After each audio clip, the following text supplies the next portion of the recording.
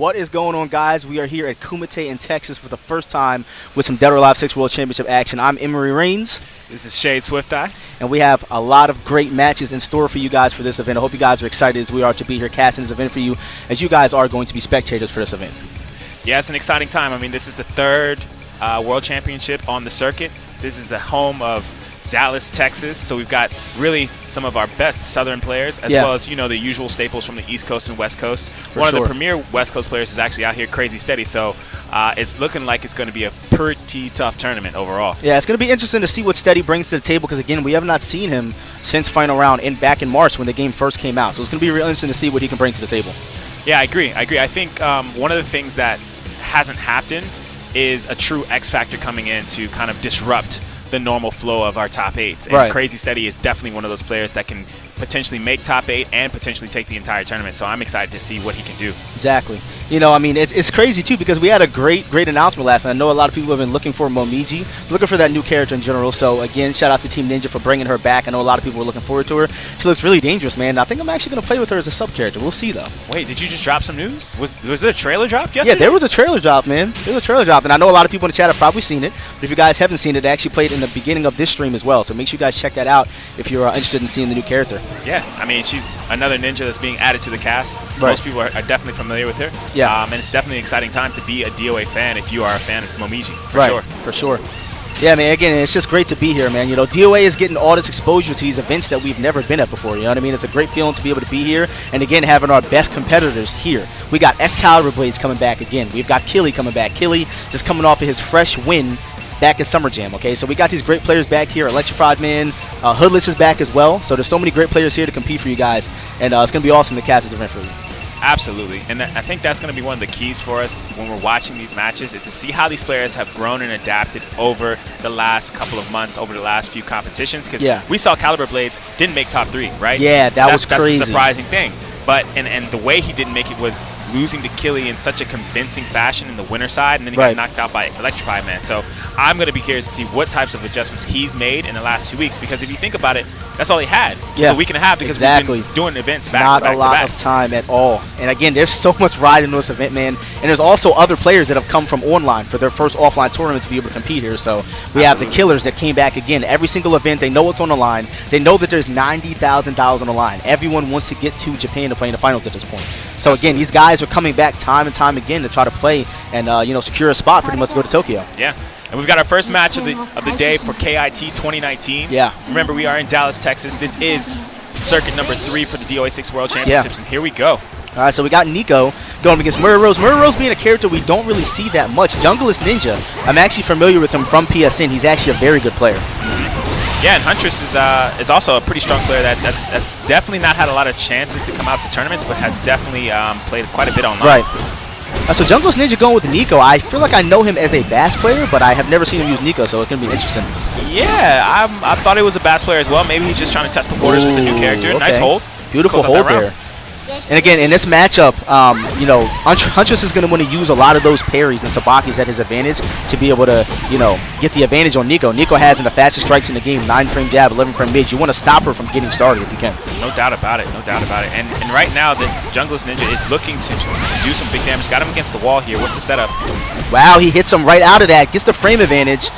Wow. Okay, Junglist Ninja is looking really good right now. Huntress looks like, you know, he's got something going for himself right now, but he just got to put a couple more attacks on the screen. There's the combo. Nice. About 30% there against the wall. Yeah, I mean, Mary Rose is definitely, like you said, not a character that's used very often, but she's a strong character. And we saw just recently, yesterday, in fact, at the Tokyo Game Show, where there was a Mary Rose player that went pretty deep into that tournament. Exactly, right, yeah.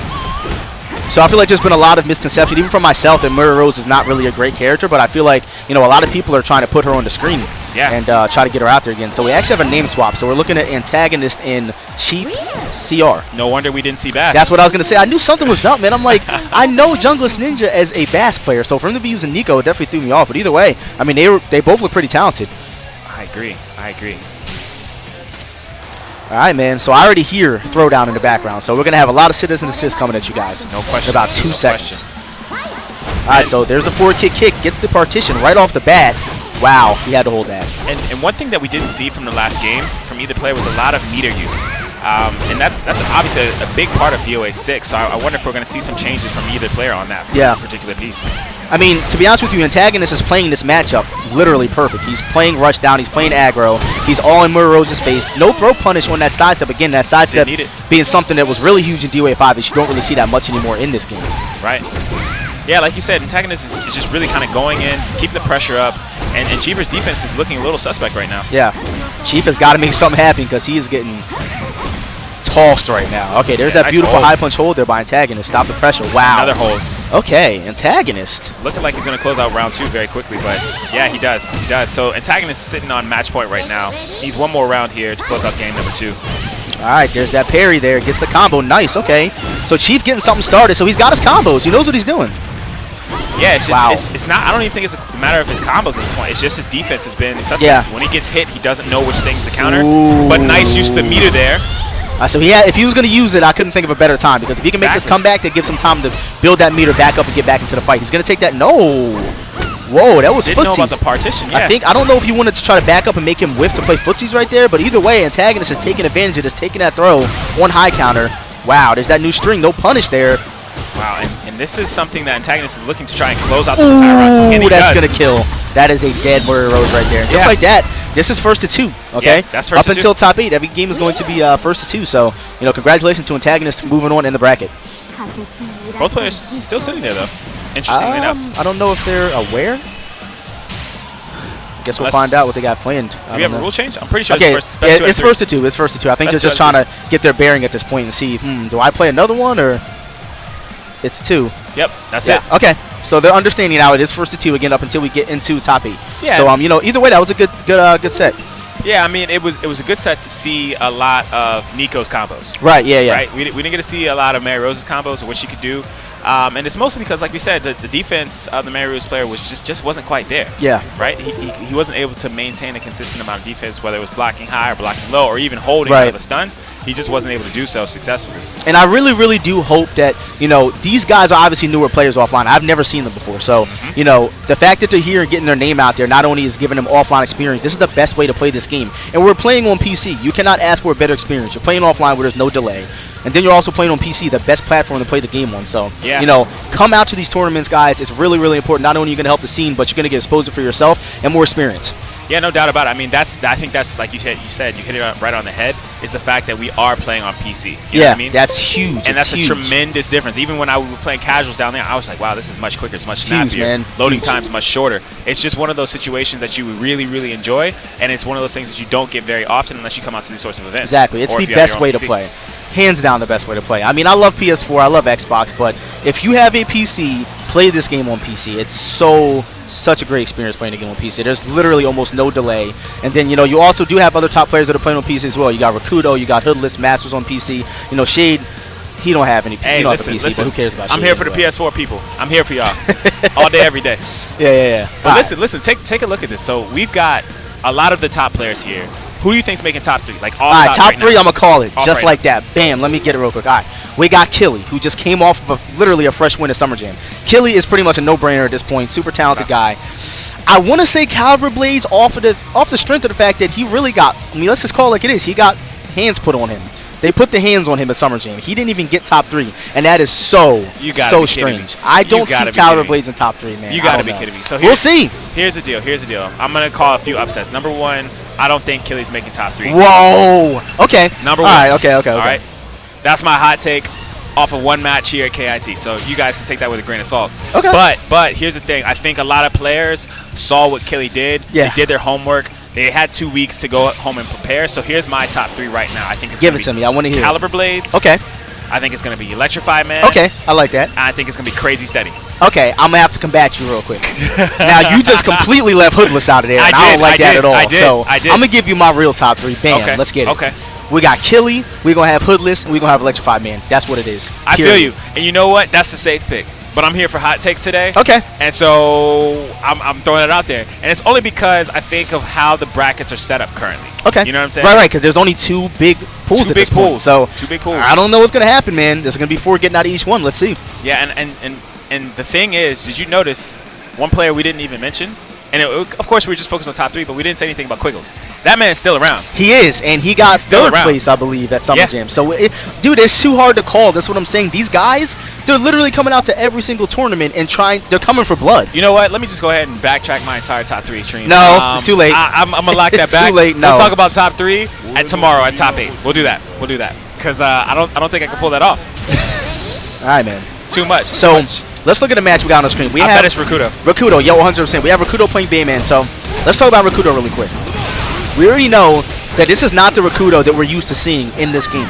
Since the launch of this game, even back before the launch of this game, back when he fought Jaegers in the grand final of Winter Brawl, he couldn't take that tournament.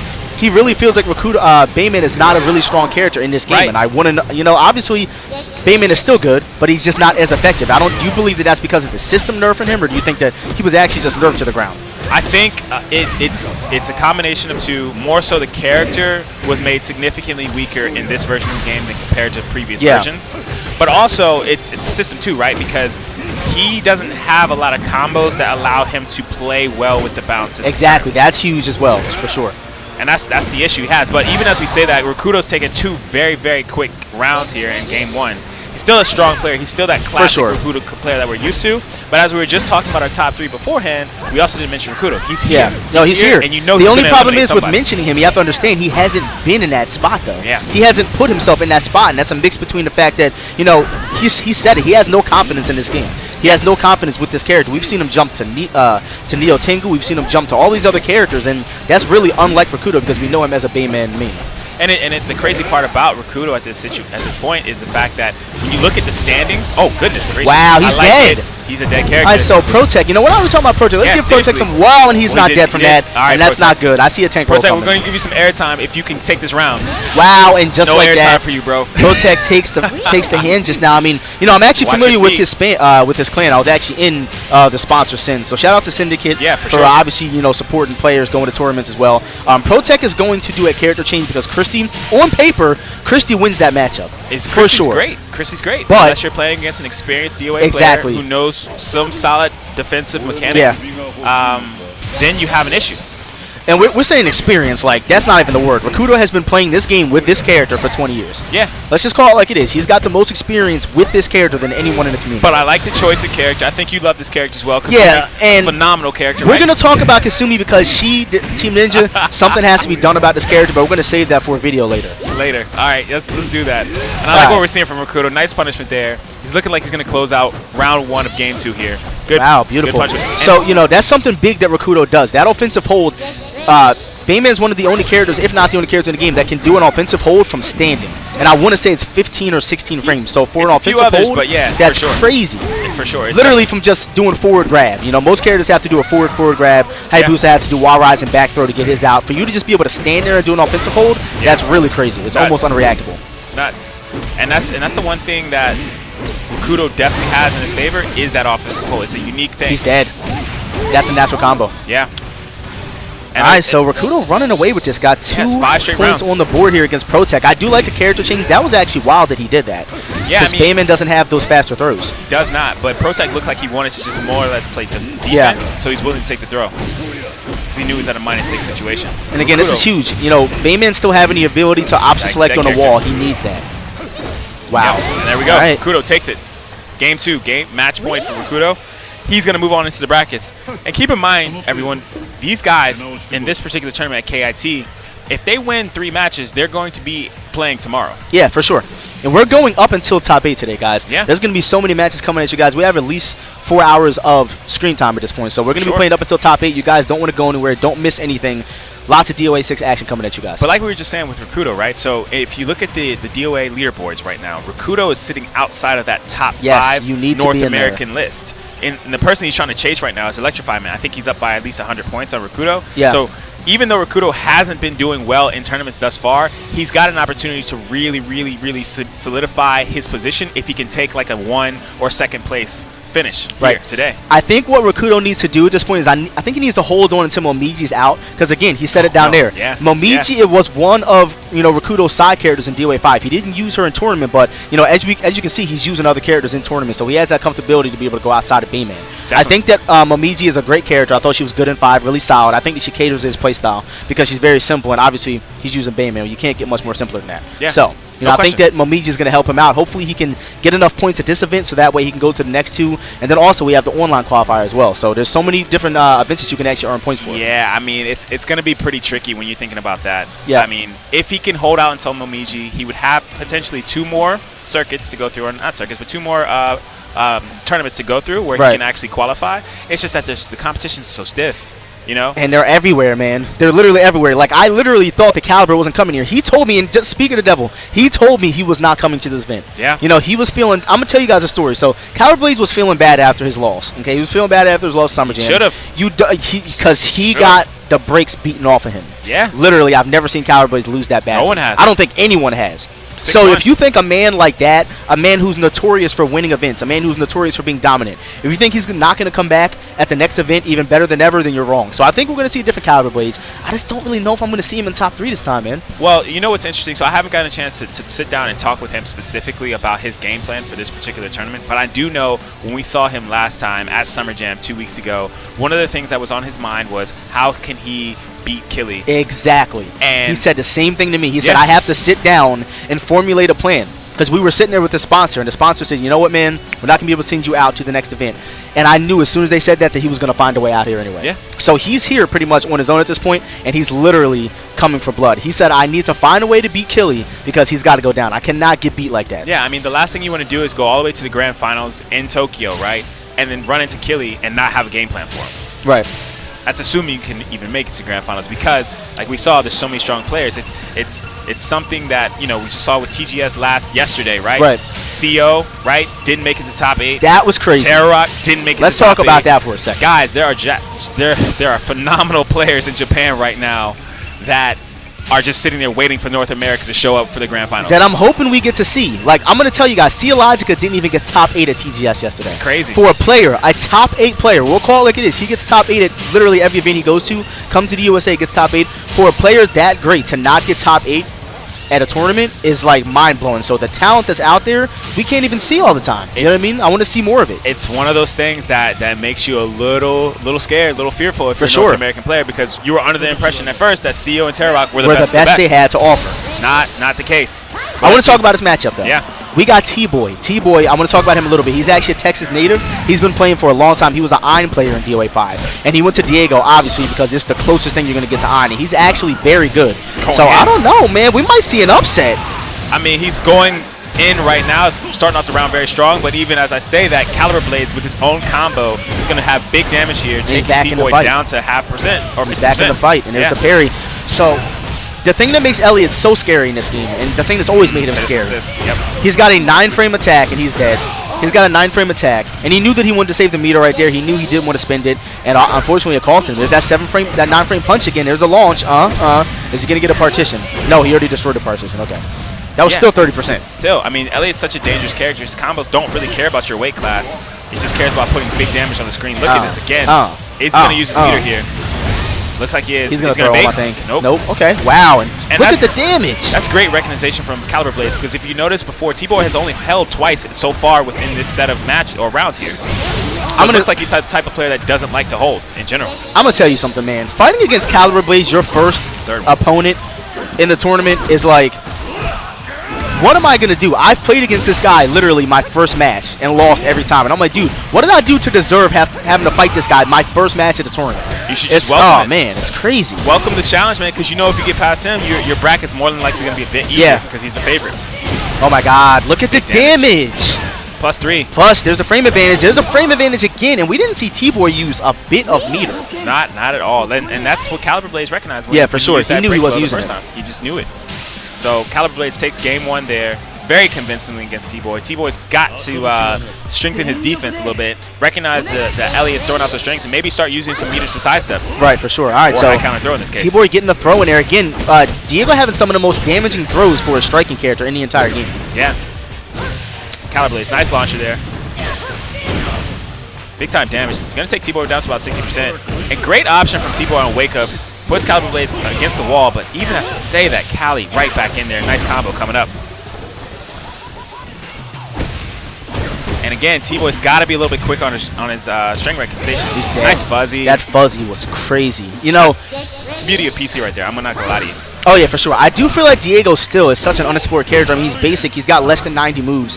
He's a very, basic, generic character, but at the same time, he has a lot of things that I feel like are still unexplored. You know what I mean? Again, that's him and a lot of other characters in this game, so it's always cool to see more Diego on the screen. There's that launch there by Excalibur Blades. It's going to get the 30% against the wall. He's dead. And if he used the meter, he's dead. That's a bold thing to do, right? To sit there and just run up to somebody and throw them in that situation? Yeah. I mean, Caliber Blades, he's recognizing that T-Boy's not using any meter, and that's why he didn't even bother going for the break blow, because why would I use my meter when I can save it for the last round and kill him? Nice hold. Okay, he's not going to be able to do that to Caliber Blades. Back punch is out of the window. Yeah, and one thing Caliber Blades is really good at doing, he's good at recognizing when you're going to wake up and try and attack, so he gives himself the perfect distance to whip punish you for sure. and get big damage. Cali was trying to bait something out there, but again, T-Boy just refuses to hold. Refuses. Up, there he goes. There's the first meter. All right, can T-Boy make a comeback? Wow, no punish there. Ooh, okay. T-Boy. Nice fake out there. T-Boy, unfortunately, gets caught there. Cali very smart with the patience, blocked and punished accordingly. Takes the match. It's great to see T-Boy out here, and you can't really fault him for playing that way. I mean, look at who he's fighting against. We're talking about a guy who, over the past 6, 7, 8 years, has been one of the most dominant players in the entire community in the history of DOA. Yeah. So, when you're fighting against a player like that, the only thing that's going through your head is like, what am I going to do against this guy? Nothing. Take the L, go to the loser's bracket, and hope for the best. hope for the best. I mean, that's all you can do at that point. We've seen upsets. Don't get me wrong. We've seen upsets against Caliber Blades before, but they're very rare and they almost never happen. Yes. So. Yes. I mean, but that's why we come out to play. We don't rely on predictions. We come out here to play to make sure that you are who we think you are. Exactly. And I will say this so far.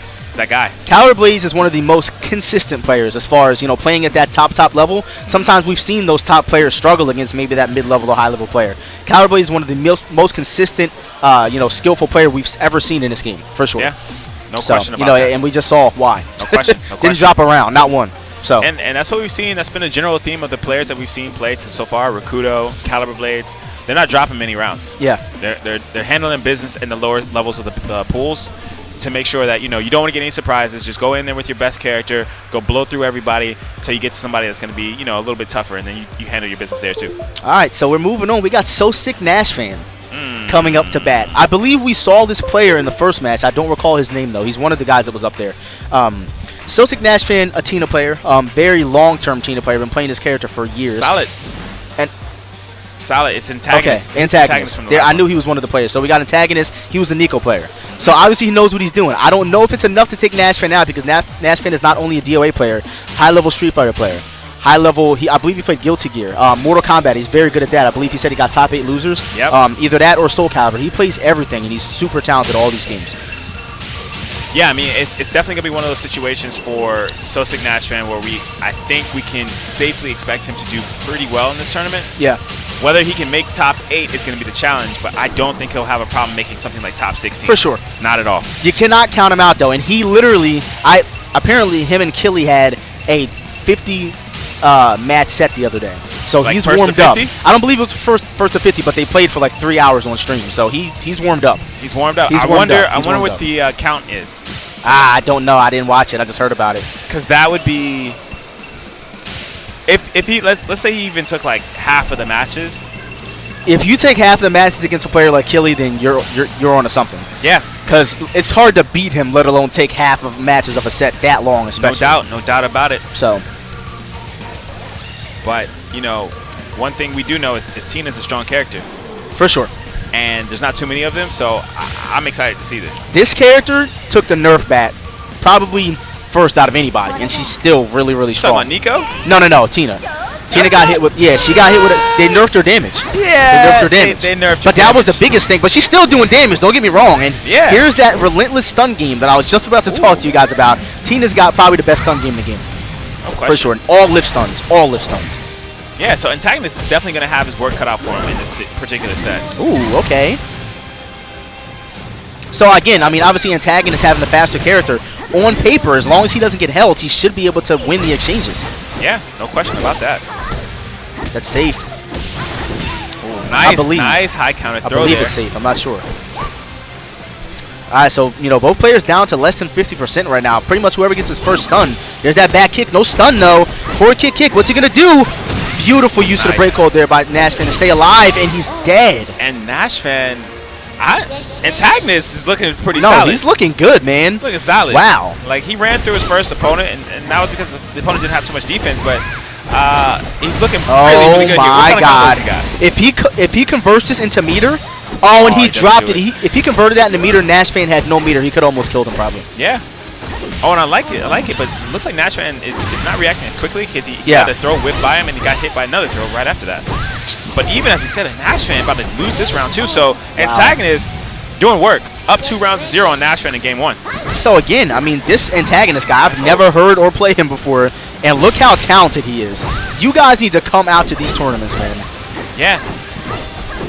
I mean, he's playing a really solid version of Nico right now. I do think we're going to see a little bit of a change in tempo of game here. Nashfan is very good at adapting to his opponent, but I don't know. He's about to get knocked off and lose his whole life bar. Wow. That's a nice chunk of life. Yeah, that's going to hurt. 35%. That's going to hurt. So both players sitting on a full bar right now. Let's see who gets the next conversion. There, and he tried to hit a button. There's the break hold. He could have just finished that if he wanted to. Wow, there's the whiff. Oh, he's dead. No. Is he dead? He's dead. Oh, he's dead. He's dead. Look at that. We need to see more of that. More of that. Did you see? Antagonist had that because he could have just finished the string out. Yeah, for sure. To free cancel there. He may end up regretting that. There it is. Nashfan is recognizing that Nico is literally doing non-stop holds right now. He's going to keep throwing him on his neck every time. Yeah. This could be really bad for Antagonist right now. Give me the meter. Is he going to cancel it? Oh, that's going to hurt. Dude. Big time damage. That was almost a 50% conversion. Big time damage. Without a wall. Wow, and Nashfan, again, I told you, we're going to see a change in the tempo of the match. Wow, and Antagonist sitting on a whole sidestep right now. 3 sidesteps, actually. There's the knockaway to the wall. That's unsafe. No punish by Nashfan, though. Oh my God. This is half your life gone, my friend. Good grief. Crazy. And that wake-up kick should have been stuffed. All right, so Antagonist, he's got to make something happen. Nashfan what did he just do? This could be it here. Oh, wait. Wow, what a scramble. What a scramble. Wow, what just happened? And you see Nashfan just took a breath like, first of all, my attack just whiffed for no reason. Yeah, I mean, Antagonist can only be mad at himself there because, again, that 3rd round was his. Yeah, for sure. Free for him. He had it. He was running away with it. Didn't finish the combo. And when you don't finish your combos, bad things happen. So this stage, you know, they're closer in, so Nico is going to be able to run Tina down at this point. But with this wall damage, that throw that he was doing is going to do 60% on high counter. So he got to be careful when he's holding. There it is. There it is. No high counter, but he still got 30% off of that. Big time damage. Oh, he didn't confirm it. But Nashfan's still here doing work. And takes that first round. So Nashfan, he's actually won the last 4 rounds straight. Not in all of them have been convincing, but he's doing pretty good. The change of momentum, like you said before, is definitely going in his favor. He's recognizing that Antagonist is, I like to call it, he's on buttons. Is he going to get the wall too? Oh my God. I thought that was going to kill, but... Me too. I thought if you would have did the other older throw, the wall rising back throw, that would have killed for sure. Yeah, maybe. It does a couple more points of damage. But either way, I mean, he made a great choice. And Antagonist just needs to get back into this. This is the way to do it. Do some stuns, mix it up with some grabs, and also read the correct wake-up kicks. That is the way you want to get back to the game. But again, his holds are catching him. Antagonist is getting dropped on his back, and he's dead.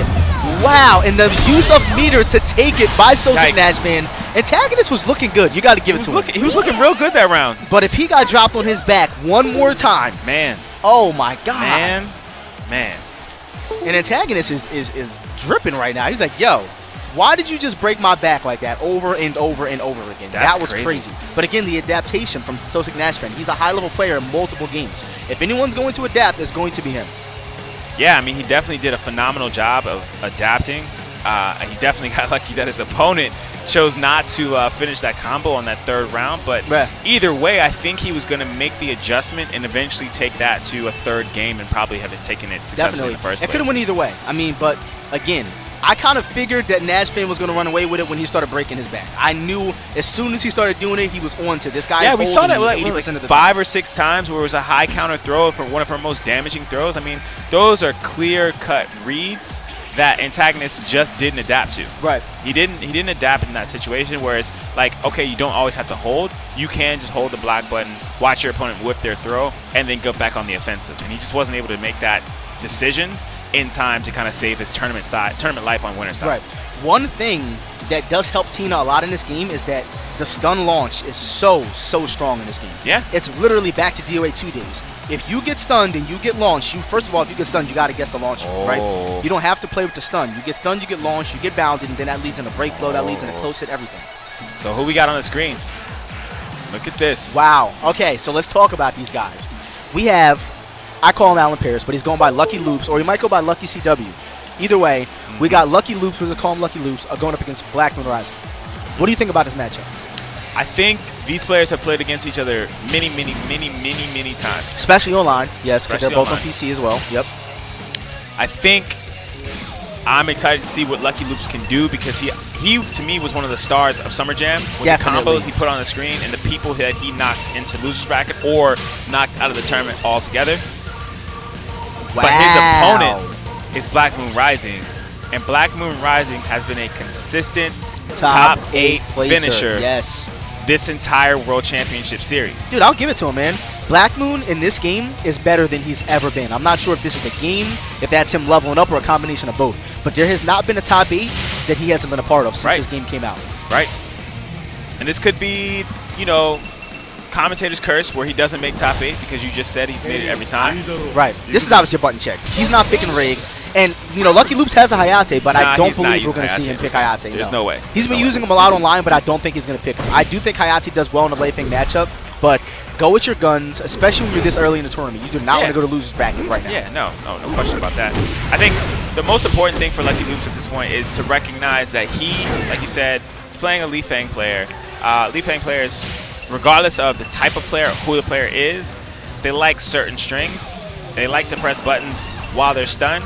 And if he can recognize those particular moments, he's got a good chance of taking out Black Moon. Right. Likewise, for Black Moon, he just has to recognize that AP likes to play a methodical Kasumi. Yes, he's not a Kasumi that's going to run in there and press a bunch of buttons. He's not a Kasumi that's going to try and, you know, play defensively. It's methodical. It's based on the pace of the match. Right. And if he can disrupt that pace for AP, then he's going to cause AP to start holding a lot. AP has been known to hold low from time to time, get himself blown up for it. We saw that against E-Man and Summer Jam. Yeah.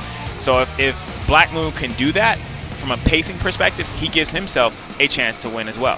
Right. It's just a matter of which player gets to establish the game plan first, and then who can make the adaptations or adaptations in time. So I do feel like Lucky Loops' playstyle counteracts Black Moon's because, you know, Lucky Loops plays a very solid game plan where Black Moon kind of sometimes he gets all over the place, but that's a part of his playstyle. That's what makes him good. Well, we already saw at the start of the match, right? Lucky Loops wasn't willing to press a button. Black Moon came in there with the kicks.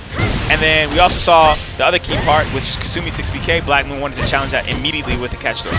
So that's the pace that Black Moon has set, and that's helping him take round 1. It's by making sure he stays in his face. Yeah. That was convincing. This stage is going to play a big role in this matchup. If you get hit on counter hit, just like we just saw, you're going to get hit by that guaranteed launcher afterwards. So, but you can use break hold to get out of a slip stun. Yep.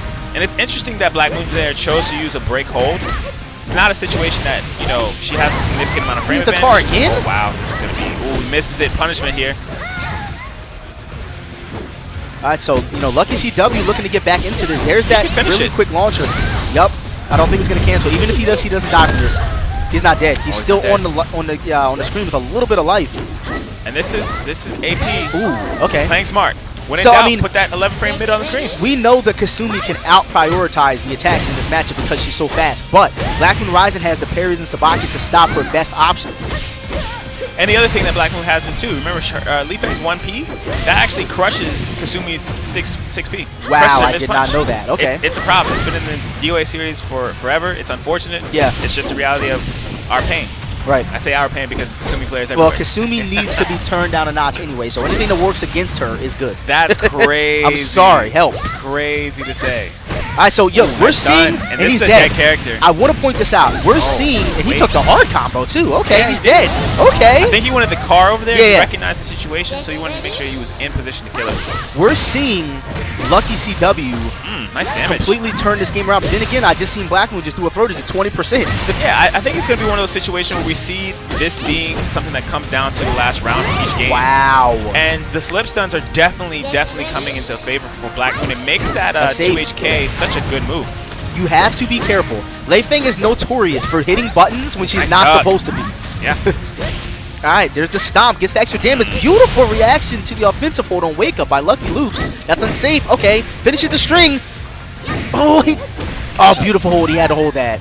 Black Moon Rising looking really good right now. Both players sitting on the same amount of punch. life. Uh-oh, guaranteed. Again, that slip stun. And Ooh. both players trying to scramble here. Who can get the first launcher, I think, is going to be the one to take the match. That's it. He's dead. Yep. And again, you know what we saw? That, Lucky CW is going to have to change up. He's trying to throw Black Moon Rising. Yes. That is a mistake. If you stun him, especially in this game, think about it. The chances of you getting a throw after someone gets stunned are kind of slim because of the fact that, look at how many options you have. You have a stun. Kasumi can do down kick to launch. Yep. She can do a mid kick launcher, a high punch launcher. She can do anything she wants. Why would you risk going for a throw just to get the launcher? Absolutely. Absolutely. So game 2 here, going into it, Lucky CW looking to get a point on the board. Black Moon up 1-0, looking to close out the entire match. Again, you don't want to go to losers bracket this early in the tournament. You don't want that to happen. What did we talk about at the start of this match? Sometimes Lucky CW gets caught low hold, and Yeah. it costs him matches when sure. he's off kilter. There it is again. And there's that new down back punch kick string, and Black Moon recognizing the high went under it. Man, this is not the way I thought Lucky Loops was going to play against Black Moon. Well, it's more or less because Black Moon Rising has been able to establish what he wants to do. But yeah, for sure. All Lucky CW needs to do, because your Kasumi players get 3 good reads for the round, and you can put yourself back into it. I hate to say this, but Kasumi has somewhat of, I don't want to call it a blender, but, she has the ability to do whatever she wants sometimes. You have to respect it. Yeah. The only thing in this matchup that, he's got to watch out for as Kasumi is the fact that he has those parries and sabakis, and he's not dead yet, but it's going to hurt. Yo, he should have punished that, but he wasn't able to get some space. He's got Wow, a you gotta situation. stop. Ooh, nice break. Ooh. And this could be... There it is. That's what I was talking about. Take your launcher. Wait, he didn't mean to do that. But he's still here. He's still in it. Scrambles on the buttons. That's safe. Wow. And he hit a button anyway. Button. Oh, this Unbelievable. dude. Yikes, yikes, Oh, yikes. this guy. So Black Oh, Moon's he's looking brave. really good right now.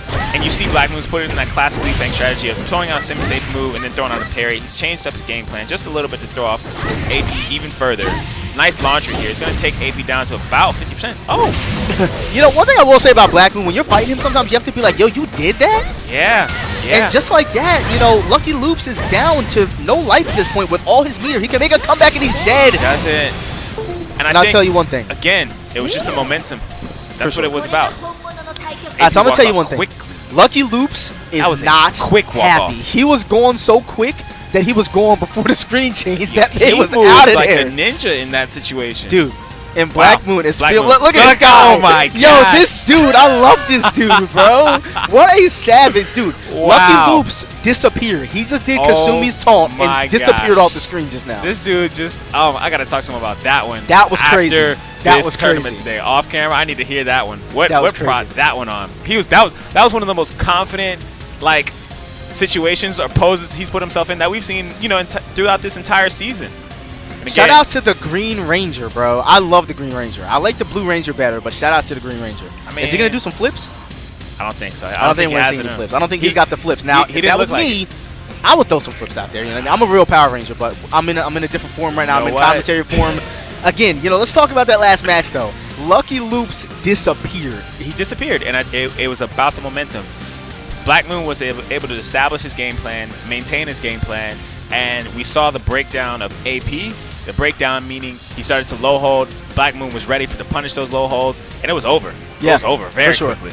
And unfortunately, Lucky Loops is going to loser's bracket again this early. We just started this tournament. You do not want to go to loser bracket already. But either way, I think we're going to see him come back again. We have our next players up to bat. Tell me who we got up here. My guy, we have Quiggles. Okay. And we have Sosic Nashvan. Right. Tell me about this matchup. Now, I like Sosic Nashvan. We just saw him last time. He had a tough match against Nico. It may have been because he wasn't warmed up because, he eventually closed it out 6 straight rounds. But at the same time, you can't do that sort of thing against somebody like Quiggles. Quiggles is not going to drop that combo at the end of the game and give you life so you can actually get back into the game. So when we're talking about a matchup, Tina versus whoever Quiggles feels like playing, could be Phase 4, could be Kasumi, could be Christy. Number of characters in his Rolodex. I don't know who we're going to see, but it's going to be difficult for Tina either way because those are characters that do very well against Tina's shenanigans because they're fast. Right, for sure. And, you know, I want to talk about Nashvin really quick because Nashvin's always been that guy, and he's very similar to me in this sense. Yeah. He's always been that guy that's very good, very talented player. Sure. But when it comes to fighting these top guys, you just can't close it out against them. Yeah, I mean, like, literally, he comes so close. We get literally about to win the game, and then something happens. We get stunned or get grabbed. It happens every single time. Very similar to me in that sense, and, you know, I feel his pain, and we might see that again, but I don't know because Nash, if anyone can beat Quiggle, it'll be Nash. If you're expecting an upset, it could be him. It's gonna be interesting to watch this because Nashvin, like you said, he hasn't been able to break through, but he's always had the potential to break through. Yes. It's just that it's unfortunate he's going to try to do this against Quiggles because Quiggles, he's looking to try and break through and win first place. And I'm telling you this, Quiggle is one of those players that needs no warm-up to be able to whoop your ass all day. Yeah. No warm-up. He can do it without playing one casual. If there's anybody in this community that doesn't need casuals to be able to win, it's him. And he won one tournament with no casuals. Yeah. So far, there's two things I've noticed. Number one, player one is on an 8-win streak. So that's got to go. That needs to go. But we're gonna see because Nashvin is player 2 at this point. Nashvin is player 2.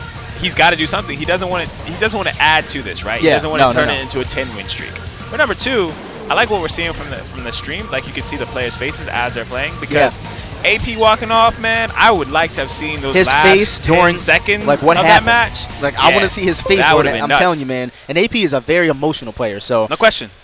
It's unfortunate that happens because sometimes that comes into play with your play style. Like sometimes you're like, yo, did you really just get off the floor and do a 30-frame throw to me? Yeah. And then the whole time you're thinking about, yo, he might do that again. Yep. That plays with your head, man. And that's the one thing about the top guys that separates them from everybody else is that, you know, when something crazy happens to them, they brush it off and they get right back in there. But he's still kind of in that mindset where he's still affected by it. For sure. And I think what's interesting, and it looks like we're going to have a bit of a technical situation here, so we're going to keep talking through that. AP matches. AP's also very similar to Sosik Nashvin, right? Yeah. Meaning that he's a guy that's capable of making top 8, but again, hasn't been able to consistently break through. Hasn't been able to consistently break through and make that top 8 and start breaking into that top 4, that top 2, and maybe that championship as well. He's been one of those guys, like you said, like you said, almost like a Blackberry, where you know, he hasn't been able to win a major in the DOA 5, DOA 6 era. Yeah. And, you know, DOA is one of those games where, you know, I don't want to say it like this. I hope you guys understand what I'm saying. It's one of those games where you can literally get a stun, and that's all you need to beat someone. Like, think about it. You know, if me and you were playing, it's going to pretty much determine on whoever gets that first stun is most likely going to run away with that game. Like, the momentum is huge in DOA. If you have the momentum, it's very hard to stop somebody from pretty much beating you down. Like, if you have, we've seen it multiple times throughout multiple events in DOA. You know, thinking back to that one NEC when Master beat Quiggle 6-0. Literally, if anything worse could have happened, he would have got graded 3 times because Quiggle didn't get one hit on the screen to look like. Master literally 6-0, one of the best players in the world. Yeah. So momentum is huge in this game. Yeah, we can't say it enough. I mean, that this game is about momentum. Yeah. It's about your environment, and it's about the stage interactables first, then your character, right? Definitely. Because your character, you know, you can do whatever you need to do to get some damage on the screen, but if your opponent suddenly gets an interactable on you and gets a 50% combo, that's going to mess up your mental, completely. And it's going to mess up the rest of your match. You're looking back to that AP match, Blackman Rising hit him off of that dodge ram in the corner both times, back to back. You're thinking like, yo, did this dude just bounce me off of this 2019 dodge ram twice and take my life bar? Like, then you're like, yo, like, what am I supposed to do? How do I recover from this? Goes to your head for sure. Crazy. And that's why I love DOA. DOA is one of those games where, like, in a way, you don't know what's going to happen. We've literally seen people down to nothing and make a comeback. Look at those sticks on that controller. Yeah, he's got the custom What is sticks that? right now. Okay, hopefully it doesn't distract him, but we'll see what happens, man. We're going to be jumping into the next game. We have Sosik Nashvin going up against Quiggle here at KIT 2019. Let's get it. And Quiggle's still sticking very true to Phase 4. One of those characters that's got a high entry to actually start using well because her combos require just frames, basically, right? I'm going to tell you one thing about this matchup. Quiggle, and I know you know this, Quiggle loves to grab. Yeah, and we He see loves it. to throw, Just threw it just right like there. he just did. He loves to throw. Nash fan, it's very hard to throw him because he throws a lot of that back kick, that 15-frame back kick. He throws it out there a lot. Wow, that was a bad whiff, and he's dead. Wow, that was a great throw by Quiggle if you think about it. Yeah. He grabbed him on a recovery of that string when he whiffed it, and all he had to do was get popped in the mouth if he was out of reach of that. So that was a really risky grab there, but it worked out for him. Very smart play from him. Nash fan right back in there. I like that giant combo. swing. It's sick because it gives you the damage and it lets you get giant swing off on lightweights. Yeah. Really good combo. Solid combo. It's unfortunate that it's lightweights only. Yeah. She can still get the normal grab on midweights, but on lightweight she gets giant swing after that. Yeah. Yep. Oh, it's punishment. Yeah, it's punishment. Nice throw there by Quiggle. Jumps over the wake-up kick. There's the frame advantage. Nice hold there by Quiggle. And Quiggle's throwing out some attacks, just kind of trying to poke, get his way into Sosic Nash. Did you see that? Yeah, nice hit. That confirm. punch kick confirm off of that whip was crazy. Uh-oh. I am surprised we did not see a no whip punish there. Yeah, Okay. I'm surprised we didn't see a low throw punish from Quiggles a Yeah. little bit earlier. But For sure. I mean, it's just second round. I like what I'm seeing from Nash fan. He is putting hands on this man. Yeah. He meant to do 3-3P right there. He didn't mean to do that. Nice. Break Using the hold. break hold there. Smart Stops play. Quiggle's offense. Ooh, he took his back. Oh, that's going to hurt. Wow. What we got? So Quiggles going right back into. Nice. But no Sosic Nash fan. There's a safe throw. No hold from Quiggle. He's going to giant swing him again. This is going to take 30%. What is the mix-up on wake-up? I don't know, but I mean, at this point, he equalized that life Yeah, bar just that like Quiggles that. was working so hard for. Again, I told you, Nash fan, you cannot count him out. And Quiggle, look how careful he's playing. Ooh, nice That's punishment. unsafe, and I think he's dead after that. Yeah, he's I don't dead. think Wow. Sosic Nash fan meant to do that. I think he was looking to punish the guard break, but was a little slow on it. Yeah, beautiful punish there. Again, Nash fan recognizes the string, goes for the throw punishment. Ooh, nice double Gets the throw. offensive hold, okay. Oh, hits him out of it. And I like what we just saw. That was a great challenge from Sosic Nash. He's burning meter. He wasn't going to hold. And Quiggle's not that slow. He's definitely not going to hold that. And I'm going to tell you what's going to happen now. Quiggle, if he gets a stun, and Quiggle knows it, oh, just like that, Nash fan takes it. If Quiggle got a stun right there, he would have came back. Yeah. On all 4 bars, he'd have came back. And Nash fan had no meter. Wow. Oh, man. And Quiggles has got to do something about these deep stuns right now because he's getting in that situation where Nashman is plus 30, plus 35. You got to use meter. If Yeah. Tina stuns you, you have to use meter because you're not getting out, bro. Yeah, it's interesting that he's holding on to his meter. I mean, he may be trying to get a big-time combo, but Sosic Nashman has enough meter to get out of that type of combo himself. So look at the way he's playing. Nashfan's sitting on a life lead. He knows that there's only 30 seconds left on the clock. All I got to do is make him come to me. There's the whip. Dangerous. Ooh, nice punish there. Smart and play. Nashfan's going to go right back to backing up. There it is. Great game plan there by Nashfan. Wow. Tetsu decides that Quiggle in trouble right now. Yeah, Nashman is just playing this very smart. I'm impressed. Quiggles, I don't think, was ready for this sort of play from his opponent. What a save! That 0-1 hit. Nice hold there by Quiggle. 12 seconds on the clock. Quiggles, Nashfan knows it. Oh, okay. Quiggle back on the in clock. this. Quiggle back in this. That's it. He's dead. If he uses the meter, he's going to get the life and lead. if Quiggles runs away here, he can take He's this dead. game. He's Wow. gonna run. Smart play. Dude. Smart Do play. you know how smart that was? I mean, that was First of incredible. all, let's talk about what happened. If Nashfan did not use back kick, you know that him taking his back costed him that, Yeah, right? yeah. He got the 4-4 punch on his back. Dude, that was so crazy. I don't even think Quiggle even knew what happened. No, clearly Quiggles knew what happened because Wow. he was able to do that combo and take the round, but it was just very, very smart play from Yeah, he was both waiting players. for it. He was waiting for the back kick. He knew the recovery because, you know, when you back dash away, your back is still open. He knew that 4-4 punch was going to get in there and break his back, okay? And he was going to launch him, and Nashfan had no meter to break out of that. Yeah, no doubt Wow. about it. And one of the things that we've run into, so guys, just give us a little bit of patience. It's been a bit of a technical issue from a sound No doubt. perspective. But we're still going to get through this. We're getting through this, guys. Hang in there. DOA 6. But what a this freeze. is hype, man. Yeah, no, I think Sosic Nashman has brought the hype, right? Oh, yeah, for sure. No, that got me going a little bit, man, because you don't see Quiggle lose often. So for a dude, like, think about it. How many players do we see that get their life lead and back up? Yeah, No one ever does that. And it's crazy because Sosic Nashman made the right choice after right choice after right choice in that last round. But in the very last moment, he made an accidental mistake, right? Because, you know, 4K most of the time is going to give you that space that you need to be safe to get away. But Quiggles was able to get underneath of that, tag him with a 6-6 speed, and then take enough life to take the actual game. I mean, I expect this next game to go the same way. Yeah, let's get it. Let's see what happens. All right, so I think we're going to see this stage is going to favor FaZe more because now he has the ability to stay in his face. Yep. That open stage is so huge that, you know, Tina's able to run away in that matchup. Oh, okay. I like that. I like that. And you saw the free step. You don't see people free stepping that often, but against FaZe 4, it's effective. I think it's because he hit a button that throw out of the air transition just whiffed. That was crazy. Ooh, nice break hold. Ooh, don't hit buttons. Offensive hold, 20%. Nice offensive hold there by Nashman. And this is a tough matchup for FaZe 4 in general, I think. He's dead. Nice throw there by Quiggle. Again, I talk about all the time, Quiggle is going to throw you more than anything. Oh, he didn't take the meter. Okay. Was that a mistake? That might have been a mistake. He should have went for the back throw into the low throw, but either way, that's going to hurt. Man, that might have been a mistake for Quiggle not to use the meter there. And he whips. He was just out of range. I knew what he was trying to do. And it's crazy because Quiggles went with the weakest option to punish that. If he had had a little bit more life, he might have still been in it, yeah.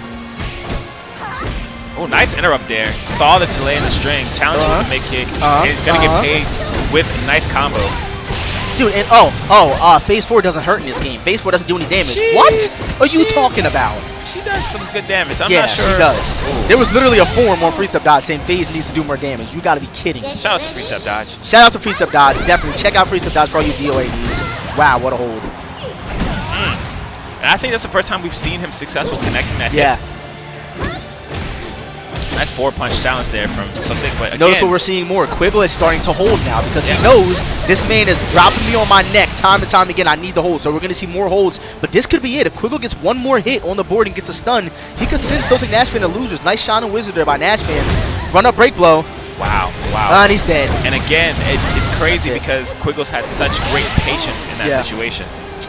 You know, you hate to see it, man. You know, you hate to see a great player lose to another great player when you're rooting for them both. I mean, you know, they're both obviously very talented, but I do feel like the matchup does go slightly in FaZe's favor because of the speed. And as you can see, we saw a huge difference in, you know, Tina's ability to run away because that map is so much smaller than the other one. You know what I mean? No doubt about it. So, you know, that was a huge factor in that matchup. And obviously you've seen Quiggle literally chasing him down that entire time. Yeah, I mean, it was a great match from both players. I think for Quiggles, he was definitely surprised in Game 1 when Sosik Nashman completely switched it up and started essentially playing a more defensive style. Right. Getting that space, tagging with the right throws, with the right decisions. But in the end, Quiggles was able to take that match, and he's moving on.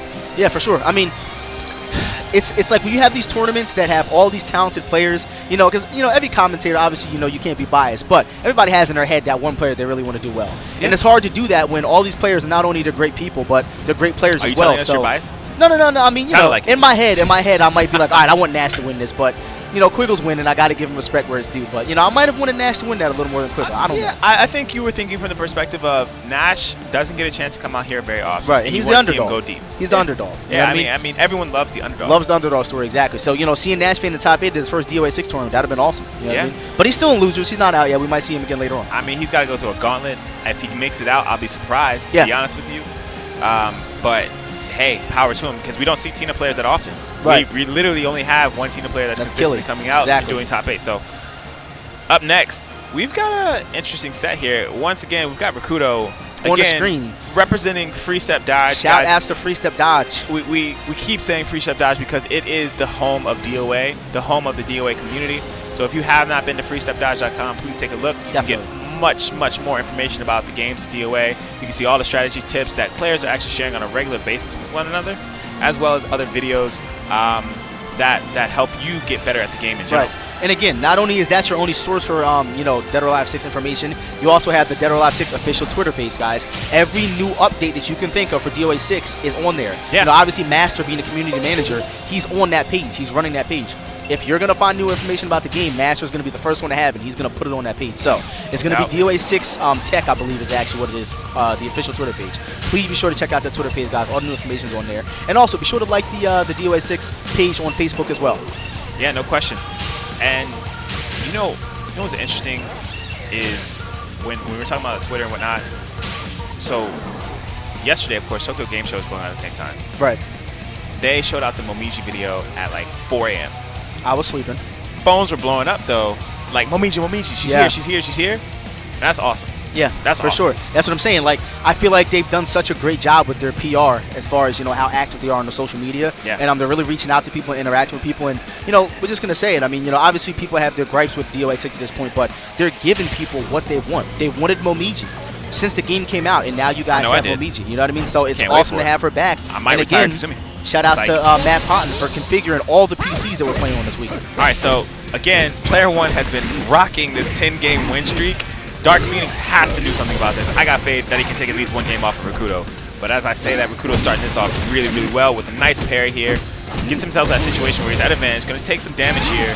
And he's got Dark Phoenix down to about 25% at the end of this round. Again, another nice parry from Rakudo. Nice grab.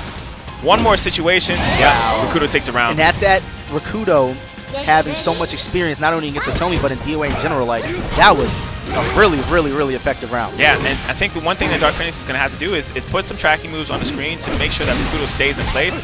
But more importantly, he's got to recognize when Rakudo is going to throw out that parry, because the last thing you need to do is put yourself in a situation where you're against Bayman and Rakudo, and he's got +3, +4 advantage. Right. Just not where you want to be. And, you know, obviously, Dark Phoenix was doing pretty well to get to this point in the tournament, but Rakudo is literally running this man over at this point. He's making all the right choices, and Dark Phoenix has to adjust. Let's see if he can get something here. Rakudo, nice defense. Good. So Dark Phoenix getting something on the board. There's the frame advantage. Okay, he's using that forward kick. Wow, there's the forward grab. Don't step. All right, there's that frame advantage again. Gets caught, gets clipped there. Rakudo, big time damage. There's that frame advantage. Oh, man. He knows it's a 2-1 right on. Wow. Rakudo is literally looking to potentially go up 1-0 already in the set, and there's the offensive goal to close it out. Listen, man, if your defense is shaky or he's going to pick up on it. Yeah, I mean, Rakudo's going to pick up on it, and he's going to make Bayman look like a character that does massive amounts of damage. And he's going to make Bayman look like a great character when we all know that Bayman struggles in this game. For sure. But, I mean, in this particular matchup, like with Hitomi, Bayman's not at that much of a disadvantage because Hitomi herself, you know, she's a little limited in her tool set against this character. And, you know, Hitomi has pretty much always been like that. I mean, I know she was great in 2U, but we really have never seen a version of the game where Hitomi was like, yo, this character is crazy. Yeah, maybe not crazy. I think I liked her in 5 just because she has so many sit-down stuns. Yeah, she had the sit-down stuns, right. But Rakudo, again, we're seeing a familiar story, putting Dark Phoenix against the wall, getting that frame advantage, using that 2K. It's a natural combo. And that's, you know, we're going to see a lot of that down kick from Rakudo because he knows in that situation how good the sidestep is in this game. And he knows that if you step or if you hit a button, that down kick is a natural combo. You cannot hold the second kick. Oh my gosh, and you see the smart play from Rakudo. I don't know if he meant to delay it or if Dark Phoenix was just off in the timing of his break hold, but it worked out for him really well in that situation. And I feel like that's something that a lot of players need to be taking notice of. You know, if you're doing Fatal Rush to people, you can delay the Fatal Rush and make them use that meter and continue it. So I feel like that's really something that people are not taking advantage of in this game. Yeah, no question. Rakudo sitting up there nice and pretty right now on 2 rounds in game 2, looking to try and take this. What I'd like to see from Dark Phoenix is a few less mids and then a launcher. He hasn't successfully launched Rakudo that often in this particular set.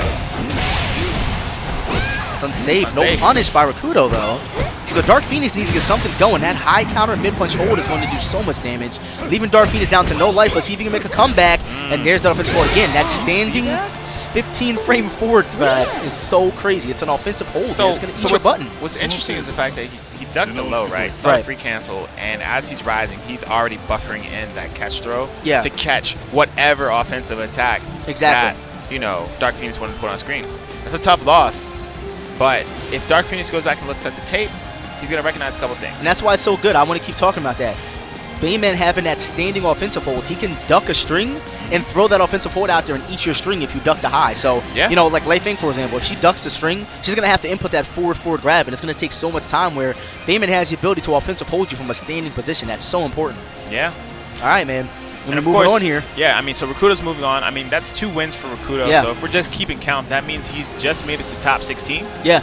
And he's sitting waiting for his next opponent. Right. On the other flip side, Dark Phoenix has gone straight to the loser's bracket. Yep. He's going to have to go through a gauntlet because if you guys haven't been paying attention at home, we have 2 large pools here. Yeah. So it's not just, you know, 1 pool or 8 pools like we've had in the past. It's just 2 pools, and with all the killers all together, it's going to be a really, really, really miserable road for Dark Phoenix. Right, and if he's trying to get to top 16. And, these tournaments, again, I want to talk about that again. We have these 2 huge pools.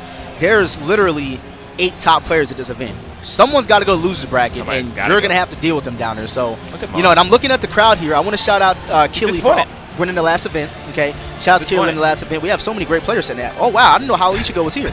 What is he doing here? What is Hollow doing here? Okay, I mean, I hope he's in the tournament. It's a lot of great players that are here. Whether or not they just want to see the scene of KIT, which, by the way, shout outs to the organizers for KIT. Awesome. This is probably one of the best production sets that we've been on for this entire World Championship series. And shout outs to Vandy, man. Like, this guy is expanding right now. Obviously, he's known for KIT in Tennessee, but he's also expanded to Texas this time. And this event, I gotta say, I feel great being here. You know what I mean? Yeah. Like, if you guys could see the view that we have right now, sitting up here commentating, this is like awesome. The lighting is awesome. We can see everyone out in the crowd there. It's really awesome to be here. This is such a professional rain event. So shout out to Vandy, man. He's doing his thing right now. No doubt, no doubt. I mean, the guy. The last KIT tournament I went to was in 2015. Yeah. We were in, I believe at the time, a school warehouse, like almost a gymnasium. Yeah. And to go from that to this, it's remarkable. In only 4 years, phenomenal. Phenomenal stuff. So he's out here doing his thing, man. The entire staff. Shout outs to Vandy. This is an awesome event so far. And, putting on for DOA. We're on the big screen, ladies and gentlemen. So, let's get it. DOA 6 World Championship, KIT 2019. We got Hitomi versus Kokoro, but I think we're going to see a quick button check. Again, player 1 is killing this tournament. Someone needs to do something about this win streak, because it's making me itch, man. I got faith right now that we're going to see something. When you go to ranked match, right, and you go and you find E-Man who has a 100 win streak, you're thinking like, all right, that's E-Man, but this streak has got to go. And you get mad points for that too, but I'm just thinking like, if I go against E-Man, he's got a 100 win streak, I got to beat this guy. I can't be 101, bro. I can't. Yeah, I mean, if you go into a room and somebody's got 100 wins, and you leave that room and that person has 150 wins, that's a problem. You added to the problem. That's a problem. That's a problem, You can't be that person. You just got to stick it out until you get that W. Right. Maybe DDoS or something. I don't know. We'll go back to the road race stage here, man. Again, this stage is dangerous. Any way you look, you have the ability to get bounced off of some kind of vehicle. Yeah, so we just saw Hitomi in the last match, but different costumes. So Night Zero is going to be on your left. We saw Huntress before. Had some struggle versus the Nico player last time because the defense was not quite there. Yeah. Let's see if Dave can make some adjustments and have a stronger defensive showing in this particular set. So I do like, Kokoro's a great character. I think she's great. But I do like Hitomi in this matchup. I really do. Why? Well, she's got the 1P+K, and that's one of the best tracking moves in the game. It gives you a great stun. There's no stagger escape. I feel like Kokoro, she's got to get in with either that 4-4 punch mid, but she also has a couple of highs that she uses to get in, so you can actually crush that. And Kokoro being only a moderately quick character, she's got I believe it's a 13 frame mid, correct? For 4 punches, 13 frames. For Hitomi, no, she's 12. No, Kokoro. No, her 4 punch is 12. It's 12 frames. Okay, she's got the 12 frame 4 punch. Both players, pretty much got the same speed attack. I want to say that, that's right. Hitomi's 4 punch is 12 in this game. Yeah. It was 13, but she had the +1 down punch, and they switched it around. Okay. So, up close, I think it could be a 5-5 matchup. I think this matchup itself is going to be 5-5 because we're not seeing a ton of launchers. What we are seeing is a straight-up brawl of strikes. Not to say that we just see launcher there, but for the most part, it's been a lot of strikes and a lot of back and forth. A lot of those attacks that send you flying, which is also fun to watch.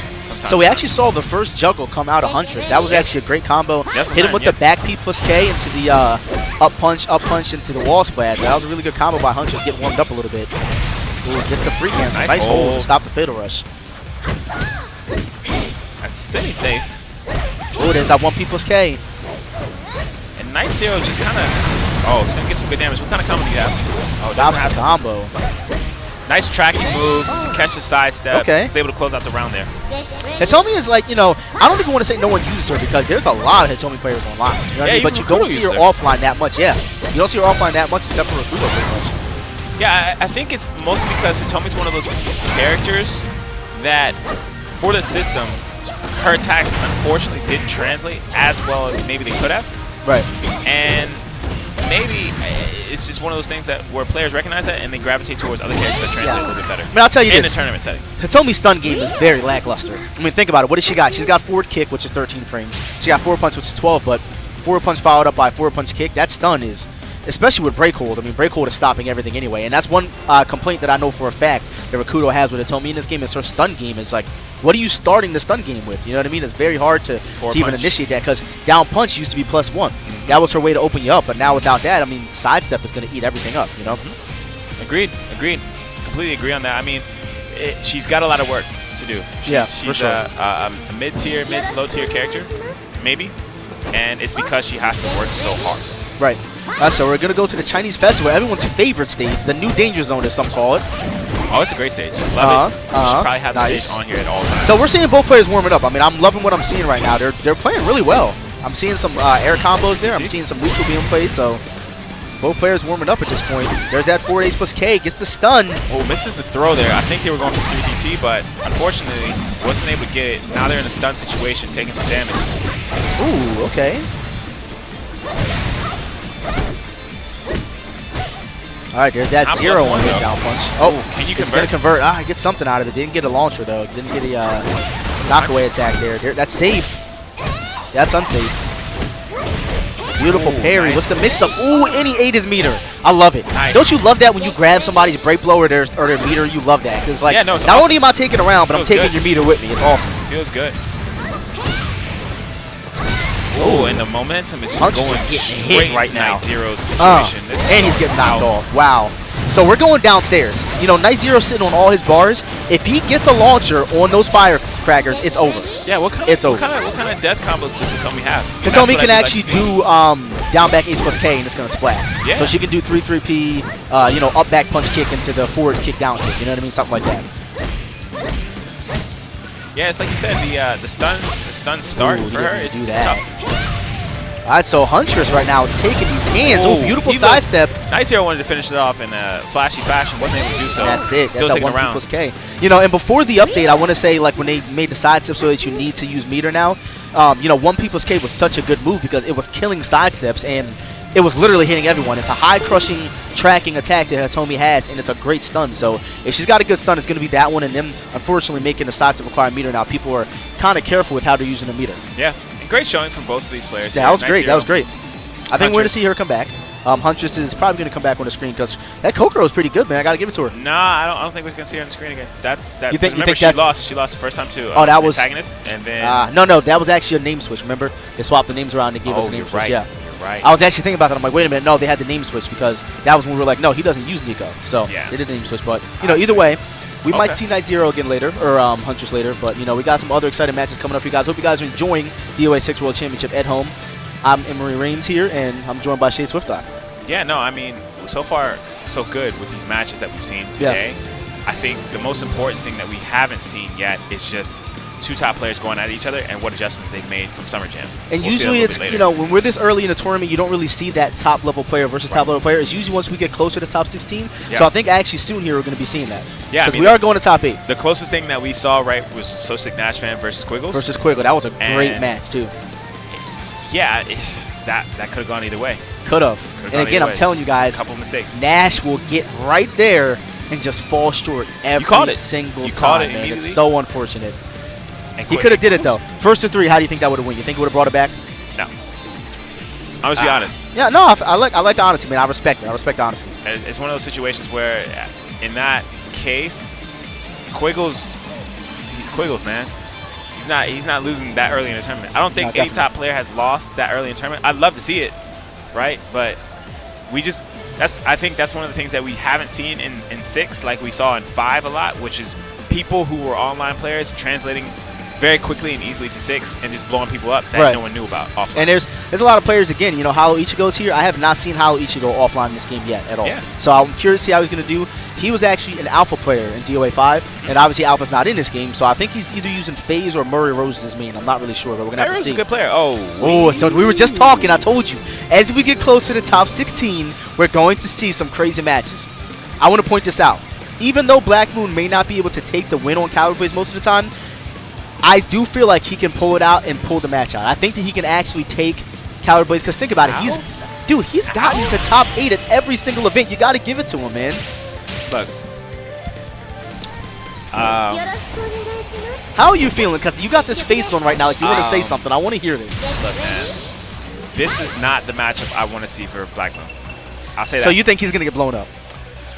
I don't want to say blow up, but I do think it's really, really hard for him to beat a player with Caliber Blade's style.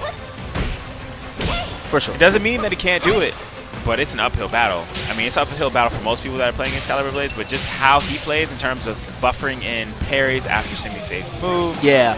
That sort of thing gets you killed against Caliber Blades. For sure. Fast. But think about it. Lei Feng has the ability to do the same exact thing. You know, like, obviously, we're going to see Brad Wong.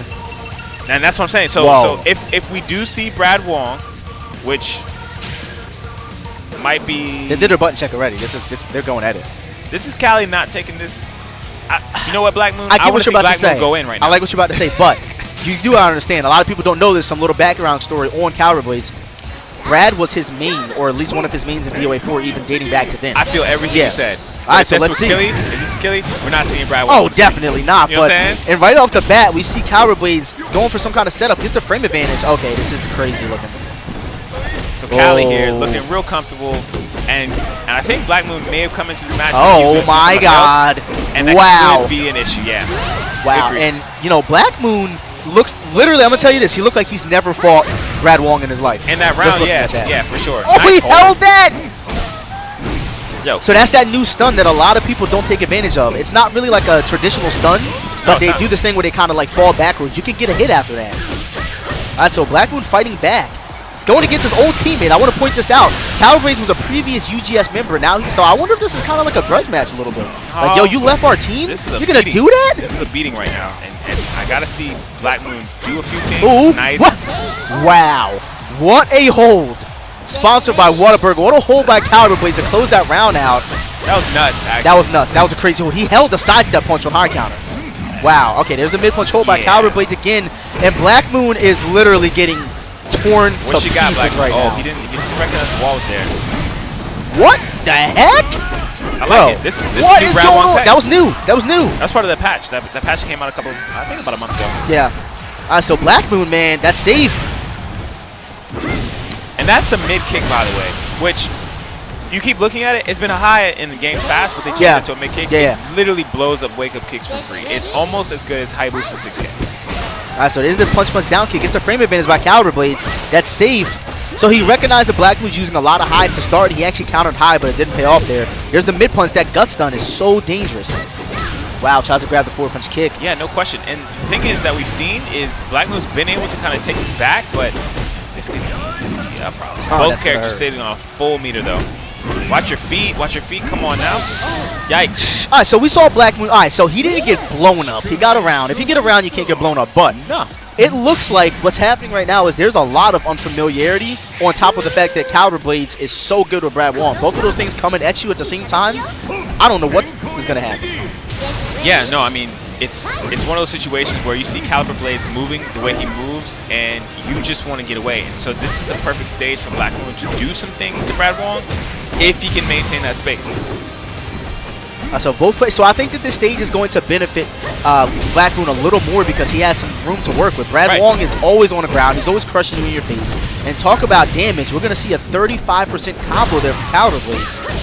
The key is for Black Moon at least, he's got to recognize the weaknesses in Brad Wong's strengths, the gaps. He's got to recognize. Ooh, I love that. That was great. Use the meter, take the round, close it out. Beautiful. Because he didn't know it was coming, but he knew an attack was coming, and he knew it wasn't going to be low. But wouldn't that have been something if Caliber Blades would have just went to that stance, laid there, let him whip, and then dropped him on his neck? Wouldn't it still have hit him? No, not when he's in that stance. They made it so that one buff that they gave Brad Wong in this game, they made it so that mids that are not true mids are not going to hit him while he's laying down. Miss him while he's in the I want to say so. That's something you're going to have to test, but I want to say so.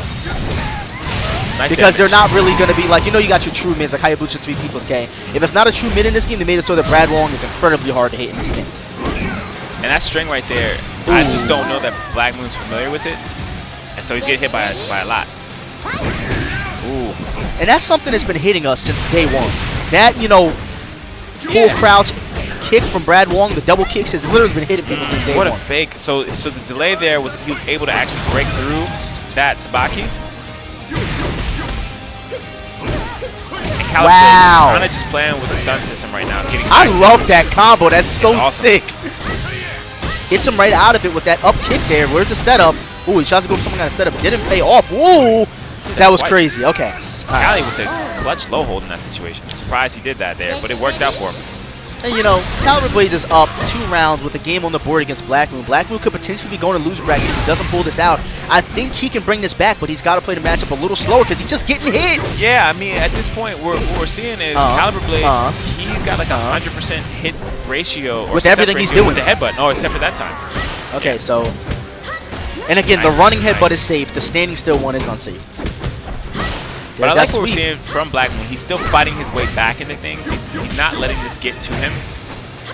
Oh. And that's not going to do it if he gets the combo. And that's it if he goes into the... No, because Brad Wall's one of the only characters in the game that can't do a bound into a break blow. That's so crazy. But he's still alive. Black Moon still has a chance. Oh, Black Moon still got taken out there. And you see what Caliber Blades was doing. He was conditioning him with that headbutt the entire set. And then when it came time for him to D up against the headbutt, he actually got grabbed. So, you know, Black Moon obviously a little bummed about that, but he was not expecting Brad Wall at all. If Caliber Blades picks Brad Wall against you, how are you going to feel? Tell me. I want to know.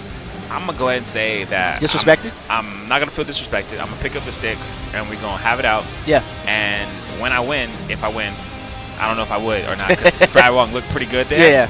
Yeah. But if I did get him, then I'd be like, switch characters. Stop it. For sure. Like, yo, you're not going to pick Brad Wong against me. You're going to get off this character and go pick Elliot or something. It's not happening. Because, you know, every top player does that sometimes. I don't want to call it like a troll, but, you know, sometimes you'll have Quiggle go into a tournament and pick, like, you know, like not even Lisa, because Lisa's one of his best characters, but you'll see him pick like Murray Rose. Like, what are you doing? What are you doing with this character? So, you know. Yeah, I mean, I think when a top player does that to you, you just got to show up and be ready to handle it. For sure. And the issue for that, for Blackman, was it looked like he just wasn't familiar with some of the strings, and it put him in situations that, you know, caused him to lose rounds. And when you're losing rounds for that, you don't have a good chance of winning the game. Yeah, for sure. Itself. And again, that could play a huge role in a mind game that's just going on with you. Like, yo, this dude picked Brad Wong against me. Yo, we got Rakudo going up against Quiggle. And I'm gonna say this, and I want to know what you think about it. I feel like Rakudo is gonna beat Quiggle right now. I'm calling it. Okay, that's a great call. It's a wrong call, but it's a great call for you to go ahead and make. It's hot. It's called a hot take, you know. But seriously, like, why in the world do you think? And I don't even want to be. No, why do you think Rakudo is gonna beat Quiggles? Let's talk about this. Well, look, Rakudo has been losing since this game came out. Sure. I mean, literally, he hasn't been. I mean, he's been making top 8s. Well, no, you know what I mean. He has been winning tournaments, and I don't know if I tune into a lot of Rakudo streams, and he says it all the time. He says, "I'm performing well enough to get in the top 8. I'm not performing well enough to beat any top players." He says it all the time, and think about it. What top players has he beaten since this game has come out? Caliber Blades has been working him. Quiggle's been working him. He hasn't been able to beat any top guys, and, you know, he really feels strongly that it's Bayman's fault. If you're putting me on the spot to try and remember who Rakudo's beaten that's considered a top player. I want to know, because I can't recall anyone. Think about it, he lost to Black Moon twice at one tournament. Yeah, Black Moon was the guy that got him. Black Moon's got him. I can't recall anybody off the top of my head, but Black Bear's got him. To call out Rakudo saying he has a chance to beat Quiggles, I think the reason why you might be saying that is because Quiggles is rocking Phase 4, and Phase 4, I think, has some issues doing big-time damage against heavyweight characters. Yeah, for sure. And that's one strength that Bayman has, is the fact that he can't really get comboed that much. Give me that leg. I'm going to break it and take 20% of your life bar. There's the frame advantage from Phase 4. Ooh, that was dirty. Did you see that? No, he did a low throw. Yeah, I know. I don't know what Rakudo was doing, and I don't know what Quiggles was thinking by doing that low throw in the first tank roll. Tank roll, but it wasn't a high counter throw. That's what I'm saying. He was looking for the tank roll. Rakudo was just ducking. That's crazy. It's a crazy situation to be in. Because think about it, the tank roll is going to beat almost every option out of her 4-4 punch into the teleport, you know? Yeah. Otherwise, he would have never went for that low grab. Ooh, there's that run-up 4-4 grab. No, it's not One more mix-up. Ooh, that was so risky, and he took it. I love it. That's a classic Rakudo There we go. situation. Rakudo looking like, oh, that was so risky to go for Rakudo, especially because he literally fuzzy crouched that. All right, that's unsafe. Well, the jab. You know, it looks like Rakudo's taking more risks now. Like, he's like, I have to do something completely different if I'm going to beat Quiggle right now. So I'm going to start the round with a 13 frame 8. Listen, man, you might be right about the situation with Quiggles if Quiggles keeps playing like this, because it just, and that's what I say that 6 rounds. I mean, I love the way Rakudo's playing, but we cannot count Quiggle out. I mean, Quiggle's one of the best players pound for pound in the entire planet in DOA. So, you know, it's not really, I don't know. It's looking good for Rakudo, but at the same time, it could go either way, I think. That's safe. Yeah, no doubt. All right, there's that run-up Nice throw run-up there throw by there. Quiggle. Takes 15%. Whips the back people's K, and he's going to go for a save throw. nice. He's dead. He's dead Smart for free, play. actually. Yeah, he's dead. Smart play All from right. Quiggles there. And that's a common occurrence amongst the top players. They like to hit you with that deep stun, do a low throw first, and do another throw afterwards. Because more often than not, you're looking to hold. And Yeah, you're holding something that's either mid or high at that time. And I'm going to tell you what makes that so much better in this game. No stagger escape. You're plus 1,000. You know what I mean? So that save throw is so scary in this game. Try to do that new run-up and tank roll. Yeah. Quiggles, are we going to see any meter? Nope. No meter use from Quiggle. Feeling confident that he doesn't need to close it out. There's the stun. Man, dude. Real solid right now. Oh. Smart choice from Quiggles. Did a slower attack. That's about 40 frames. Right. Tank rolls are roughly the same speed. Yeah. He's able to get that hit, take the round, take the game. Quiggle looking all focused. Yeah, he looks focused, and he looks, because he knows. Like, don't get me wrong. Like, Quiggle's probably like, I know I can beat Rakudo, but if I play... Rakudo needs to go to character select. You think so? Right You think he needs to switch his character out? He didn't. No, he's going in. He knows that if he's going to go out with my best guns. Why switch? Because it's not working out for you. All right, that's beautiful. The stage could change things up for him. That's guaranteed. That's going to hurt so nice. much. Yep. Because, you know, that actually is something to add from DOA 2 back into the game. If your character's still in the air, Bayman gets that guaranteed low throw. There's that back punch. He held that? That was a new straight. That's high counter hold, though, or throw. Beautiful. Nice break. I believe that was completely unsafe. I'm surprised he didn't back throw that. All right, so Rakudo getting on the board again. We just saw this. We saw Rakudo take the first round pretty convincingly in the last set, and we might see Quiggle come back and run him over at this point. There's the standing offensive hold. Yeah. Man, that's so good. I love that offensive hold. I mean, I think for Rakudo, if he's able to like get space and try and reset the actual standing situation between himself and Quiggles, that's when he's doing pretty good. I'll tell you this. The Rakudo we're seeing right now, I don't know if he's actually went to the lab and figured something out, but he's playing way better than we've ever seen him play in this game, for sure. Well, we saw it at Summer Jam, right? We saw him playing really well at Summer Jam until he went to a wall, basically. But right here, what we're seeing is him making the right reads against Quiggles.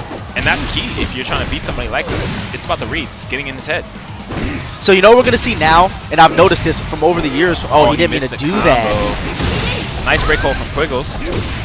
And a smart tracking move from Quiggles as well. Oh, there's the mix-up, and he's dead. Wow. Okay. Rakudo on the board, 1-1. All the momentum. That was 3-0, wasn't it? Yeah, it was 3 rounds to 0. I think the most important thing that we just saw here was the streak was broken. I wasn't sure God. Before, what was it, it's definitely 15? broken out. It got up to about 14. Yeah, that had to go. All right, so we're going to the lab. I want to know, if you guys want Rakudo to win this, type 1 in the chat. If you want Quiggle to win this, type 2. I can't see the chat, but I'm going to check it later. I want to know. Listen, stop getting these people typing 1 for you to make it right, all right? Oh, he's not holding. He's not. All right, so Quiggle's going to start hitting him now. Well, he has to. I mean, Quiggle's biggest damage is coming from his back. Nice. Oh! And again, Rakudo right reads at the right time. He's this wall of defense that's just willing to throw out those offensive catch throws, right? Oh, my God. And, you know, I'm telling you, right now I feel like I'm watching DOA 5 Bayman because he's doing everything right now. Wow. And again, the damage. Look at the damage. It's so poor against that heavyweight situation. Again, you know, I want to talk about it because think about it. You know, when you see a player like Quiggle with no momentum, you're like, yo, this dude is really beating his ass. Like, literally, he has no momentum right now. And the other thing for Quiggles that he hasn't caught on to is the fact that Rakudo refuses to press a button in those semi-unsafe situations, and Quiggles keeps throwing out a hold, and he's getting hit. He's getting thrown for it. All right, so let's look at the screen, man. Quiggle, oh, he's going to get knee to the stomach. Oh, my God, he actually hit him with that. That's guaranteed. In trouble. In trouble. Quiggle's down to no life, and I want to tell you guys. Oh, wait, he took his meter. Wow. And Quiggles loses that round. Let's go back. Hold on. Did you call this? Let's go back. I called it. You called this. I called it. Because I definitely did not. I said no way. Oh, yeah, no. Shade was like, yo, Rakudo can't do it. And I'm telling you, Rakudo was on to something because that was crazy. Dude, that was DOA 5 all over again. Smile on his face, just like, man, I got to go to this gauntlet. Yeah, he's smiling right now, like in his face, but he knows when he goes to sit down that he's got to be like, yo, I'm going to the gauntlet and I got to make it out, or I'm out at KIT. Yo, so there's a couple things here, right? A couple things at play. Kudo's happy. Look at that. Oh, he's happy as hell. Like, I just killed somebody that looks like Kasumi. Right. I have a horrible matchup with Kasumi. But secondarily, what we saw from Rakudo was just brilliant choices against somebody who had a game plan And he was able to react to that game plan accordingly and punish every time. And it really came down to those holds. Like you saw it so many times where Rakudo was correctly making the decision to actively use the catch throw to cut stuff out whatever Quiggles was putting on the screen. And again, you know, I want to say this because I used to use Bayman a little bit. The way that he beat Quiggle was so risky because, you know, but that's the way that it looks like that's the way he's got to play. Like, punch, down, back, punch into offensive hold.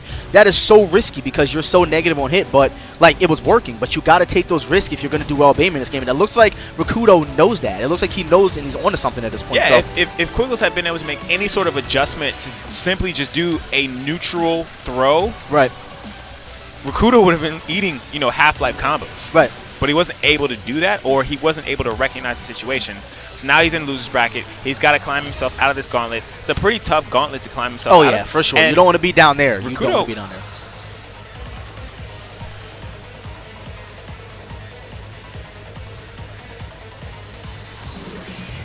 Okay, so guys, just very quickly, if you say that one more time for me.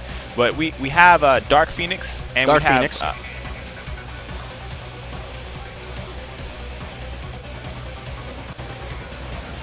They end them. Okay. They end them. Okay, so they end them going up against Dark Phoenix. So we seen Dark Phoenix earlier, Hitomi player, correct? Yeah. So obviously, and I want to point something out. This player in this matchup, they end them, was a Hitomi player back in DOA 5. So I'm pretty sure she knows the matchup. Yeah, I think so. I mean, I haven't heard of this particular player before, so I'm gonna be not Dark Phoenix, but they end them. They end them. So I'm going to be curious to see, because you can't just come on here and say, like, you know, hey, call me by this instead, and then get clapped up 6 rounds straight. Well, so she used to go by Amethyst Kelly. Okay. Amethyst Kelly. That was the older name. Now I hear you now. I hear you. Okay. So, you know, going back to that last matchup briefly, though, do you think that if Quiggle would have picked a different character, that matchup would have went different? Do you think Lisa would have closed him out? Listen, man, Quiggles is in a really funky spot overall, and it's always been the case for him in DOA. Is he goes back and forth between his love for Phase 4. He loves Phase 4. And the reality is that there are certain matchups for Phase 4 that suck, right? Right, and, for sure. And there's certain play styles, especially for Phase 4, that make it really, really tough to win. And in those cases, Quiggles, he's got to make that tough choice of being like, all right, do I want to struggle in this matchup, or do I want to go with another bread and butter character like Elisa or Chrissy? Because like Elisa wasn't going to have that problem. Right. Lisa was not going to have that problem against Rakudo. Bayman, in that situation, I don't think. I mean, it would have been closer in that sense. I mean, I don't think Rakudo's winning 3 straight if we see Lisa or Chrissy on the screen, as we saw when Phase 4 was on the screen. Right. And, you know, you hate to see it because, you know, there's a thing that people have. It's like character pride. Like, I just lost the game to Rakudo. I should probably switch to Lisa or Kasumi or Christy. But you know what? I'm going to pull it out with FaZe, and that might have costed him that set just now. But either way, we're jumping into They End Them versus Dark Phoenix. Obviously, They End Them going with Brad Wong. You know, I always knew her as a Hitomi player, so to see her on a new character, you know, is really interesting. But Dark Phoenix obviously knows how to play the game a little bit as well. So okay, They End Them. So one thing that we do need to see from Dark Phoenix is a lot of lows to keep Brad Wong in a position that's standing. Right. Because we know Brad Wong players like to go into that stance. They like to get busy in those stances, do crushes, and really just make your life miserable. So that's one of the keys that we're going to see in this match. And nice throw from Dark Phoenix to close out the round. I feel like Brad has the advantage in this matchup because, you know, Hitomi doesn't really have that many great options to get him out of that stance. But, you know, it looks like Dark Phoenix is stopping him from going into that stance, just like you said, and it's paying off at this point because Dark Phoenix has already got her down to pretty much 50% life at this point. Yeah, I mean, Brad definitely has the advantage in this matchup, I think, for the most part. It's just that if the Brad Wong player doesn't have strong defense, then it's an issue all around. And this is a really, really bad situation. The 3-3 team might have actually killed in that situation. So one thing that I want to see They End Them stop doing is trying to counter wake-up kicks on wake-up because it's not paying off. Dark Phoenix is doing 1 wake-up kick out of every 5 times he gets off the floor. And I don't think that, you know, They End Them is recognizing at this point. No. And you know what, we talk about Hitomi and her strength as a character in this game. One of the things overall, and it's a system change that may have made her a bit weaker, is the fact that when you get a counter hit 1T, it doesn't lead to that deep stun anymore, right? It only gives you like that +5, +6. Yeah. And that was a staple move for Hitomi in previous DOA. Oh, nice. That's With it. there's a nice Nice round. That is one move that you know, Dark Phoenix can use from range, is that forward Ace plus K. It's actually going to hit while Brad Wong is in that laydown stance there. So that's unsafe. It's so hard to punish the Death Fist, man. So hard. But against the wall, it was a free throw, but he went instead with strike punishment, and it worked out. Got him a nice little 25% off. Nice hold again. And they end them. All right, back punch gets the stun. You know, and it's always crazy when you get those back turn stuns because it's kind of catches you off surprise, and you're like, yo, how do I convert off of this? All right, there's that forward punch kick, catches him, catching her hold, and that could be it. One more mix-up. What's he gonna do? All right, he's back in it. Back on it. Watch the headbutt.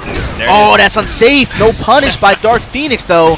Oh, man. Oh, the block, but no punish. Ooh, watch your wow, feet. Watch okay. your feet. So we saw a couple of things there. I mean, you know, they in them did not really punish that string, but she was still able to pull it out. There's the 3P. Interesting choice. Neither player is going for throw punishment in these situations. They're looking really to strike, and so far it's been working out for both of them because they caught each other pressing buttons. Wow, there's the fatal stun. Nice meter use there. That's the first fatal stun we've seen, actually, from these two. All right, there's the frame advantage with the forward punch kick, down kick. That's unsafe. No punish, but they end them. Again, no punishment there. But it's okay because the strike punishment has been working in their favor. Okay, that's unsafe. Beautiful, okay. So they end up obviously know some of the strings. Again, she used to play Hitomi. That was a beautiful. I want to see a wake-up break low right now. Wow. Wow. Okay. Low. That hurt. All right, so, you know, they end them feeling herself a little bit right now. She's like, yeah, you know, I hope you didn't think you were about to win because I just broke your leg just now. Ooh. Ooh. I like this match. I mean, both players have that face of like, if I lose one more round to you, it's gonna be real hands in real life. Yeah. And I don't know. I don't really think that Dark Phoenix used another character. I've always known him to be a Hitomi player, but we're gonna see Lei Feng. I personally don't like. I mean, obviously we just saw Black. We saw this matchup just now. We saw Blackman take a crazy loss to Calder Blades. But we're watching different players, so you never know. I just don't think that Lei Feng is good in this matchup. Yeah, I mean, but player 2, as you can see, is working on a nice little 3-win streak, doing the best that they can to get their revenge on player 1. So we'll see what happens. Oh, nice break hold. That's safe. It's so odd that move is safe. Yeah, it's a strange situation. I'll say that. Yeah. Oh, nice cancel there. Okay. Some good damage. Okay, so she's got the combo. She knows what she's doing. She actually picked up Brad Wong pretty fast for the most part. Yeah, I mean he's an underutilized character, like you said before. Oh, and that's a 50-50 mix-up for the most part, unless you're trying to like really seriously fuzzy it, and even then the window's very tight for it. All right, there's the whiff, no whiff punish. I like what they ended up trying to do, tried to whiff punish with the fatal rush. Yeah, just out of range. That would have been good for her too. Nice sweep there. Again, that standing headbutt, you got to be careful. It is unsafe on block. Again, it's unsafe. No punish there by Dark Phoenix though.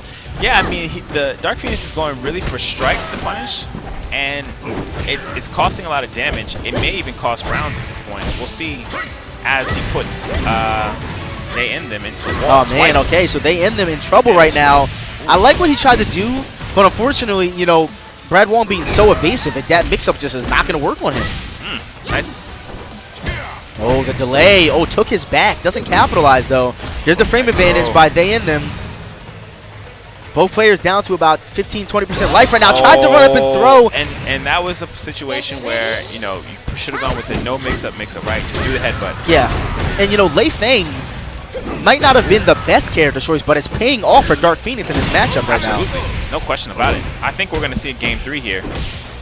All right, down forward kick, 3P. Beautiful. We're going to see a combo for the first time. No break blow conversion, though.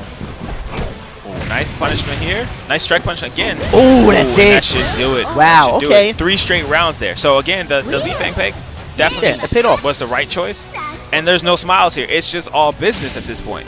It's just, like, let's get busy. It seems like Dark Phoenix is way more comfortable with Lei Feng. And that kind of makes me, you know, wonder why he wasn't going with Lei Feng from the beginning. I mean, we saw some pretty good combos from him. We see good movement from him. Seems like the comfortability is way more there with Lei Feng than Hitomi for sure. So, I mean, but again, going back to what I was just talking about, they end them is a Hitomi main for the most part. So we're gonna see her pick a character against someone who obviously knows this matchup because he plays with her as well. So yeah, I mean, Hitomi, it's not a bad pick. It's a classic matchup between these two. I mean, even in the storyline of DOA, these two have always kind of crossed paths, right? So I like it. I like what we're seeing from both of these players. Yeah, for sure. We're going to go with the random. Obviously, you know, random pick for stage is going to be the way to go. DOA 6 World Championship. Make sure, guys, if you guys are curious about the rules for the championship, make sure you check out the official DOA 6 website because all the rules for the championship are on there. Sticks for a moment there. Oh, beautiful delay on the string. And that's such a hard thing to sit there and respect. But if you don't, you get launched, you get some damage done to you. All right, there's the sweep, there's the frame advantage. Ooh, I like the jab and then into a forward punch to kind of catch you thinking that you're going to do like a low or something. Nice, use the break hold to get out of the pressure there. Wow. That's safe. Wow, and it looked like Dark Phoenix is frozen right now. But did you see that defense? Duck the low. Wow. Dude. That's got to be the third or fourth time we've seen a 1PK like that. And that was crazy because he was just outside of the range. There's the offensive. Whoa, did you see the fuzzy guard? Yeah, okay. Leading some good damage. So I can see another That's unsafe. No punish there by Dark Phoenix on the up forward punch kick there. Ooh, nice good damage there. And this is actually turning out to be a fairly even match between the two. Wow, okay. Nice so, you know, I want to point this out because I feel like it doesn't get brought up enough when we see, you know, they end up on the screen. She's really, really good at throw punishment. You know, that of also Lady Kahaku, she's very good at throw punishment. The female players are really good at throw punishing. Yeah, I mean, it's something that we always see amongst the players is a lack of it, and they specifically are pretty good at it. Yeah, for sure. All right, so there's the low hold. Dark Phoenix had enough of that down ace plus K, took the leg, but there goes the back throw there from Hitomi. And it's hard to say, but the mind game between these two players is really revolving around who's going to choose to whiff punish, wake-up kicks, and then who's choosing to recognize a free cancel in a string and then go on their own offensive attack. Right. That's really where the bread and butter of this match has been so far. All right, so there's the forward grab into the mix-up, 4 days plus K. No punish there by Dark Phoenix.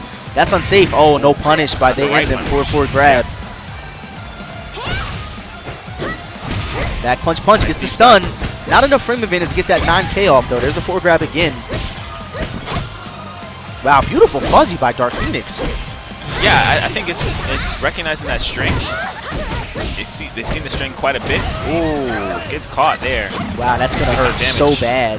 One more mix-up could do it for Dark Phoenix if he doesn't get anything on the screen. That's plus. Nice charge. Watch your feet again. Oh, done. Okay, we're coming down to the last round here in this match.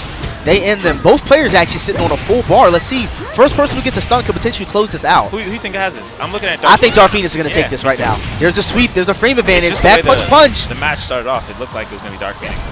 Oh, my God. And just like that, they end them partition. getting their own combo on the screen. Wow, he's making Dark Phoenix. She's making Dark Phoenix duck a lot. Ooh. Wow. They end them. About to make us both liars right now. Oh, yeah. They end them is trying to close us out. Nice free step, but oh no! He finally ducks the string. There's the frame advantage. Wow! Wow! Strike punishment. Close match. You know that was risky. That was risky because they end them. You know, got her string blocked, but there was no punish from Dark Phoenix, unfortunately. And you know, Dark Phoenix knows his character, so I'm surprised he didn't go for the forward grab throw punish from that string. I'm just wondering how many more times will the commentators be wrong on their predictions today? I don't know. Hold on. That was only my first time. I want to point this out because Rakudo won his game, so that's you down 2 right now, bro. I'm gonna point that out there. I'm here for the hot take life right now. Yeah, cause you want the man. You don't know what's going on, man. I just want dark horses. I'm doing hot takes today. That's what it is. You know, they end them really happy about her performance there. She's gonna be moving on in the bracket. And you know, again, it's awesome. I love seeing these players come out over and over and over again. I think maybe she's looking for something. No, I think she's staying on. I don't know who her opponent is just yet. Okay, so we're going to see more Hitomi. Wait, is it Rakudo? Oh, shout-outs to Rakudo. Immediately. Shout-outs to Black Moon Rise, and shout-out to Rakudo, and shout-outs to Matt. Again, Matt coming on the screen there. Yeah. Matt literally spent his entire day yesterday and today, pretty much for the most part, configuring these PCs so we can play on them. Literally, he's been stressing out like, dude, I got to get these PCs ready for this tournament. And that's a lot, man. You know what I'm saying? He's not getting paid to do this. He's here doing this for us. It's rough. There's no question about that. Like, when you think about the amount of work and time and effort you have to put in to actually set this stuff up, it's fairly rough. But what we're going to see here is actually a losers match, right? Now, I want to say that this could be for top 16 losers, I believe. I want to say so because we're so far into it right now. I don't have it in front of me. It'd be a guess. I'd be a guess to say that this is for top 16 losers. Yeah, but So Sick Nash fan is, you know, not to say a play on words. He's pretty sick with Tina, and it's gonna be a rough little match for They End Them. Because I don't want to count They End Them out because obviously we've seen that she knows what she's doing. But Nash fan, I'm telling you guys, He is super good. Are they eating hot chips, or is that just... Oh, look, Quiggle's like, yo, get them chips out of my face. I don't want none of that. They got chips. Quiggles is like, man, I just want to get back What in kind there of chips and are bust those? somebody Yo, up. I want some chips. Yo. I hope they save me some chips. You were focused on these chips. Nah, They're dude. focused on Those camera. are the new chips. Yo. Look, yo, look at him. They catch Manny over there. Like, look. Master's like, yo, you guys are on camera trying to hand chips to each other. What are you doing right now? It's crazy, man. What a time. What a time. I'm going to have to get some of them. All right, so, let's talk about this matchup. I mean, we seen Nashvin take a hard loss. Because he, honestly, dude, I thought Nashvin was going to take Quiggle out at least one game. I thought he was going to take him at least one game. Yeah, it would have been interesting to see that situation. It just didn't pan out that way. And again, shout outs to Team Ninja. Shout out to Dead or Alive 6 World Championship, guys. We're going around the world for this tour. And, again, I want to talk about it. Killy's here and Caliber are here. Both players that have already qualified to go to Japan. They are here solely because they're competitors and because they want that money. Don't get me wrong, they can't win any more points or trips towards going to Japan, obviously, because they're already guaranteed to go. But they're here to win this prize money. They're here for bragging rights. They're here for this W. So, I don't know. Do you think we're going to see a Caliber and Kelly Grand Finals? Do you think we might see something like that? Listen, Kelly's not making my top 3 this time just because I'm here for the hot takes. But I do think Callie's going to make some noise. Okay, we'll see. It's early. It's very early. I like speculation. Let me roll that back because we said we weren't counting our top 3s until tomorrow. Hey, that's what we're doing. That's what we're doing right now. All right, let's jump into this. I want to say this is a button check. Versus? Okay, they're doing a button check. All right, so it's always confusing when they do button checks with their actual characters because most people do button checks with characters that they don't use. But yeah, I mean, it happens. It happens from time to time. All right, man. The great thing is we're on PC, so like these low screens are like boom, boom, boom, done. Quick, super quick. And again, if you guys have, first of all, DOA 6 is free to an extent. The Core Fighters version of the game comes with 4 characters. I believe from the trailer that they just showed, they're bringing Hayabusa in as well and another character, a part of the free characters that you get. So if you guys want to try the game out, please download the free version. It's on Xbox, it's on PS4, and it's also on PC. You get to try the game for free. This match is going to be a problem. I mean, if you think about it, Sosic Nashvin has lots of combos, but as you said, this stage, the miniature danger zone, I'd like to see a Hitomi death combo. That was a crazy throw there by they end them because that move is, I believe, -7 or -6, and she took that 5-frame neutral throw. I wonder if she knew that was actually -6 or -5 or -7. And that's going to be one of the keys is when they end them chooses to hold and when she chooses not to hold. Right. Because obviously Sosic Nashvin is looking for that high counter throw damage. An interesting choice from him there. Oh. He just did a run up and hold guard, and they end them held their own guard button, and then naturally they finish out that round. Ooh. I wonder if that's guaranteed. I think that's guaranteed. I don't know about that, man. Because I'm going to have to check that one out. That might be guaranteed if she gets that balance after. That's kind of crazy. Might be. She's not teching, maybe. I think. Oh, he's going to cancel it. And that's, guys, this is going to hurt. He's going to get the ground, too. Oh, no, he just misses it. Wow. Why does that look do so much damage? Yeah. The 7, and that got nerfed. The 7K hit confirmed to the throw got nerfed. They used to do more. I'm thinking that did more damage than actually knocking him off the parchment because he had that option, too. Yeah. Ooh. That's a wrap. And you can't do that against like players that are looking for those strings. They know the strings very well. If you start charging it, they're going to hold that. They don't want to have to get hit by that. If she did not use that meter, that would have been bad. Is she going to get the boxes? No. One thing I want to point out, long time ago, years and years ago, Nashvin was a Hitomi player in DOA 4. Yeah. Back when he was in, I think it was Tribal Boys TV was the player, he was actually a Hitomi player. Oh my god. Yeah, man, that's taking it back, man. Really far back. That's taking crazy. it back. But he was a Hitomi player, so he knows the matchup. Nice. Ooh, tries to grab. That's safe on hit. Did you see what Nash just did? Like he did 1T twice, back to back. One of those times he was like -5. Yeah, he was -5, but he took the crush and it paid off because they end him trying to throw it. Yeah. So then the next time, once you get the down back punch on counter hit, you're like +3, I think. So. Nice break hold. Had to get out of the situation. You don't want to be in the firecracker like. Ooh, good damage coming up. Knows that there's no meter. Oh, giant swing. Oh my god, this is going to do over 50% easy. And he's going to get the exploding car. Wow. This Tina character does damage. All right, so Nashvin playing a spacing game. It looks like they end them might be in trouble right now. I don't know. That's that stun you don't want to be in, and that is a dead Hitomi. Yep. Easy giant swing. And I want to point this out. Playing a lightweight character against Tina is so crazy because she's getting that giant swing because you're so light. It's crazy. I would play Bayman against this character all day. Yeah, I mean, you definitely either that or just don't get launched. Right? Yeah, man. That's harder to do than say. I think Nashvin, despite being in losers bracket, I don't want to count they in them out, but It looks like he's going to run away with this, man. I mean, you know, you never know. You never know because Diana obviously knows what she's doing, but I don't know, man. It was a little rough. It was a little rough. But you know, I already hear the stage in the background. It's a good stage. It's a good coming clean up. stage for them not to have to deal with too many interactions like that in the Yeah. zone. The interactables on this stage are very, very situational, whereas other stages you're just going to get by something no matter what, you know? And one thing that I do want to see from They In Them is the fact that they have the ability to, or not ability, but I want to see them start throwing a little bit more. A little more neutral throws. They In Them, her meter use is super good. Whenever she's really in trouble, she's really good at using the meter. That's plus, I believe. No, I was That's a great setup, by the way. It is, because he's been using that setup for years. If you try to back away, it's going to hit you in the back and destroy you. You can't move away from it. The only thing you can do is block. That's the only thing you can do. Oh, looking for that safe throw situation. He's going to take the meter. I like it. I think she's going to hold right here. Ooh, okay. Wow, that was crazy. I want to point that out. That was crazy because he could have destroyed her against that wall. Ooh. Oh, man. Wow. This is unfortunate for They In Them right now. Yeah, They In Them is okay. I love that. I love that. Nice. Punishment. Throws the booty bump. There's the low kick. All right, so Nashville trying to hit buttons. That's it. So sick, wow. Nashville. All right, man. Yeah, I mean, you think he's gonna close this out right now? I mean, it's looking like that. It's just, it's one of those situations where you're like, man, if They In Them was able to recognize that Nash has been weak to throws and neutral, they'd be having a different conversation of where they are in this particular set. And, you know, Tina, really, really great at being able to delay those strings, that 3PP, that 4-4 punch. Oh, that's not good. I think he thought that was. He wants to use the meter. How much would you bet he's gonna try to break blow to kill her? If I'm there, I'm putting something on the screen that's using meter soon, like in the next. I told you. There it is. No cancel. No cancel. She should have canceled for sure. Could have killed. Could have killed at that point.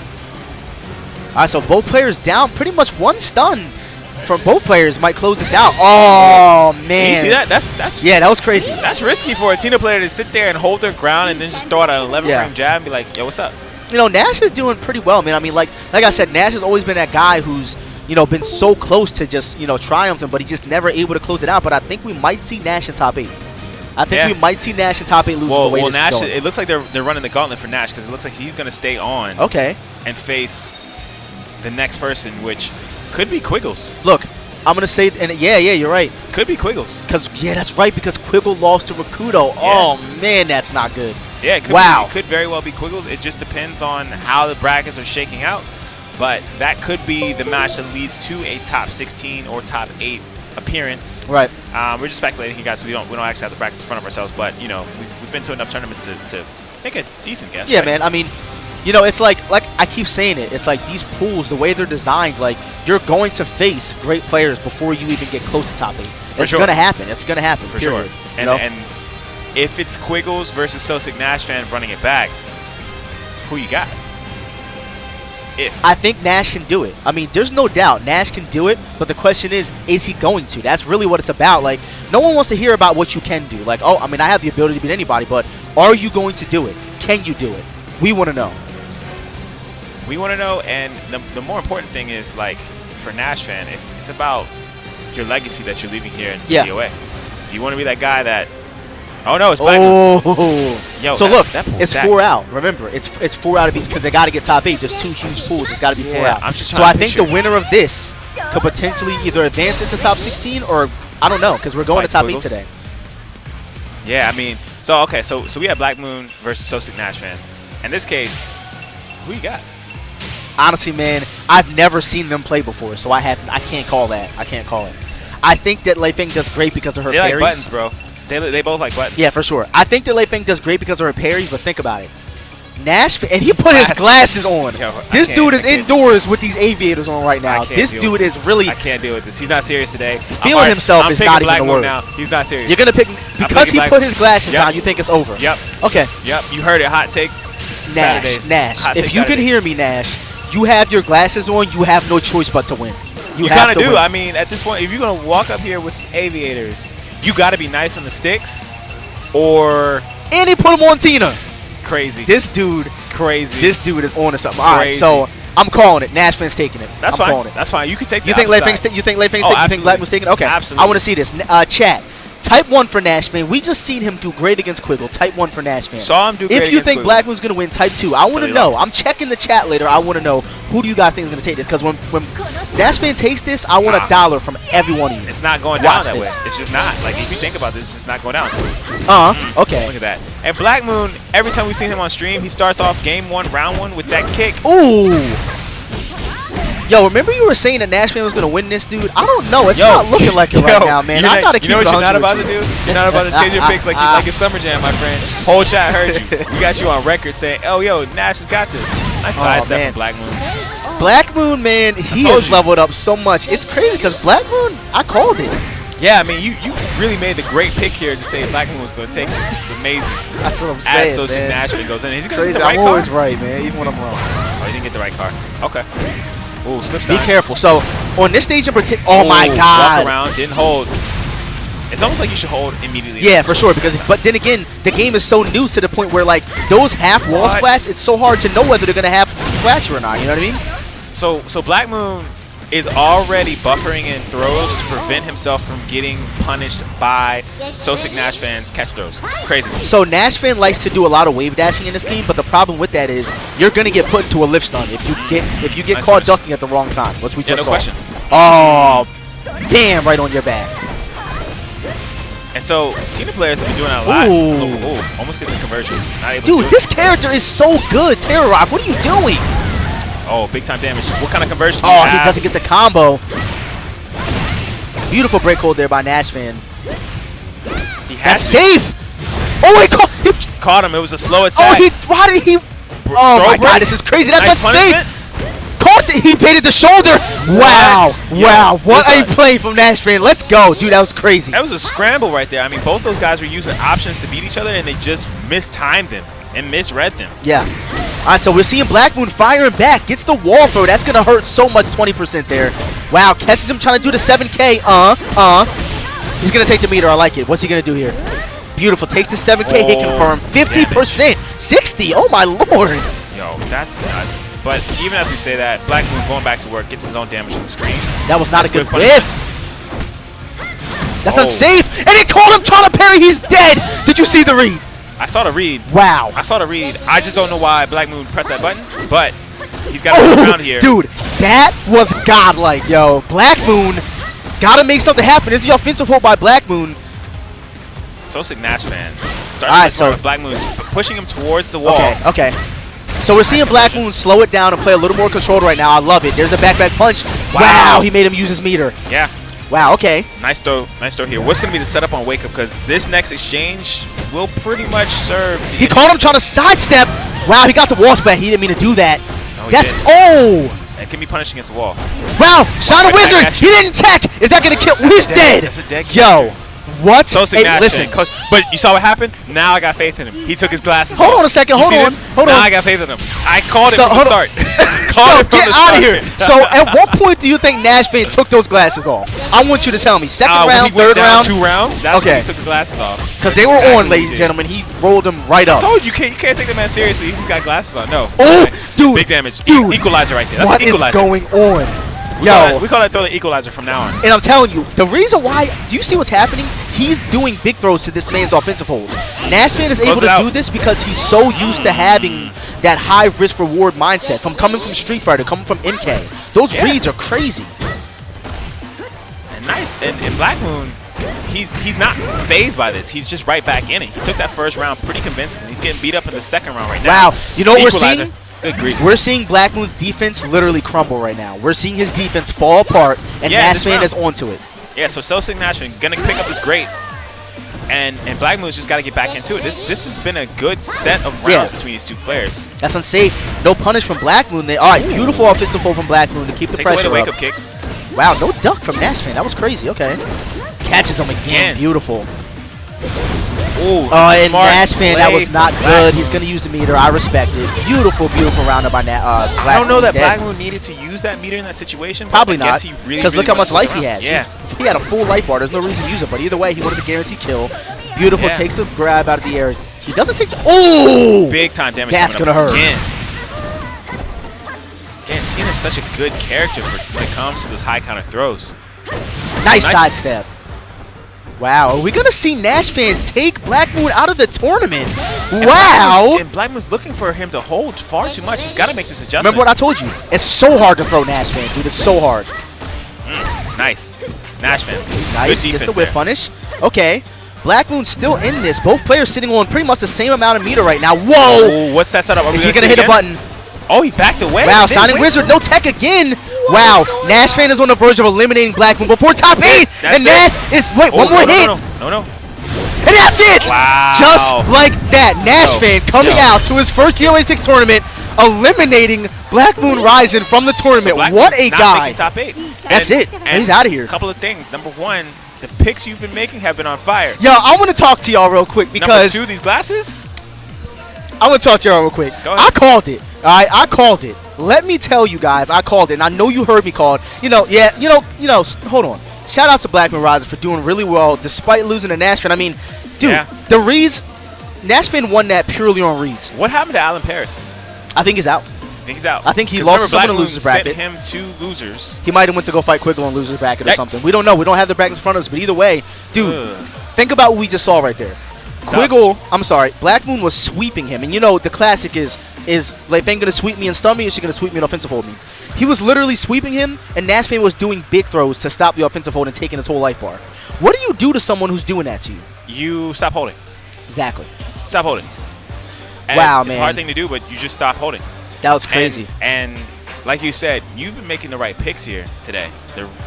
And we got to give you credit where credit's due. I'm just saying, man. You know what I'm saying? I've been around for a while now. You know what I mean? And I know a couple of things, Shade. I know a couple of things. Look, man, You've been around longer, right? I'll give it to you. But I know a couple of things. I want to know a couple of things. Right? I've just been here for hot takes, man. I want to see Dark Horses win, so I'm actually happy that Sosic Nash fan moved on because he's a player that we don't see very often. Technically in that situation, even though Nash fan is obviously really talented, he's still the underdog. Yeah. You know what I mean? He has not been to a major for this game yet. And I'm going to tell you something. He hasn't even played this game. He literally stopped playing. The game came out month 1. He grinded nonstop month 1. He took a 4 or 5 month break, and he just started playing again to get ready for this tournament. He hasn't even touched the game.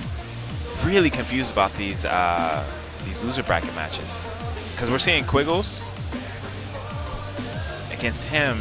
I forget his name, but it's going to be interesting. It's T-Boy. He was the guy that played Diego against Caliber Blaze earlier. Yeah. Yeah, like okay. Yep. I'll have to look this stuff up eventually.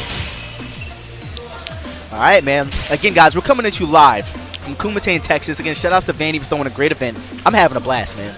It's really awesome to be here. This whole thing, the atmosphere, it's like you just feel the love in the room, man. No, I mean, and sometimes in these tournaments, you kind of lose that, you know? I think it's the venue. We're at an esports arena. Yeah.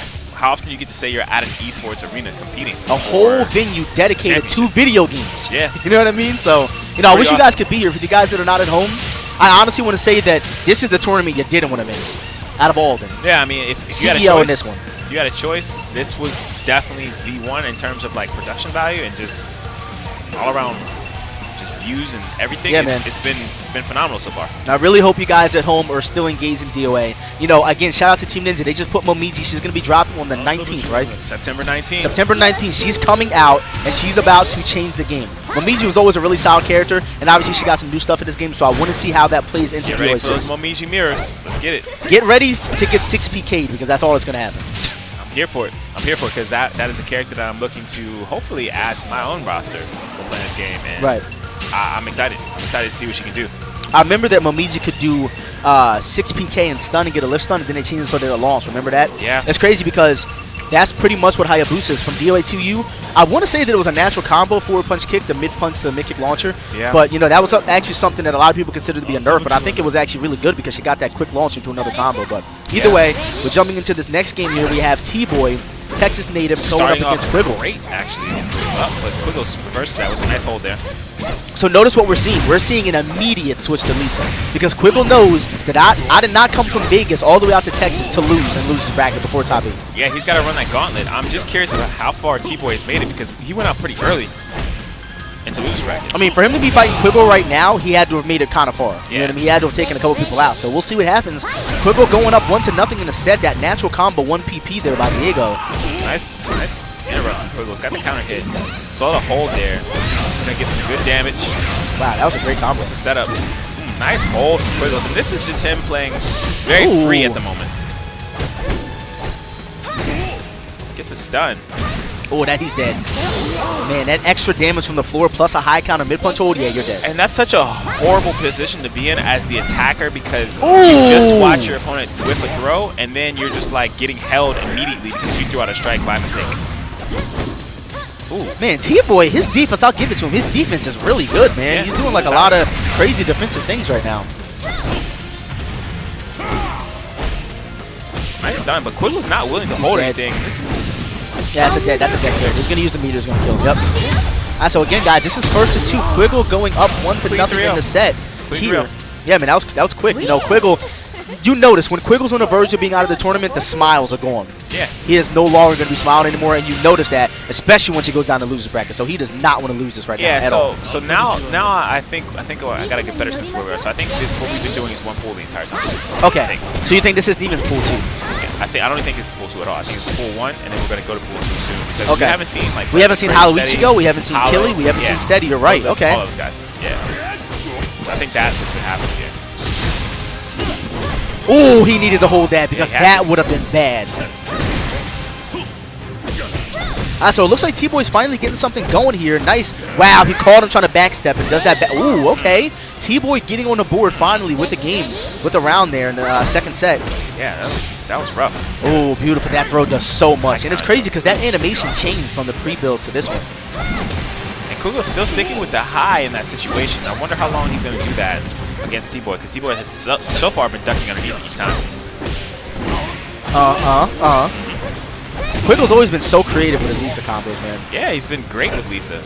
It's just one of those characters. So I'm saying he's a guy that has so many characters that he puts himself into a character crisis when he's down a round. Do you feel like Lisa is an underused character? Do you feel like she's, used fairly well? I mean, we got Gruff, we got Quiggle. I feel like there's, pretty good representation for the character. Yeah, I don't think she's underused. I just think that we don't get to see her that often in top 8 scenarios.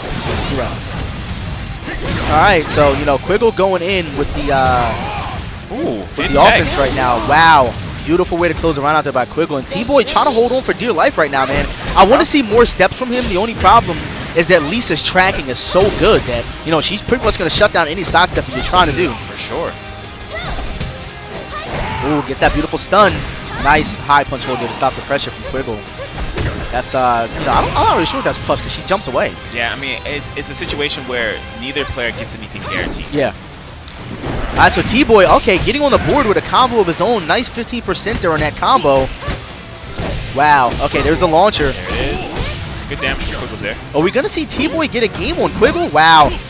Oh, nice break. Did you see him turn around out of that? I think Quiggle's was and that's late it. on it. That's it, man.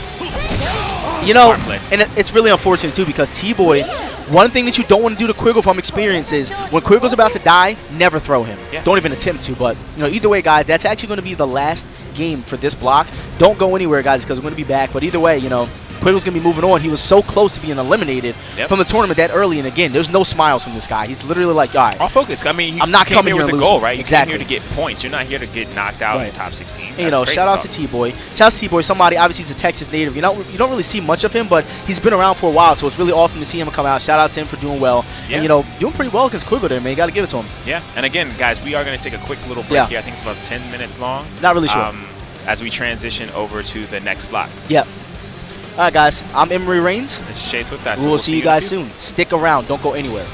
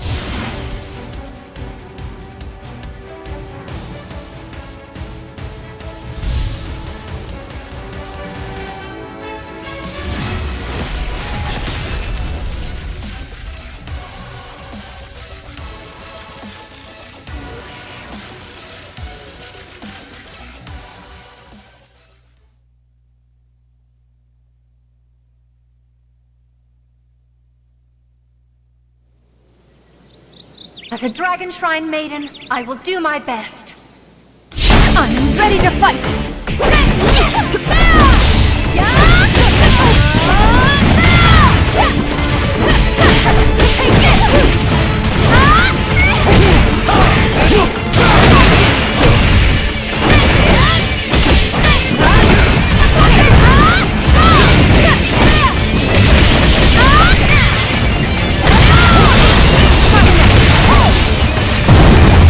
Samantha!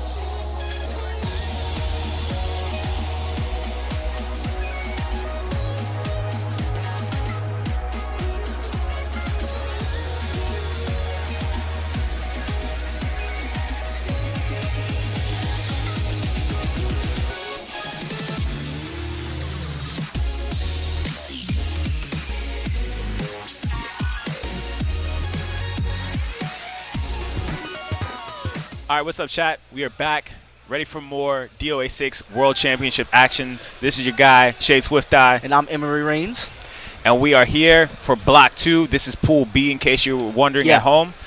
We've got a lot of top players still left trying to make it in the top 8. The last match that you just saw between Quiggles and T-Boy was for top 8 losers. Quiggles did actually take that, so he is now in top 8 losers. Right. My assumptions, we haven't seen it all the way together yet, though, is that Rakuto moved on to winner's side and Caliber Blades moved on to winner's side for top 8 for tomorrow. We have Quiggles, and I'm not sure who the 4th person is. We'll find that out for you a bit later, but so far, those are the cast of characters that have made it to top 8 just so far. Yeah, and again, we're going up to top 8, so obviously we're going to run this block all the way through until we get to top 8. Top 8 is going to be tomorrow.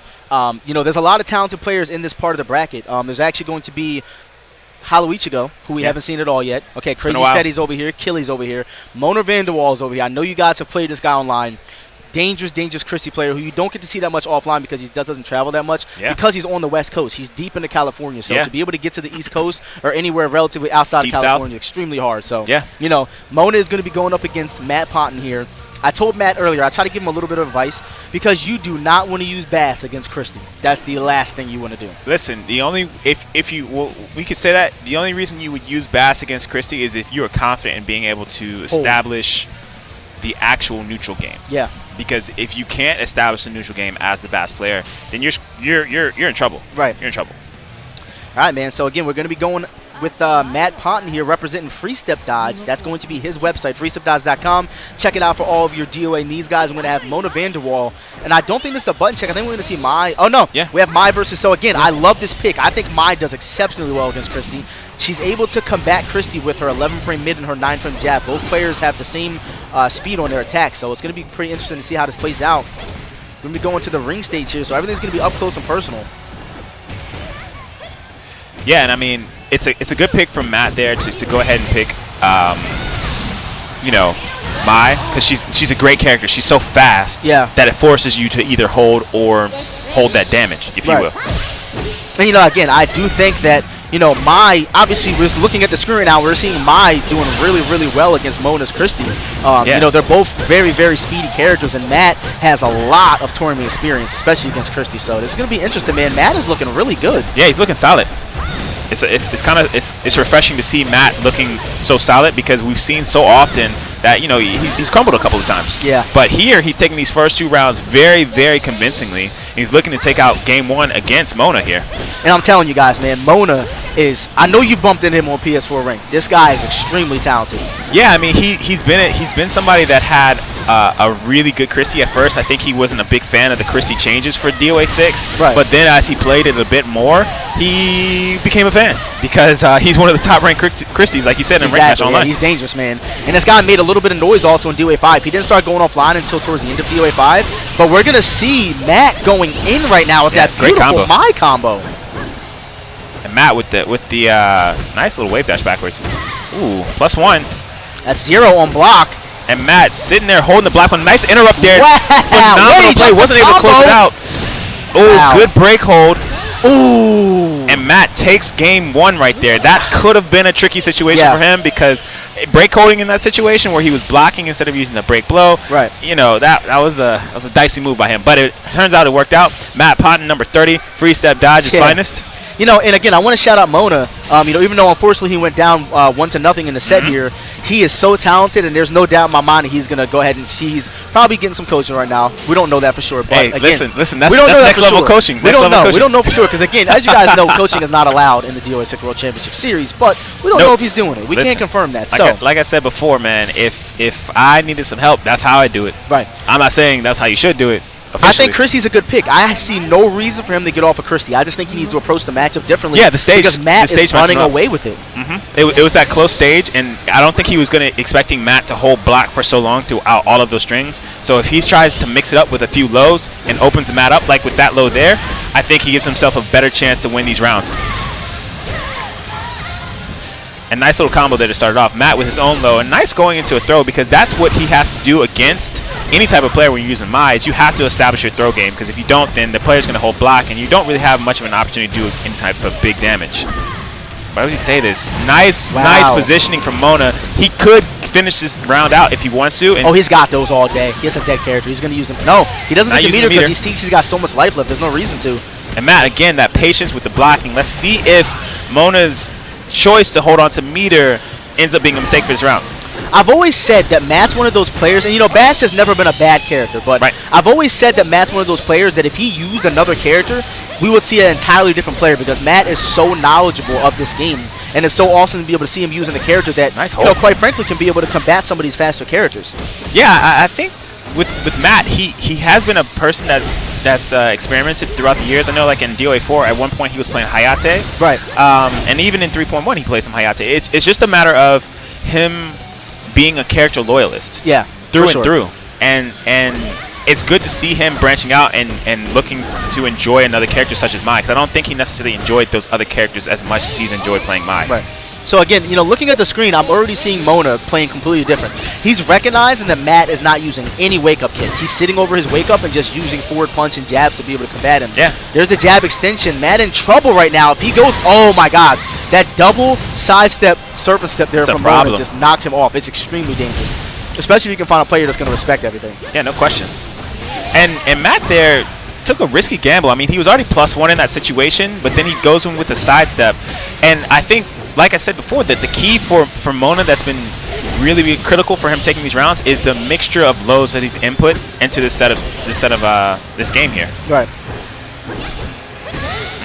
Wow. All right. So Mona closes it out, gets Yeah. a point on the board there. It's going to be 1-1. This is the first of two because, again, we're starting the second block of pools here. And, you know, all these players are trying their best to get up to that top Mona level. looks so chill. Oh, yeah. So He's chill. relaxed, man, because I think he knows what to do now. Yeah, like he just looks super chill. He got those notes in front of him. He said, look, do more lows, Right. do more throws. You know what's going through Matt's head right now? He's trying to Big time decide if W. he wants to use Bass or not. And he always does this. That's and I think the he do I needs want to use Bass face? Yeah, I think he. I don't know, He 'cause wants he to went use straight Bass, to it. but he needs to stick to mine. He needs to stick to mine for sure.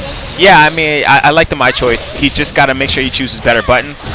Oh, And my he's Lord. got to make better reads against Christie. I know one of the characters that has given him trouble in the past has been Christie, in fact. So we'll see what he can do. Nice Ooh. interrupt again. Matt knows some tech because he's done that the second time very consistently. Going to be some good damage here. That max damage combo there. Puts himself against the wall. Doesn't hold mid punch there. Strangely enough, nice Ooh. sidestep and nice sidestep again from Mona. That's crazy. That's safe.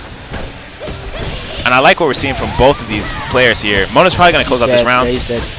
Oh, wait. drops a Oh. combo, and Okay. Matt gets up pressing something. Not sure Yeah, what he's again, fishing for there. you know, Mona's already caught on to the fact that Matt is just getting up doing buttons. At this point, he's not actually getting up and blocking or doing wake-up kicks. So Mona already caught on to that completely. And again, Mona is using a good mixture of lows, just enough to keep Matt off of, you know, a full Ooh. defensive posture. Oh, nice Again, throw. we just saw Matt get up again. No wake-up kick. Mona not afraid to use a wake-up kick. Okay, Oh, and nice that was hold. a great hold. And it looks like Mona has completely adapted to Matt here. Yeah. Can't count him out, though. We might see a comeback. Could be a full download. I mean, Mona's won the last 5 straight rounds. Matt looking for a high counter throw there. Forced to use some meter. I like what we're seeing from Matt. Nice combo. Unfortunately, couldn't convert it. And Mona looking for the force tech. And Matt, Wow, great patience. man. Dude, but again, Mona the used that low. transitions are crazy. Matt is literally just standing there letting this happen. Finally, Matt gets something on the board, but Mona stops it immediately, and that is Yeah. a dead character. So the key for Mona throughout that was, again, adding more lows, being able to use the offense for longer periods of time. Yeah. And then you also saw the parts where he refused to hold in those critical situations where Matt had gotten a deep stun. Matt was looking for a high counter throw, and he refused to hold. Instead, he got opened up and lost many rounds. He lost 6 straight rounds Yeah. there. All right, man. Great So, adjustments for Mona. Regardless, Matt still played really well, and I do want to see him go back to Mai again. Unfortunately, he's going to lose the bracket, and no different from Pool A. We're going to see him go through the gauntlet to try to make it out of pools at this point. Yeah. You know, and Mona's going to be moving on to winner's bracket. Obviously, a very strong Christie player. I can tell you this guy has the ability to beat anybody in the community right now. But you look real quick. You saw Mona there. He put the aviators on after the match was over. Right. Meaning, aviators during the match causes you to get an instant L. Aviators on after the match causes you to get that W. I don't know, man. I just don't. I'm just I'm saying. not a fan. I'm just saying. I'm not a fan of wearing sunglasses while I'm playing a video game. I don't know about you guys. I think that's weird, but I guess maybe it helps some people because I heard him down there say, hey, I need the glasses. I'm about to play. So I don't know if that's helping him or not. Everybody's got that good luck charm, you know? It's one of those situations where you do whatever you can because you might be superstitious. Right. A lot of these players are superstitious. Some people have to have headphones in their ears in order for them to play. They might not even have music on. They just like that comfort zone because that's how they play at home. Right. Whatever edge you can give yourself that is within, legal bounds, you always want to do. Yeah, man, for sure. And everybody's got their thing. Like me personally, I'll use headphones until I get blown back, and then I'm taking the headphones out because I feel like the headphones are affecting me. So, everybody's got their thing. I know Hoodless is big on wearing headphones while he plays. Everybody's got their own thing, man. Some people prefer to play with no game sound. So everybody's got their weird thing that they do while they play. Yeah, I'm trying to think of what I would do consistently over time. I think for me, it was just having something playing in the background. So I'm a headphones person as well. And the song of choice was never really, I didn't have a specific one. I just needed something playing in the background. Right.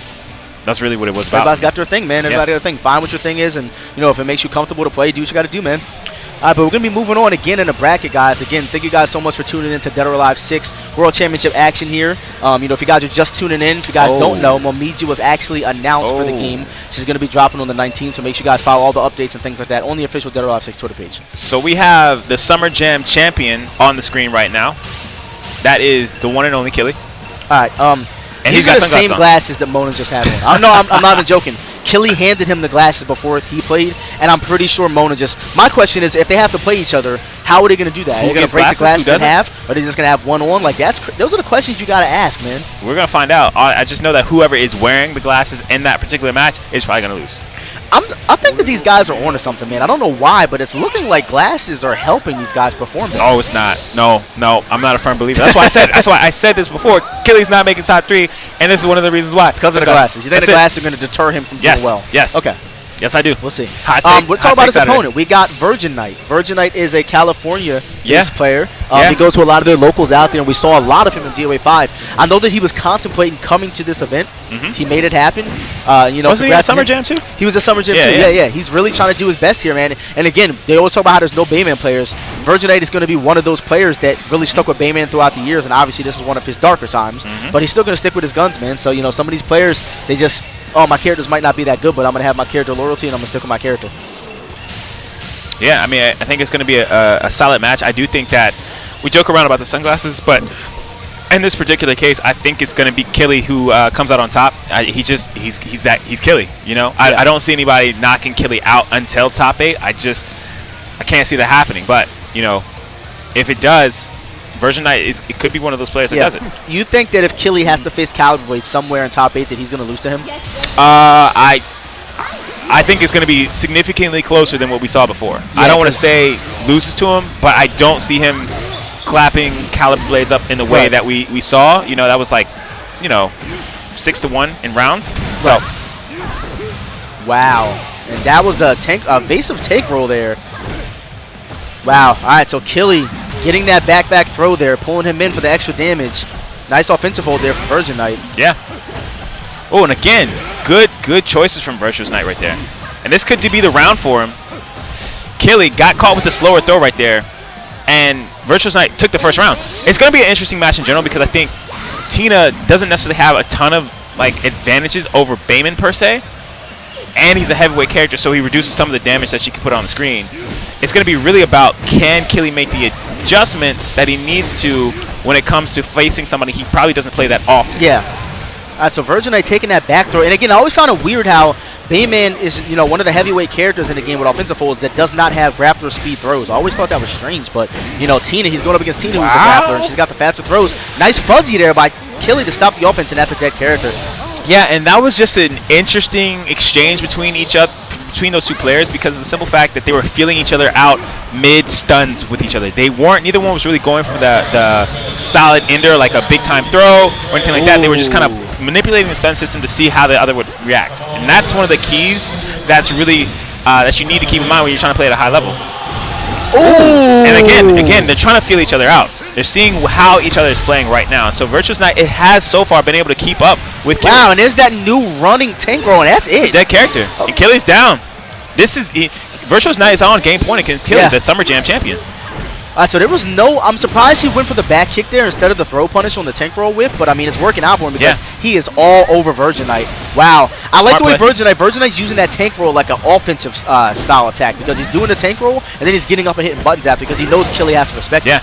And Killy's making some adjustments here. He's through the stun manipulation. He's been able to see that Virtuous Knight has been actually trying to tank roll out of things. So you see Killy's doing a lot of tracking attacks to keep him in place. What's going to be the setup here?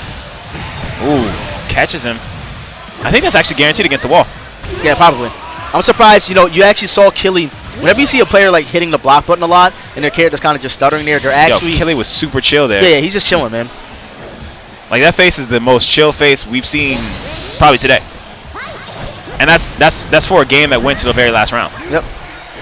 Ooh, nice fake out there. All right, so takes away the Waco kick. Grab. Ooh, wow, that was risky. It's a great setup, but Killy read it immediately. Did you see that? Yeah, he knocked him out out of the air. Killy upwards in the air, and then somehow his legs turned around and he broke his legs. How did he do that? It's pretty smart play. That's +1. Ooh, and Killy hurt.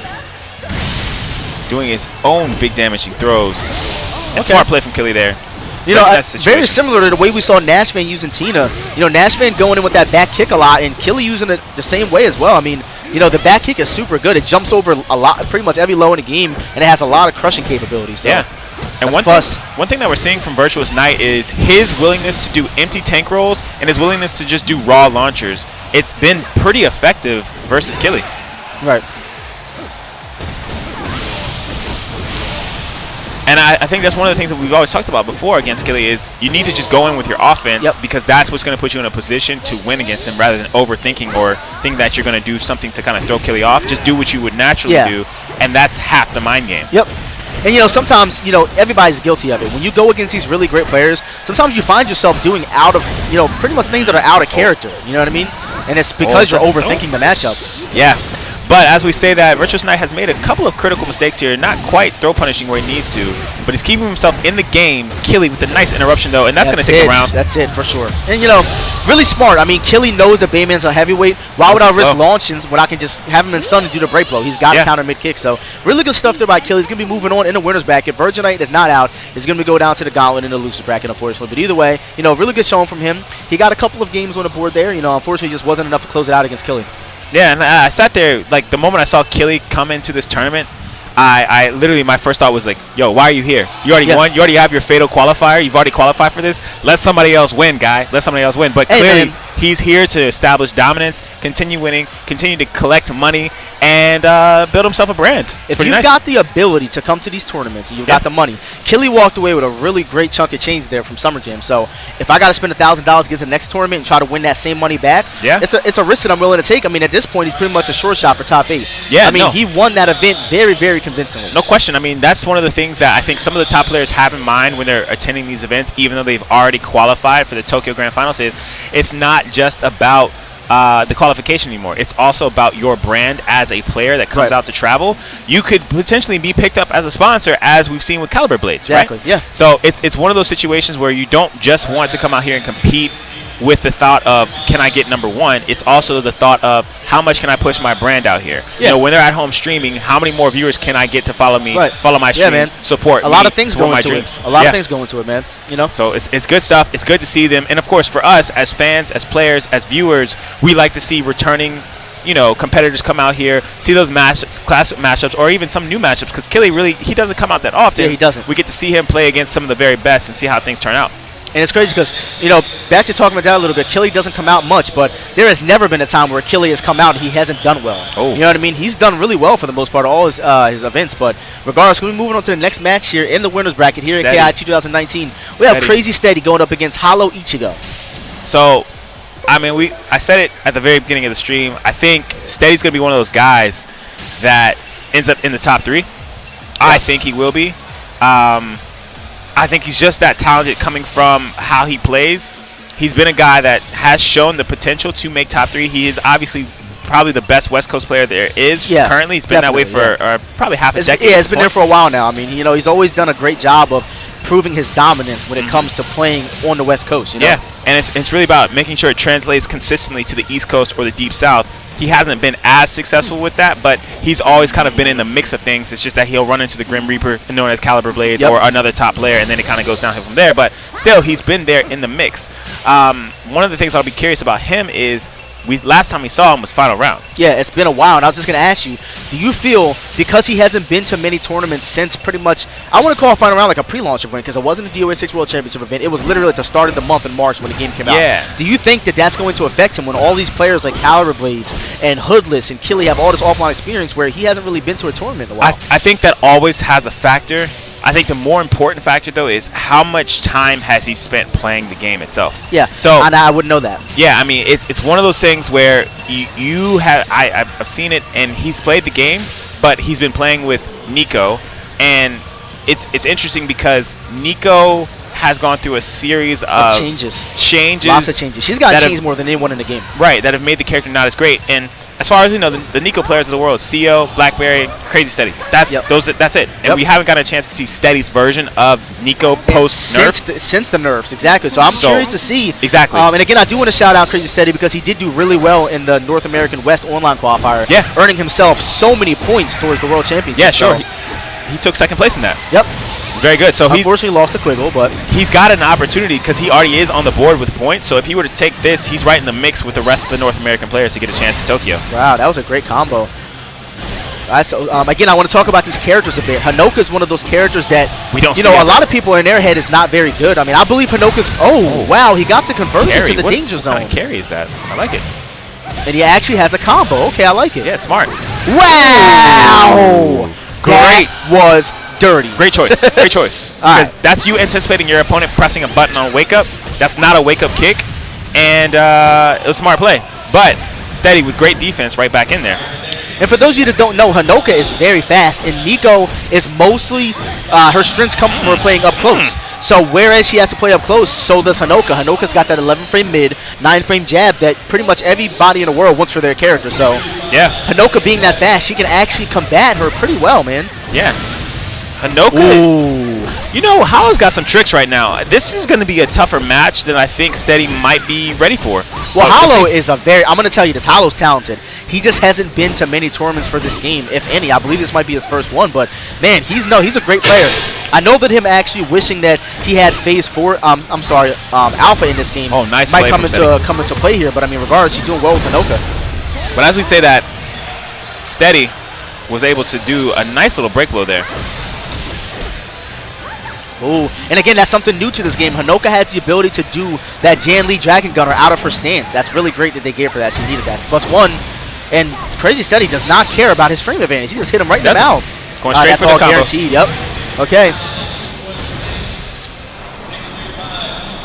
All right, that's going to do about 40% when it's all said and done. Crazy Steady single 2 rounds. Hollow down to pretty much 20% life, and this could be it. I love it. Smart play. Again, that's something that we see a lot from the Japanese players. They like to put you in these crazy stuns, and they know you have the meter. What am I going to do? I'm going to watch you hold. I'm going to take that easy throw because it's guaranteed. If I'm watching you hold, the active frames on the hold is going to get grabbed. Yeah, so. I mean, it's such a great stun because it's not like it's a lift stun where you can eventually shake out of it and then go back to neutral standing. It's one of those stuns where if you don't hold, you just fall to the ground. So putting a throw on the screen is the best option, and because you don't take any damage. There's no way you're going to take damage. Yeah, for sure. So again, I expected this. His Hanoka did well, but I think that he leans more towards Murray Rose in this game. It's his main because he doesn't have that alpha to be able to use. And can I also say, though, real fast, you know who's wearing the glasses in this match? The person that's down 1-0. That's -3, right? Yeah. So real quick for you guys on stream, Hollow actually didn't win that last game. Crazy Steady won that game. So he has 1 game, and Hollow has 0 so far. Okay. So Crazy Steady getting that mid kick hold, and Steady is really starting to feel himself. You can see he is, because when Nico players start doing that I'm gonna walk in your face stuff, that's when you know they're feeling themselves. Yeah, I mean, when you open up with a 15-frame attack like that, it's one of those situations where the Nico player is feeling pretty good. Nice crush again. Ooh, a nice interrupt, recognizing the string, recognizing Mary Rose's vulnerability, and he's getting a lot of mileage out of that crushing mid kick. I think this might close out the round. No, it doesn't. No, because he didn't get the wall damage. Wow. Yeah. And there's that punch to end the round there. Steady. Yeah, that was close to a great again. I think that Hollow should have stuck with Hanoka in this matchup. I believe that she would have done much better. I think Hollow just wanted to get off the stage, and it's not looking good right now. Nice hold. Wow, that was a crazy. But you know why he held that? That was actually a really good hold. Yeah, he had to. Oh, and that's this a dead should be character. it. Up punch. Drops it, and And that was nice risky. fuzzy That was from Steady. And that's what I'm talking about. That's why I feel like Steady's one of those players that you got to watch out for. Has a great chance for making top 3 because his defense, he's blocking his ankles. I mean, there's no doubt that Crazy Steady is good at the game, but it's just how good is he? We haven't seen him in so long. Yeah. You got to kind of question, like, does this guy still have the You see the ability glasses, to compete? Oh, no, you see him. You see him. You see the glasses? You You see see him. he was taking those L's when they wear glasses, right? Yeah. Okay, I just want to make sure we're on the same page. No, I get it, man. You're under the impression that if a player wears glasses, they can't win. Hey, I don't really agree with that. I think that that's a state of mind. No, man. I'm not saying that they can't win. I'm saying if you walk onto the stage with aviators, it means you're not fully engaged because you focus on the aviators and not necessarily. I'm just saying. Right. I mean, honestly, I'm if you just wear a saying. pair of glasses, sunglasses, you're not going to be able to see that well. Oh when my you look God, at it's the because you have screen, so. glasses on. This is why you're defending this. I wear glasses No, too. Bro. these are Those aren't real. These are That's hipster what- glasses. That's what you just told us? These aren't even prescription. You trying to style out for the Yeah, stream? but I'm trying to style, man. You already know I don't wear Oh my glasses. I got gosh. contacts. Light skin man. mode You know what I again. mean? It's No, crazy. that was It's not a crazy. light skin moment. That was not a light skin moment. Oh my God. You take the cake for light skin moments. So I What? don't even want to tell them about what you've been doing all What, week. what have I exhibited that caused the light skin? I'm gonna tell you guys. You guys see the shade is literally a shade lighter than me. What? So shade takes the light skin award. It doesn't all even day. make sense. It does make sense. Makes All right. no sense. But what we do have, what does make sense, is Hoodless on stream because he's one of the top players who's expected to do very well in this tournament. Yep. And who's he going against? I can't see the player. I'm actually not familiar with this guy from his looks, but if I see his name, he might ring a bell. I mean, this is the beginning of this pool, so I think this is probably Hoodless's first match. Yeah. So it's the way the pools are seated. Of course, top players generally are considered the favorites, and so I think this guy's considered probably a lower seed, but we just don't know his name yet. Yeah, and we don't know if this could be just his first tournament this year. Yeah, we'll find out very soon. As soon as he picks up the sticks, he's going up against one of the best. So how he responds by getting hit is going to be very interesting. All right, man. Because we know Hoodless is always ready. He is, without a doubt, in my mind, the most prepared player. Yeah, for sure, definitely. I agree with that. He's always on point with his preparation. I don't ever see him. We don't ever say, oh, he doesn't know that character matchup. That's why he's losing. Well, look, this is the thing about Hoodless and something that, even to a lot of other top players that they don't do, at least out in the open. Hoodless does stream a lot. Make sure you guys check out Hoodless stream on Twitch. But Hoodless labs. He is a lab monster, not only in DOA, but Street Fighter and the other games he plays. Hoodless is a lab monster, so if anyone's going to know a matchup, it's going to be him, Yeah. All right, man, we're jumping into this. I haven't seen the name yet, so I'm not familiar with the other player he's going against, but we see plays Helena on the and screen. that's a tough matchup to go against. Oh, Hoodless that's knows butt check. For sure, for sure. Button check. Okay. All right. We got a button check coming. And again, Team Ninja did announce that Momiji is going to be coming to the game. I'm curious to see who's going to pick that character up because, as we already asked Master, Momiji is going to be legal at the next event at TFC. Yeah, I mean, and guys, if you're sitting at home thinking to yourself, you know what? I want to do an event. I want to go to a DOA 6 World Championship. The next event for offline is actually in Raleigh, North Carolina. It is the Fall Classic, and that is going to be taking place October 3rd through 5th. So if you haven't already, go online, pre-register at thefallclassic.com, or go and pay those extremely other prices for online or in-person registration. You don't want to, trust me, guys. Don't recommend you do not want to do an in-person registration. Not only is your seed going to be the worst that you can possibly get because they're going to put you in a pool full of sharks pretty much at that point. You're going to be, your pockets are done after that. Yeah. Trust me, I've paid $100 for a late registration. You sound crazy. Don't be me. You sound nuts. Don't be me. that guy. All right, let's get into this. So, this is Shinlad. I want to say this. Yes, Shinlad. This is Shinlad. Shinlad is pretty You recognize good. the spins. Yeah, as soon as I saw his movement, I knew who this was. So he's you a said streamer. you said he's pretty good, but he and took he's like a Street flying Fighter. kick to the face. He's a Street Fighter player. So I want to see what he's going to do. This guy, do Nice not circle. count Shinlad out. I'm going to tell you that. So it's interesting, like the choices players make when they're sitting on top of the firecrackers, because he could have converted that into a lot of damage. But I don't think he expected that back turn forward punch to wall splat. So. for sure not. And Hoodless is gonna get some good damage here. Beautiful. Reverse the Nice. situation, put him 35% right there. back in the firecrackers. And you see Shinlad is playing around in him, and that's a natural combo counter. Nothing you can do. Yeah, unfortunately, that was it. Okay, so Hoodless is going up 1-0 in the set. Shout outs to Hoodless's sponsor, Cody. And believe it or not, Cody is actually a brand that Alan Paris, a.k.a. Lucky Loops, actually runs himself. So shout outs to Cody, man. Yeah. Alan Paris didn't do as well as he wanted in this tournament, but it's not stopping his brand from doing very well through Hoodless right now. Hoodless putting on a great show. He's a break blow to kill. He is. So that's one thing I love about Hoodless, and I'm seeing a lot of other players doing it. if they have the ability to kill with that meter, they're going to use it. Like, if you can kill the dude, why not just use it and go up 2 rounds? Because now they got to work all that, pretty much put all that work in to be able to come back. For sure. And one thing that we haven't talked about a lot that's interesting about DOA 6 is, like, after the break blow, you get those guaranteed hits in open space. Yeah. It's kind of crazy because, you know, some of the other characters that have down throws, like your Mila's. Like and Mila, your yeah. If you go into an invisible wall in a corner, she can actually low throw you for free. Yep. It's nuts. Nice Yeah, sidestep from Shinlad. So, I mean, as you can see, Shinlad is fighting back here. I mean, it's Hoodless, but he's doing really well against this guy. That's plus. Surprised we saw Hoodless get hit by that. That's usually something that Hoodless ducks on reaction. Yeah, I think he got caught pressing another button. He didn't expect that to come reach him. Nice sidestep again. Can he convert it? Looks like he is. Nothing in the background. But Shinlad, he's playing like a smarter Yane, and we just saw Yane do so well at the Tokyo Game Show tournament hours ago. So she's definitely a character that's in use, that is known to be able to do great damage, has great defensive options. She's just a great character all around. Yep. All right, so we see Hoodless here already sitting on an entire bar all over again. Yeah, and that's going to do it. I mean, honestly, dude, like when you're going against a player like Hoodless, man, like, you know, it really is unfortunate that he's got to fight Hoodless right now, but we just saw that Shinlad has the ability to play. I mean, he took a round off of this guy, and Hoodless is one of the best players in the entire world right now. You know what I mean? No, he is. Coming off of his second place, again, second place as CEO and second place at Summer Jam both. So, you know, it's really interesting to see a player like Shinlad be able to come out here and do pretty well against a player like this. Yeah, I mean, Hoodless is on the cusp of some great things right now because he's a player that has come in second place at both Fatal match qualifiers. So instead of getting that normal 240 points, he actually gets the full 400 points. Yeah. Because the other person that wins the tournament is already guaranteed a trip. Exactly. So you don't actually give that person the points. So let's just say hypothetically, Calvin Blades gets first and Killy gets second. If Hoodless gets third, he's getting that maximum amount of points because those players can no longer earn points. They're already qualified. Exactly. Yep. And I think the way the math ends up working is you get a guaranteed spot if you get close to, I think it's either 1,000 or 1,100 points. So if you get that amount, you're pretty much good to go. And Hoodless is really far up there on that leaderboard, man. Yeah. So he's locked in. He's been to every single North American event so far. Yeah, I mean the battle is really between like the 3, 4, and 5 seeds. Yeah. Like with your Electrified Man, Quiggles, Man, Rakudos, all those guys are really battling it out for a spot. And it was very key for Rakudo, in fact, to be able to beat Quiggles because he's one of the people he's trying to catch. Sitting in top 8 winners. Yeah, sitting in top 8 winners. And that is a huge game changer because we have not seen Rakudo play that well yet. All right, so back to the match here. Hoodless getting that throw on the screen to reset. There's the throw again. This reset is so dirty. Shinlad looking completely lost. Shinlad pressing buttons. He wanted out of that situation. He had to do something. And I like the choice from him because it was literally a raw launcher that got him big time damage rather than a deep stun. Ooh, nice throw on that string there by Shinlad. Yeah. That was safe, but I think it's -7, so. And again, he's going for launchers in those situations because he feels like Hoodless is going to press a button. And so far, the last 2 times, he's been right. Hoodless. Wow, did that work?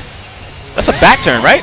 And, you know, it's crazy because Shinlad does not know. He didn't think that Hoodless was going to duck that string on reaction. But if you duck Ayane's forward 4 kick, back kick, that advantage string, you can actually do a fatal rush and take her entire back, which is what we saw Hoodless do. But he did a break hold out of that situation. I didn't think you could do a break hold if you were back turned on it. I don't know. I think something happened in between there, but you might be right. I'm going to have to play that back because if you are back turned, you can't use it. Yeah, you're right. Yeah. Yep. It was a little quick. We'll see because that was a bit strange. You know what I mean? But even as we say that, Hoodless moves on. He's looking pretty solid. He looks like the guy we remember from Summer Jam. Which, if that's the case, look out for everybody that's not in Grand Finals. Right. Yeah, man, for sure. I mean, either way, guys, you know, this event already, as you can see, has been crazy, and we're not even at the top 8 yet. Like, there's been some crazy matches. You know, obviously the last pool we had Black Moon going up against Lucky Loops and ended up taking him out. You know, there's been some upsets. Stoic Nashvin is in top 8 losers. Yeah. At his first event, top 8 losers. Yeah, I mean, that to me, I think, was the biggest dark horse surprise. Right. Because that's been a place he's been trying to get for a long time, and the fact that he's there is quite an accomplishment. Top 8 losers is going to be pretty tough for him because, you know, Quiggles is there and as well as other players, but we'll see what happens. We'll see how it plays out. Never know, man. You never know. And that's the thing about DOA. Like, you know, sometimes when you watch other games, like, you're like, man, I already pretty much know who top 8 is going to be. Yeah, but you see probably the most upsets in DOA than any game because that's just the way the system is designed. Yeah. The fact that you got your stuns, the fact that you got the triangle system. Yeah. The triangle system itself is enough for a player that may not be as good as you to beat you. It happens all the time. Yeah. That's how it is. That's how it goes. That's how it goes at the end of the day. But as we say that, we know what we're building up towards. So Steady moved on, Hoodless moved on. that is a crash course right there, folks. Yeah, man. If you're watching at home, they are going to meet each other eventually. I don't know who takes that. I can't call that either because they're both so talented. It's just too hard to call. But look at what we got in front of us. Wait, Electrified Man versus Mona Vanderwall. Because Mona was put into losers, which means E-Man's in losers. No. Mona beat Matt Ponton. Okay, yeah, you're Mona right. beat Matt I was about to Ponton, say. I was thinking about Hollow. That's right. You're right. Hollow got I was put about into to losers say that's bracket. crazy. Mona Vanderwall is going up against Electrified Man. So listen, this is going to be crazy because first of all, Electrified Man is a Christie. One of his main characters is Christie. Yeah, he knows he's Christie one in of and the out. best Christie players in the world. Where Mona is obviously going to be going with Christie. I know he has a pocket Tina, but it's just you can't call it, man, because E-Man knows his character like the back of his hand. But we've also seen E-Man lose to Quig with Christie. Yeah, no You know what I question. mean? Yeah. I mean, it's one of those situations where sometimes you're on, sometimes you're off when it comes to fighting your own character. But one thing's for sure is that E-Man's been in the lab. Like I personally witnessed this man. We played a couple sets probably last week online. Yeah. He's in a good place mentally. He's in a really, really good place mentally, and that's what you want to be when you're coming into a tournament. You don't want to be shaky on your combos. You don't want to be shaky on your ability and timing of anything when you're fighting any opponent, no matter what. And he showed that he's in a very good place. So Yeah. they're gonna go through a quick button check. I don't know who we're gonna see from E-Man because when we were talking, he's got a nice melee that he's really, really working hard to turn into, One of his top characters, yeah. character. And then, of course, he's got his staple, Christie. He's got, Helena. He's got Kokoro. He's got those 4 characters that are kind of in his Rolodex, if you will. It's just a matter of how comfortable he is fighting Christie. Exactly. It looks like, and I'm going to tell you this. E-Man knows that Mona's good. Yeah, There's no way that question. Mona's going to go. E-Man's going to go into this and pick a And vice character he's not versa. comfortable with. And again, Mona knows who he's going against. So I'm going to call it. I think that this is just going to be just a straight up brawl, and I think it's going to be a very even match. I don't think we're going to see either player get 2-0. I'm here for hot takes and hot takes only. I'm saying E-Man's going to take this 2-0. You think so? All right, I want to see that happen then. That's what I'm here for. I'm 2-0 right now on my call, so we'll see what happens. I'm probably 0 for like 5. Yeah, you're 0 for 5, man. It's all good. It's all good. We're here. We're here for fun. We're here for a good time. All right, let's get it. So we're going to the lab stage here. Nice hold. Beautiful. He needed that. And that's the thing that Mona's going to have to be careful of is the fact that his setups for launchers, he's got to be mindful of because he knows E-Man knows the setups. Right, and again, we have obviously the names are backwards right now. Helena's actually going to be Electrified Man, and Christie's going to be Mona Vanderwall. So just so you guys at home are not confused. There is no black one on screen, and there's no 606 Nash on the Definitely not. Not with these characters. Right. Oh, nice trip, because that was going to be a problem. But either way, Mona was able to take that first round, and that's exactly what we expected from this type of matchup from these two players is a brawl, like you said. Yeah. No, it's going to be a straight-up brawl, man. You don't know who's going to take this because both of these guys are so talented. They know the matchups. Again, I do want to point this out. Mona is also a Helena player himself. They played the same characters. Yeah. I mean, it's almost like they train together. One thing that, as a Helena player, you have to be able to get used to is the fact that your initial offense and your initial defensive plan changes drastically throughout sets because Helena's more of a long set player. And you see how she went Did you under those see dead that punches. Bokoho duck? Oh, my Lord, that was Punching, dirty. though. And that's Yeah, a there dead it is. character. Guys, The duck under 4 mid punches, 4 straight ones. he just ducked under every single one of those 4 punches. That was so crazy. Ooh. There it is again. And I want to see, so obviously this matchup could go either way because, you know, Christie's most ridiculous strings is her 4 punches, her jabs. But none of that's going to hit Bokoho. So what does he got to do? He's got to use, you know, jack, sidestep, low kick. He's got to use down punch, punch. He's got to get in there because, Nice you know, Electrified Man knows this. Yeah, for sure. Again, a nice high counter hold. Oh, my from God. That E-Man did massive damage for a mid-punch electric hold. floor. He's going to take this round. So E-Man's up 2 rounds to 1 against Mona right now. He's looking like he's getting more comfortable fighting against his Christie. All right, so, and, you know, there goes Mona starting around with nice that Mona. down jab, recognizing the Bokoho. And I like the change up from Mona there because at first Mona was going with a little more of a standard set of setups, and now he's kind of mixing it up because he knows E-Man is looking to hold certain situations. And the more he can do that, the better chance he has of actually winning this match. Somebody's controller just we disconnected. got a controller disconnect. And it's definitely E-Man. E-Man's controller is disconnected. I think They're they're just going to play it out. Just playing it out. Okay. They're just going to play it out, okay. And I know Take that. 100% that definitely just stopped all of E-Man's momentum, and now he's almost dead. No question, but That either way, completely stopped his momentum. he would have lost that round if they had, you know, officially done it, right? Because at that point, it's considered a pause. Yeah. So it is what it is. It's glad that Mona was able to just play it out. Yeah. And E-Man, he's got to get his head back into the game, which he looks like he's trying to, but he's got to also get away from this wall. Can he guess correctly again? He doesn't. Taking big time damage here. What's the setup on Wake Up? Mona, mid punch is a lot. Ooh, Nice sidestep to get out of the way. There's the 20% by E-Man. Let's see if he can bring it back. Nice hold. High counter mid push hold from E-Man. And it's like E-Man just suddenly tried to power up here because he wasn't doing those holds, but he oh my God, that situation. Both players sitting on 30% Safe. right now. And here's the break hold to stop the break blow by Mona. That's not it. That wasn't high counter. Did you just see that go through the wake up kick? And that's that is the sort of tech that E-Man has been working on throughout the life cycle of DOA 6. He's posted videos about this. He's posted videos about how she can get around wake-up kicks in certain scenarios, and that was one of them. Look, I'm going to be honest. If I lost like that, I'd be kind of mad. Yeah, it gives you E-Man tech. That's what I'm calling it. That was some E-Man tech because he lost the tech just now. That was crazy. It gives you reason to pause, but that's exactly what we're looking to see from these types of players is that next level. How far have you taken your characters since Summer Jam, since CEO, since the game launched? And that situation gets you a whole round, gets you a whole game, and one of the most pivotal moments here at the DOA 6 World Championship. And I do want to point out that E-Man just won at a handicap. He pretty much lost the free round right there and still pulled it out against Mona. So wow, that was crazy. All right, we're going back into we're going to the sweat stage here. Yeah. Returning stage from DOA 5. And one of the things that a lot of people aren't talking about when it comes to Helena is the fact that her neutral game at the start of a round has dramatically improved because she has a 12-frame option. It's not just 13 frames anymore. Okay, nice there blocking. It is. There's those hand slaps on block. Nice. Gets that new throw there, that new Christie throw. Yeah, and again, safe. That's that situation that E-Man keeps putting Mona in. The thing that Mona needs to do is start holding that mid punch. You gotta stop. You gotta stop the hand slap situation and just hold it, get it off the screen, so that way you can get yourself in a better position. That high counter bounce. That looked like a DOA 4 bounce. I like it. Nice launcher here. Is he gonna get the close hit? He's gonna go for a setup. I like it. Oh, so, just out of range. And Mona and E-Man, believe it or not, have a very similar play style. They're very setup based. They like to go for those force checks, and it's very hard to get those in this game. But they like to go for them because I guess I feel like they give them more advantage. But there's the lift stun there by E-Man. Gets the forward punch. And it's like you said, it's about those setups. You see them both manipulating the stun system, so that way they're always usually at an advantage, even if they're whiffing a throw or attack. E-Man had a break hold there. To use that. He wants this round, but I don't know if he's going to get it. His back is against the wall. Nice sidestep from E-Man to get out of that situation. I think we're going to see E-Man send Mona to losers right now because Mona looks like he's losing the momentum that he had in the first game. Yeah. Ooh. All right, nice launcher. Wasn't able to convert, though.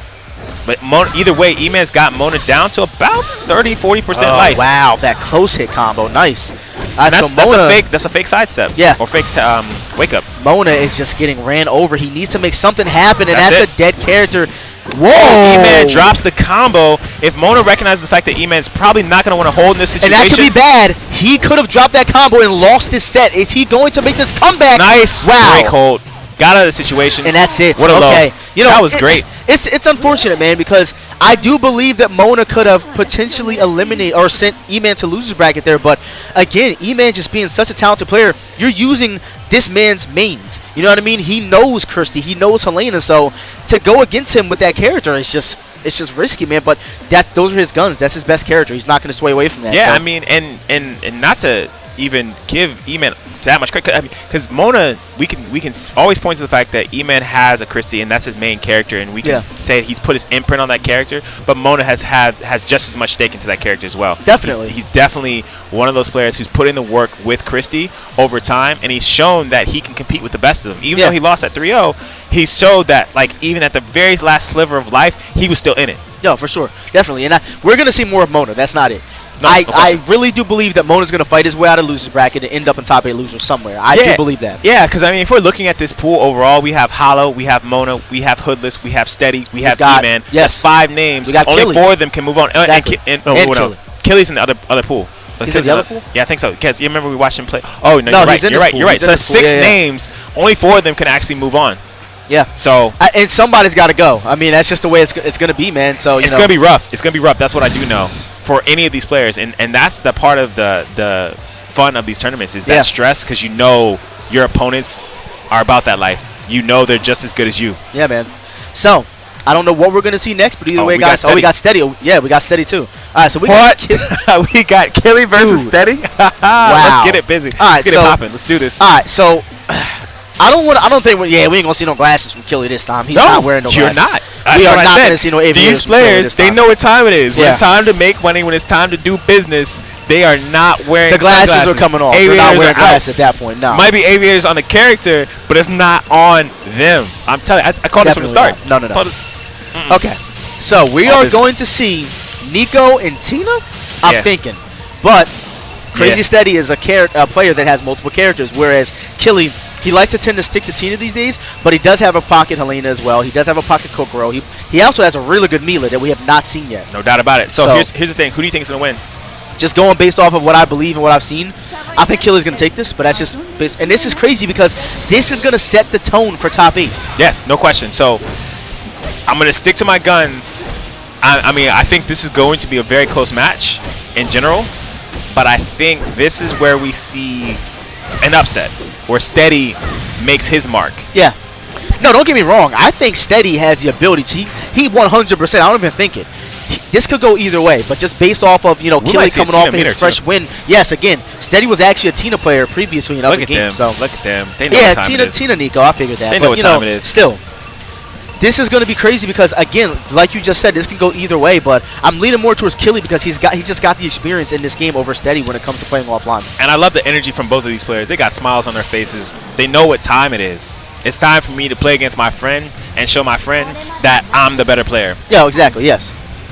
All right, we're going to the road race stage, and Nico starts the round with her back to the car. Ooh, Wow, and he's so just smart. and that right there. That's called your friends. Yeah. That's called we play online, and I know that you're going to start the round and hold because I'm faster than you. So. And you see, Killy's not even going for like the safe throw. He just went for the quick launch against Steady. Yeah. Ooh, and he's gonna get some good damage here too. Not gonna quite get to him. Oh, he might get him. He might if he the angle's right. Oh The angle is wow, right. he hit It's a that. dead character if he wants it. If he He's wants dead. it, it's a dead character. That is a dead character. Whoa! Props. Even still though, still gets around. I tell you Killy. what, Killy was not expecting that combo to drop. I promise you, he's practiced that combo multiple times. And that's one of the things that I like about Killy. He's one of those players that plays a grappler type of character, and he's willing to punch throw you anyways. Yeah. Don't see that very often. All right, so Killy on the board with 1 point here, up against Crazy Steady, man. That is not easy to do. All right, there's that back kick to stop the punch string. There's that safe throw. Is he dead? Boy. Almost. One more hit Almost. is going to do it, yeah. You never really know with that grab because it just does so much.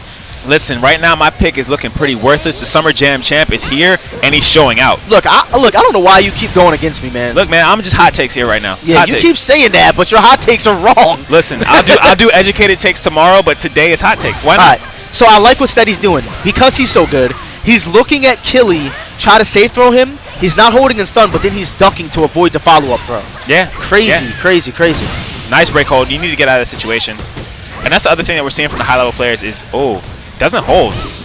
I think Killy knows that's one of Steady's setups is to do that like deep stun where you're falling and then try and catch you. Again, Killy not willing to hold there in that situation. Knows he wants to take this round. Doesn't want to extend it to a fourth because a fourth gives Steady an opportunity. So again, Wow. Killy, again, his success rate with that move It's is hitting like, every time. Yeah, it's I want to it's say gotta be 100% because how many times have we seen people duck at least higher than 80%. I'd say 85, 90% with the Yeah. Shining Wizard. It's hitting every It time. was pretty convincing. And But we I saw also- Nash fan do it Yeah. all day earlier. You know what I mean? So it's a great pretty move. good. Nice duck, nice fuzzy from him. He knows it's a high attack, knows it's a high launcher. Okay, gets that plus frames there. Ooh, Wow, no did you see the punishment. free step from Crazy Steady? Wow, Yeah. okay. Good stuff from him. Nice, gets the punch Nice sweep. sweep there, but Crazy Steady. There's that new throw that has been nerfed more than anything in DOA history. Yeah, no question. And Steady with the nice pressure here. He's keeping it Wow. on Killy. Killy didn't know what to do there. Went for a throw to try and punish, try and get himself out of the situation. Loses the round there. But again, Killy so smart with his punch, throw mix-ups. Yeah. His success All right, rate on this stuff there's is that out of back control. kick there. We see so much. That Again. 15 frame back kick. Shining Wizard is hitting every time. It's That's crazy. And So Killy look, Steady's evens it up. still in this. Yeah. Steady's still in this. He's on the board with a point. He's got a full bar sitting next to Killy. This could go either way, man. It could go just either way. seems like Killy is having to work far less than Steady is for his damage. I mean, let's take a look at their massive experience. You know, Killy obviously, nice Killy punch. and Blackberry are good friends. They play all the time. Killy and Steady are good friends. They must play all the time. Steady plays Tina. He knows this character, Yeah, no question. No and it's question. showing. They know the characters. At this point, it's just about execution and out mind game and putting in the right mind games to outsmart your opponent. Yeah. All right, so that's gonna hurt. That's Yeah. 20%. There's no guarantee after that. Ooh. And Caught him. Again, That's I feel like that's the steady special right Yeah. there. Again, you keep seeing that deep stun. He's looking to throw you 90% of the time. And that Nico back ace plus K is a dangerous move. No man. question. That move right there That's is punishment. dangerous. What's the mix-up? Goes for a throw. That's plus. What's the mix-up? Back Catches punch, him. down kick. That's unsafe. Beautiful punish there by Killy. This the runaround throw there. Tries the Oh, offensive hold. Killy with the low hold. Okay. you don't see it often, You don't. but you know when players are low holding, more often than not, it's one of those things where they're a little nervous. Yeah. All right, so Crazy Steady really looked like he's in Killy's head, but as I say that, Killy's fighting Ooh. back. That's death. He's That's a dead. round. All right, so So- Killy 1 round away from sending Steady to losers bracket here at KIT 2019. And remember, the winner of this is going to more than likely the top 16 or top 8. Ooh, nice hold. Okay. Yeah, you're nice correct. throw. This is the second time we've seen both of these players. Yeah. Yeah. That's actually safe, I believe. Look, I'm not sure why that throw is missing. I think it might be because of the frames. He might be using the fast one. Nice getting out of that situation. Good damage because Nice she's a giant swing. lightweight. Yes, giant swing every time. That's God, going to that's do so crazy. about 30%. Back Nice kick ball, to jump Jay. over the wake-up kick. And he caught him hitting the button. He's not dead yet. And that's a dead character. Whoa. And Dude, again, Killy 2-0. that happened so fast. First Crazy. of all, let's talk about what he did. He did the back forward punch, got the close hit, got that half wall splat there. Instead, he got right back up and got dropped on his back. Crazy. It all happened so fast. And they got smiles because you know, like at the end of that match, it was a run-up jab and let me throw you. The Yeah. success rate on that was wild. Look, man, they're friends, right? Like, we already know. Yeah. They're friends, but no friend likes to lose to another friend. Yeah, I mean, at the end It's of the not day, a good feeling at all. at the end of the day, they're both competitors. Yeah, for sure, all day. But for sure, they definitely had a great time up there, putting on a good show for us. I think when you're looking at the match itself, Killy had established something that Steady just couldn't adjust to, and that was Right. the punch throws. Like, the punch throws punch were grabs are just good, yeah. on point throughout the entire set. Because you got to think about it. Tina being a grappler character, she's got that 6-frame forward throw, whereas regular striking characters have the 7-frame forward throw. Exactly, That one exactly. frame, honestly, guys, when it comes to punch grabs, plays a huge role. It feels like you're getting sucked in by the throw. It's For crazy. sure, Yeah, for sure. all day. So either Great way, set. Crazy Steady's going to lose the bracket. We're going to see him again later on, I'm sure of it. Probably going against Mona, trying to get out. Yes. So if we see that, that's going to be crazy. Yes. Kelly's moving on the winner's bracket, coming off of his win at Summer Jam, securing his spot going to Japan, and he's already working his way to top 8. Look, if he's man, not in top 8 winners already. He's just taking money from people these days. That's Yeah, all man. he's doing. He's building his brand and taking money right now. And shout out I to the respect it. esports stadium. We see them zoom in on that hoodie that E-Man is so graciously rocking. Oh my God, this match is gonna be crazy. Oh yeah, this is what we expect. So I think what we just witnessed was probably the match to get into top 8 winners between Killy and Steady. Yeah. So that means Killy's gone on to top 8. This also is a top 8 winners match, or top 16 going to top 8 winners. So the winner of this will go on to top 8 as well. So they'll be done for the day. When I look at this, and I'm not going to do a hot take here. Please don't, man, because you've been wrong. I've been wrong all day, all day. Because you said Steady was gonna beat Killy just now. No, I was predicting, not necessarily saying he was going to, because I thought that Steady had what it took. But when we're looking at this matchup between these two guys, they've played in 5. They've had some battles in 5, like straight up battles in 5. They haven't had as many battles because they haven't had a chance to really run into each other in 6 like they should be. But they've run into each other a couple times. I think for this match, it's going to come down to the character selection. Of course, as always, the theme for E-Man. Who is he going to pick in the first game? Right. I think if he goes with Mila, he has a great opportunity to take out Hoodless. I'll tell you this, Mila is a great pick, and the reason why is because of her forward grab. Yeah. We all know that Hoodless is probably the most defensive and well-rounded player in the community. But that probably forward the throw is a most problem. defensive player, yes. Forward grab is automatically going to turn Hoodless into everybody else. Am I going to forward grab you and stun you? Am I going to forward grab you and grab you again? It could go either way, and that's why Mila is such a great character, because she has that forward grab, whereas Hitomi has it as well, but Hitomi doesn't get a guarantee after hers. Every time Mila forward grabs you, she gets that standing kick into frame advantage. You have to take a guess. No question. I didn't realize Tina does those hand slaps during her fatal Yeah, rush. she slaps you Crazy. like 10 times right in the mouth, and it's not cool. I'll tell you that. It hurts. It feels disrespectful just It watching. feels disrespectful. It sucks. But either way, man, we're gonna be jumping into this match. Who do you think we're gonna see? Rig and Christy? Rig and Helena? I want to see Mila on the screen. Me too. Who do we think we're going to see on the screen? I think we're going to end up seeing Helena. Yeah. I do agree with you with the Mila pick as well. I think Mila's a great character to use against Hoodless, because again, the key to beating Hoodless is to get him to stop guarding. Yeah. But you know, think about Hoodless's mindset. He's thinking, you got to stop grabbing me sometime, because I would much rather get thrown than counter hit. And obviously, everyone knows that. Exactly. Mila, it takes about 12 Mila forward grabs to kill you, whereas it takes one lift stun to finish you off. You know Exactly. what I mean? So I understand where his mindset is, but we're going to be jumping into this. There's that 12 frame up kick. Trying to challenge immediately with that 12 frame, like you said. Yep. All right, so we have Electrified Man's going to be using Helena on the left, and Hoodless is going to be on the right. Hoodless. Is he going to get the boxes? No boxes. Okay. Boxes. If he had done a side step, he might have been able to get Might have, yeah.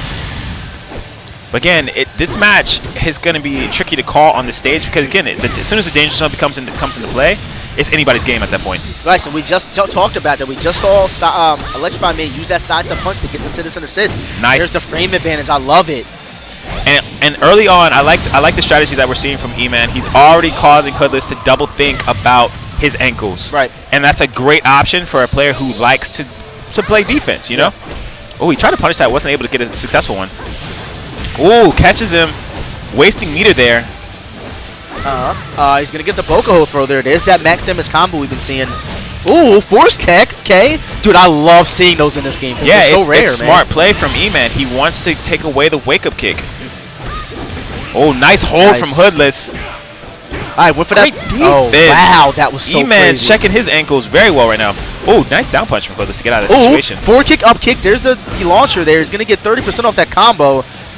And nice run up and throw. It's not going to kill, though. And E-Man got caught hitting the button after that -9. You are -9 after and E-Man disconnected his controller again. He's got to plug it back in. Are they going to play it out? If I'm Hoodless, I'm putting buttons on the screen and beating you down until you can get it together. I think Hoodless said he wants to take this round. I think Hoodless is going to take the round. Yeah. I mean, because at this point, this is the second time that we've seen E-Man have some type of controller issues. E-Man's on guard. It's really unfortunate to see it, but, you know, it is what it is. I think what E-Man needs to do is probably check the wire that he's using to plug up his PS4 controller. Yeah. Because that's probably what's happened contributing to multiple him. times, so it's got to be something going on with the way he's setting Someone's got to his tell controller him that after this match. You got to just check that wire. Again, just so you guys know, the names are switched right now. Rig is going to be played by Hoodless, and Electrified Man is using Helena, just so there's no confusion at all. Yeah, for sure. There's that 17 frame. I want to talk about this 17 frame low sweep that Rig has access to while he's standing up. Yeah. Such a great move. And that really, like the controller disconnect, you could tell it kind of broke a little bit of E-Man's momentum. He's got to get himself away from this wall. If he can do it and get back in the game, you know, he can give himself a chance, but it's just it's tough to see right now. I don't think he's going to be able to do it. Dude, that 17 frame low sweep is just destroying nice. legs. And this right here, can he get the big damage? What's he going to go for? Nice sidestep. Oh, my Lord, the defense. Did you see that? That was a nice exchange. Smart. If you were E-Man, would you have used the meter right there? I would have, but I'm a meter person. I like to burn my meter regardless. I know. I know. Trust me, I figured that out today. This man had no life left using his meter. I'm like, this dude. Listen. And he was coming back. Yeah, I like meter. And in that situation, you go for it all. You go for broke because you have, like, you're one hit away from losing. Yeah. That's my mindset, though. All right, we're jumping back into this, going to the laboratory stage here with the servers. And, you know, it's actually crazy. Something that they changed drastically, and it's been so long, but you used to be able to combo someone and hit him into the servers and combo again. Yeah. They completely got rid of that. Yeah, it was doing crazy amounts of damage. Yeah, it was actually ridiculous damage. You're right. Yep. Oh, smart play. So everyone knows Hoodless likes to use a mid-kick launcher there. He went for the high kick, thinking that E-Man was going to try and hold the mid-kick. Got some good damage from it. Great adjustment from Hoodless. Also a nice hold here. No, it wasn't high. Not a dead character. Great defense. This could be a real problem for Hoodless. Ooh. I don't agree with E-Man rushing into Hoodless's face like that. That was so risky. Well, I also don't know what button he pressed there because he got hit by a mid-punch. It looked like he was just dashing and got hit. That's what it looks like. All right, so, you know, again, I want E-Man to understand, you know, he's got to make something happen because Hoodless is already up 1-0 in this set, potentially about to send E-Man to losers bracket here at KIT. Yeah, and one thing I do want to see E-Man do is start living and dying with those max damage combos because I'm not sure that the force techs are working out for him in the way that I mean, at this point, you definitely want to just stick to your bread and butter combos because you're losing out on so much damage with those setups. And that was a true mid. Didn't matter if Helena was trying to duck or not in her stance. Got through. Hoodless was able to take that round. He is on match point, ready to rock going into top 8 winners. Yeah, we'll see if E-Man can mount something. All right, that's Hoodless going to with a nice hurt. safe throw situation. Nice 25% there by Hoodless. Let's see if E-Man can bring it back. E-Man's sitting on about 3 bars a meter right now, where Hoodless almost has his break blow. Yeah. And I think that Hoodless is looking for the launch into the break blow. If he gets that launch into break blow, he could potentially close this out right now. Nice down kick to launch him. Doesn't convert with that combo, though. Oh, good patience from E-Man. No one ever punishes that. Yeah, no one does. All right, beautiful. Great punishment again. Full bars of meter by both players. And E-Man's got to be very careful here. That's +1. Okay, beautiful delay. That was great. Is he going to burn that meter? No, he's going to save it. He wants the close hit. What's wrong with you? And that could have costed him. And he caught him break hold, and he's dead. Wow. He's still in it. So I look like an idiot. No, dude, it could have went either way. We both know it could have went either way. So I don't want to. I usually like to clown on you a little bit, but nah, it could have went either way. Yeah, it's crazy, but still, E-Man's holding on to that meter. And again, I don't like these setups that E-Man's trying to do because he's losing so much damage. Yeah, it's tough. It's tough, but he's got a mindset. He's running with it right now. Right so now it's looking like it's working. And again, a big change to Helena in this game. She can no longer do her old 3-3 from nice neutral. duck underneath. And she's able to go in with the jab into the combo here. Nice, beautiful 20% on that combo by E-Man. Nice sweep there. Ooh. Is he going to use the meter? He's not. Okay, 4-4 kick. He's going to hold on to it. Both players holding on to it. Wow, that's going to hurt. Nice break hold from E-Man there. And this is a problem. Dead. And I think no, he's dead. And just like that, Electrified Man 2-0 is gonna go to losers bracket here at KIT. Yeah. I mean, dude, that was good. I mean, I like the game plan from E-Man there. I think the one thing that caught him off guard was after he got hit by that low wake-up kick, he wasn't expecting Hoodless to get up with a low wake-up kick because he was stuffing those wake-up kicks so successfully. I'm telling you this, man. And it kind of switched it around for him. Hoodless at this point, I'm pretty sure he's looking to secure his spot in Japan. Well, I believe he's going to top 8 winners right now. Yeah, he is. That was for top 8 winners. Shout outs to E-Man because he's still in the tournament, but unfortunately he's in losers bracket. Hoodless is going to top 8 winners again. And I don't want to say effortlessly, but he just took that 2-0 over one of the best players in the world. Yeah, I think there were a couple factors that definitely contributed. My bad. No, you're fine. There were a couple of factors that definitely contributed. It was, one, the controller issues kind of threw off a couple of those rounds.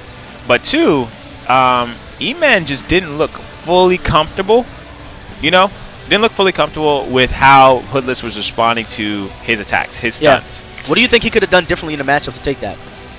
I would have liked to, like I said before, I would have liked to see more a focus on max damage combos rather than the force X. Right. I know that's like against his general strategy because he likes to manipulate the stun system. Right.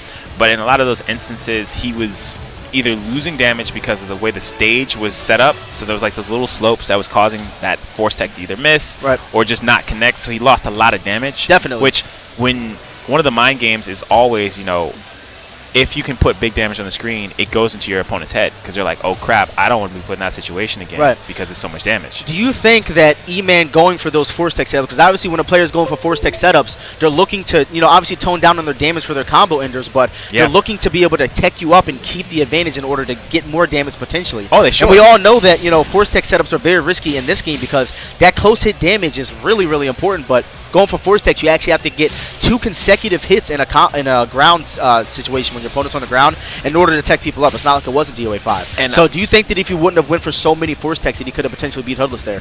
Yeah, I think so. And that's exactly why I've always told E-Man I think his best character ultimately will be Mila, because her force tech situations that she puts you in when she's trying to grab you off the ground against the wall, it always leaves her at advantage, which is exactly what he wants to be at. Yes, you want that. In this game especially with the ground game.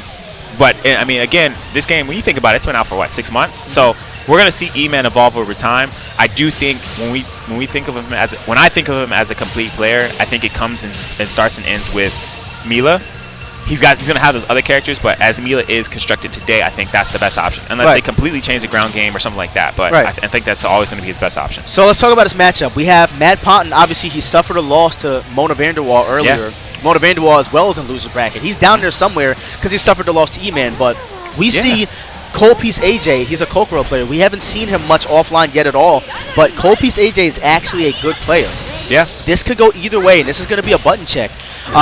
I don't really know where Coldpiece AJ's mindset is and where his experience is against Mai right now. Okay. But Matt is obviously a very good player because he was doing so well. The last match that he played, he was fighting Mona, almost took Mona out, but it just wasn't enough. Yeah, no question. I like it. I like what we're seeing. We're seeing a button check. So one of the things that's interesting, you can't see Matt's hands, but he's actually using a prototype arcade stick. Yeah. So it's a hitbox and an arcade stick built into one. I think he said it's an alpha stage, so it allows him to use hitbox controls, plus it gives him the normal arcade stick buttons, plus and that bad boy stick. is tournament legal. Okay. Yeah, he's testing it out. It lets you do some wild things, man. Yeah, for sure. And the hitbox is really great for 3D fighters. So yeah. we're jumping into it. I'm going to call it. I think Matt Pon's going to take this over Copiece AJ because, again, I want to point it out. Matt has always used Bass, who is a slower character. When you got a player who's coming from that slow of a speed character, a player coming from a character who's so slow, when they get on a character with speed, they just go crazy. Yeah. You know what I mean? Yeah. So I think we're going to see him take this, but I don't know. We got to find out. There's no doubt in my mind that I think Matt has the extreme advantage in this particular matchup just because of not the experience. It's just more or less the skill set of the player. I think Matt has a wider array of skills in this game than Copiece AJ, and I think it's just going to be one of those matches. It's a little bit one-sided. You know, but no, Copiece is talented though. I'm not taking that away from him, but I'm just looking at Matt coming off his momentum from playing that great match with Mona. Yeah. And just since this game come out, I mean, let's face it, Matt's been playing very well since he focused more on Mai than Bass. Sure. You know, I just don't think Copiece has the experience offline in order to take this, but we never know, man. It could go either way. We've seen upsets before. No, I think we're seeing it right now. We're seeing hands get thrown, and Copiece AJ is on the receiving end of those things right now. But I think that he can bring this back, man. I don't think it's gonna go. But just as I say that, I don't know what you're saying right now. I really don't know what you're saying right now. I don't really know if I can stick to those words because Matt is take this back as right he gets KO'd. It's crazy. All right, there's that down kick pull and grab, that guaranteed mid kick that Kokoro has. Yeah, that's safe in this game. So to one me, thing I want nuts. to point out, they made Mai's her kick ender for her kick cancels. Yeah, they made that one safe. And then they made this punch one unsafe, where in DOA 5 it was swapped around. That character? Yeah. Oh, no, he drops the didn't combo, finish that. though. And that's that not having that offline timing down right now. You think that's what that was? The timing? I believe so, because that grab is very crucial for you to finish. Yeah. Yeah, no question. But it's interesting. One of the things that I do want to see from Matt at some point is an evolution of his Mai, because I don't see too many differences between the Mai that we've seen him play in tournaments past and today. Yeah. And that's one of going to be the key. Oh my God! Did you see how much damage that just did? Yeah, and as I say that, my man Copiece AJ is fighting his way back into this. I think we might see. This is pretty much an upset. I mean, I'm going to call it like it is. This is pretty much an upset. Yeah, I mean, Matt is now on the receiving end. Yes, now as we say that, Matt is on the receiving end of those hands. Yeah. And I think Copiece AJ is here to play. This man is going off right now. Yeah. Nice break hold. Matt's like, I'm getting my ass whooped. I need to do something. There's the throw by Copiece AJ. Wow, there's the frame advantage, and there's the throw to finish it. Wow, okay. Yo, so Copiece here.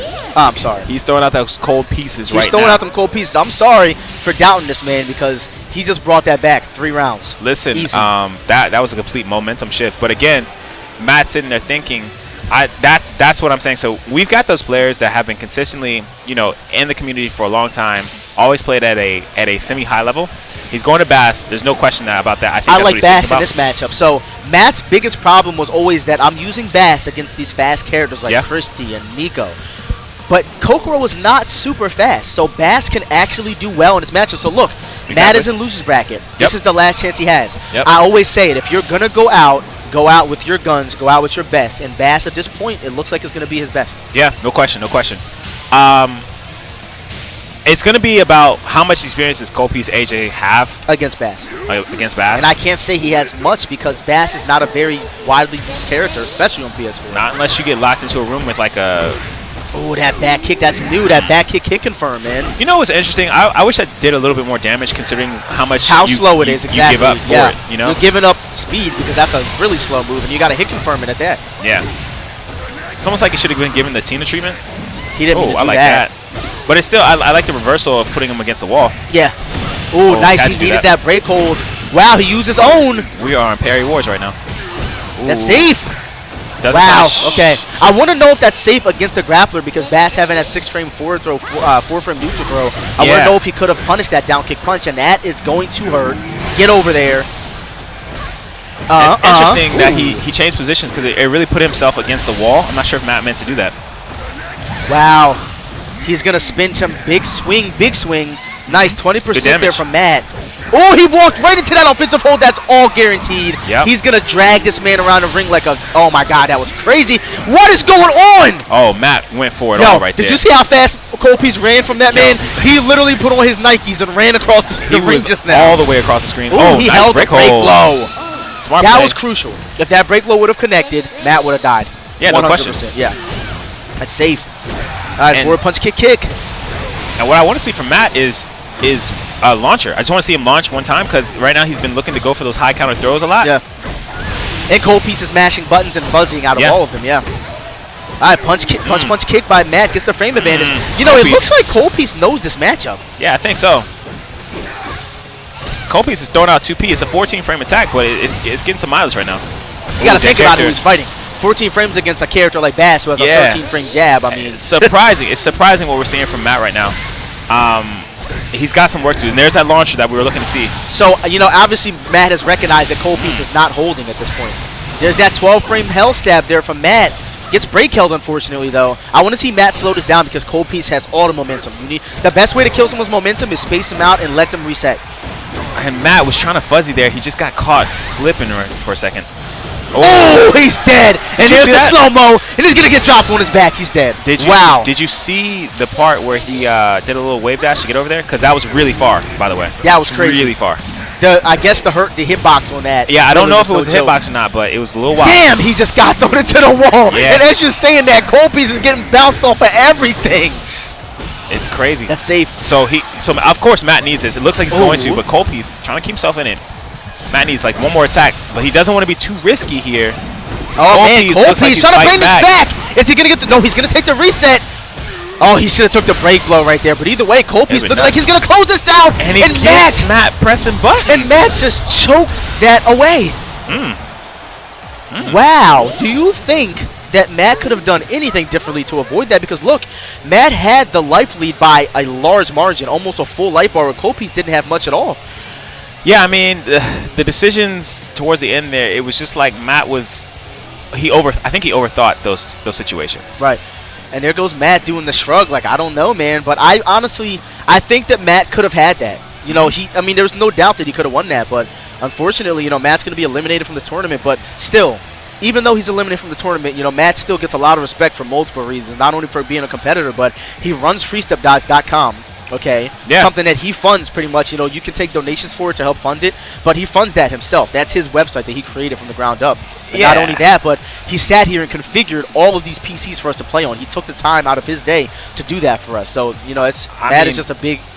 He's definitely a community member through and through, right. and he's here for the community. So, like you said, he does multiple things. I mean, when I was just looking at his match, it was just it boiled down to I really think he overthought those situations. Yeah. And it put himself in a really bad place. Because if you think about it, like you look at the last two exchanges, if he had reversed decisions, he wins both of those. So look, I want to talk about his next match, guys, because this right here, I would hate to be Cold Piece AJ right now. We're talking about a hungry E-Man who got sent to loser's bracket by Hoodless, who knows that if he wants to go to Japan, he needs to do well at this event, and he cannot lose to Cold Piece AJ. Yeah, so if that's the case, if Cold Piece AJ is here, that means Hollow and Mona got to be on the other side fighting each other at some point. Either off stream or we're going to see that match next. And then Steady somewhere as well. Oh, wow. So I think actually, the more I think about it, there's going to be a match between Steady, Hollow, and Mona before they get to E-Man. I think that's how it's going to play out. Nah, dude, the loser's bracket, I'm telling you. At the every North American offline event we've had, the loser's bracket is the place you don't want to be. Yeah. And that's one thing we were talking about, you know, the fact that we have 2 big pools instead of 4 separate ones, whereas we would have these players more separated, but it was done for a reason, and unfortunately that's just what it is right now, man. Yeah, I'm just thinking about like territories and whatnot, because you know you do the brackets based on priority for like the skill set of the player, and then based on their territory too. Yeah. I'm surprised that they ended up in the same pool like that. Yeah, man. I mean, look, when I see that, if I was a talented player like E-Man or Hoodless or Caliber, I would just say, all I got to do is come in here and wreck shop. It don't matter what pool I'm in. I'm winning anyway. You know what I mean? Yeah, I mean, well, the funny thing is when you talk to somebody like Hoodless, he's like, I watched my match and I know what I did wrong. So I'm going to go in there and do different. Do differently than what I did last time, for sure, man. It's definitely a refreshing thing. I think we are getting closer to the end because I don't even see too many matches actually taking place in our casual stations. Well, yeah, for sure. I think they're actually trying to push out the last matches on stream here. Oh, this is the last match. Okay. So there are obviously a lot of matches that were done off stream or, you know, for sure. But we're actually getting to that time limit now anyways, yeah. I don't know how I want to know if Steady actually made it. That's what I want to know. Well, we're going to have to find out. And obviously, you know, not everything is going to be shown on stream, guys. But please, please, please, to keep up with all the updates, check out the Dead or Alive 6 official Twitter page, because Master is doing such a great job of updating that for you guys and letting you guys know who's placing what and who's still in the tournament. And then, obviously, once top 8 is settled after the event's all said and done, you guys will be able to follow that update on the Twitter page. It's really hard to give Master compliments. Like, I realize that. And I realize it that. really is unfortunate because as I was saying that, I got a cold chill. Yeah, when I like, said Master's doing a great job, I felt a cold chill go up my body. Like, it's I hard. couldn't believe I said It's difficult. This man walks around here just, it's difficult to give that man compliments sometimes. It's crazy. very difficult. But I'm going to tell you this. Cold Piece has been on his phone for 5 minutes. He said, look, I gotta do work. So, Christy, Neela, I don't care who you put on the screen. I'm here to make top 8. I mean, he's a fan of the Rugrats. You know, that's actually a really Where are you taking that story? Oh, the shirt. Okay, yeah, I was like, what are you talking about? You thought I was just randomly talking about the Rugrats? Yeah, I was like, what? What's happening right now? This man is rocking the Rugrats hoodie. All right, I have not seen a Rugrat in years, but obviously he feels very strongly about them. Otherwise, he would not be wearing them. I got you. Stream. I'm with you. So now, that's free promotion for the Rugrats right there, even though the cartoon has been done with for years. I was going to recommend some type of medicine for your ADD. So you thought I randomly just brought up the Rugrats? That's actually I wasn't wild, looking man. at his shirt at all. I mean, we've been looking at Cold Piece on his phone, and there it is. Bam, we got my man Reptar over here. Let's get that. And for some reason, the dog, is it Spike? Yeah. Why is Spike looking? Damn, Cold Piece is sweaty. Yo, he's Spike. Is sweating Cold right now. Piece is dripping right now. What is going on? Yo. No, I'm gonna say he put some extra lotion on his face today. That's all because it's no sweat. He's not intimidated by E-Man at all. Nah, nope, definitely not. I mean, look, secretly he is. But and then you got a Rugrats hoodie on. You can't be scared of anybody, bro. Yeah, that's crazy. That just gives you the extra motivation you need. But to like win. you said earlier, I do appreciate the fact that E-Man's out here supporting Esports Stadium. He actually bought a hoodie. Yeah, and that's awesome. I mean, we need more of these stadiums. I can't wait for more of these things to be seriously, guys. popping up, man. If you are a tournament organizer, take notes. It's crazy because this event, when you walk in, your attention is immediately drawn to the actual esports arena. You know what I mean? Like, if you guys got to be here to feel it. Like, obviously, you guys are at home seeing the pictures and seeing the videos, but until you walk into this room and see this illuminating light that is the stage that these players are getting on, you will not know what it's like to actually be at one of these. It's just a great, really well put together event. So E-Man looks fairly focused. I think they're doing a quick button check right now. But most importantly, when we're talking about this, you know what character we haven't seen? Neo Tengu. You're right. And it's actually a shame because there's a lot of characters we haven't seen. It's a shame because Neo Tengu is a great character. Yeah. You know, a lot of people feel she's not as great because she's slow, but you got to think about it. Matter of fact, she has a 10-frame high punch. That is going to out-prioritize anybody who does not have a 9-frame jab. Yeah. You know what I mean? So it's actually like crazy. We have not seen a lot of characters. I'm just going through the list in my head. We haven't seen a Hayate. We haven't seen a Hayabusa. We haven't seen a Neo Tengu. We haven't seen quite a few. Yeah. Quite a few characters. I mean, there's always going to be those characters you don't see, and that's for every game. But you know, it's when you get down to the top guys, you already know the staple characters you're going to see. You're going to have your Nikos, your Christies, your Rig because of Hoodless, your Helena. For sure. You know? So, but Hayabusa, we don't see him so often, and he's considered one of the better characters. And thank God, because Master is banned from tournaments. We don't have to look at Hayabusa anymore. Oh, it's good. It's always good money for that. All right, so I'm just going to let you guys know, Cold Piece AJ can win this match. I mean, look at his defense. He has the ability to win this, and he's already on the board. I'm not gonna say nothing else bad about Cold Piece AJ, even though I wasn't saying anything bad before, but he's just really put on a good show today. Yeah, no, dude, he's good, man, for sure. Oh, there's the so he should have capitalized off that stun, but there's that. I think he just wanted to reset. Yeah. All right. The issue is, of course, if you go against try to reset E-Man, you can potentially get yourself blown up for it. That's negative 5 that Kokoro full punch or negative 3? No, negative 4. Negative 4. Negative 4. Okay, I was in there. All right. There it is. That's that box, and he's dead. He doesn't even need the combo. E-Man going up 1-0. Again, guys, this is our last game, unfortunately, for the evening, guys. Please be sure to check out Top 8 tomorrow. We're going to jump back into this fight here. There's E-Man going in with that up back kick. No meter use. E-Man so safe with not using his meter all the time. We saw that at Summer Jam as well. And one thing I want to know if Cold Piece is going to recognize is a lot of the force techs that E-Man is putting on the screen don't actually work. They just go through you to make you think it's a force tech. If you sit there on the ground, you have a great chance of just messing E-Man up. E-Man not biting on that. Cold Piece AJ sitting at about 10%. All right, so there's that 3 PPP Finishing or strings. 4 punch to close the round out there by E-Man. E-Man looking really good. I mean, Cold Piece, like I said, I don't want to count him out because I know he's good. He's blocking these strings, but unfortunately, he's not punishing them. Yeah, definitely not. Surprising. And you see E-Man saving his meter a lot for sidesteps because he knows in those crucial moments, I'm going to need to sidestep. I'm going to need to... Wow, and E-Man is getting popped in the face right now. Oh. Can Coldpiece get around here? Once Coldpiece establishes that he can get around, I think that then there's the round there. I think that's actually going to let E-Man know, yo, this guy might beat me. I got to actually tighten up a little bit. Yeah, I mean, one of the things that we saw was Coldpiece recognized E-Man was going to hold, and so he got a double damage on the Citizen Assist. There's that bound by E-Man. There's the Force Tech. Wow, that's going to do so much damage. He's going to get a close hit. I like it. And the Citizen Assist. Oh, he needed to do that. And E-Man ducking right underneath it. Crushes the high. And Coldpiece is looking like all she wrote, man. Yeah, that's a dead character. He's going to bound him. He's going to break blow. Oh, no, he didn't even break blow him. He didn't need to. He didn't need to. Okay, so Coldpiece, unfortunately, this is the gauntlet, as we say. I mean, E-Man knows what's on the line. He knows that he needs to place at least top 8. Yeah. Because you don't get points until top 16 gets paid out as far as points go. No, they don't. Top 16 doesn't get points? No. I could have sworn he got awarded points. So he needs to get top 8 to get these points. Yeah, he needs those points. Unlike, you know what? I think top 16. You've been right all day today. I'm top 16 gets, but they get very little points. But regardless, it's like 10 or 20. The points that E-Man needs to be able to go to Japan, he needs every point he can get at this point. Because he's competing with Hoodless, he's competing with Rakuto and Quiggle. He's not a guaranteed spot at this point. Yeah, like it's looking rough at the moment for Coldpiece. He's dead.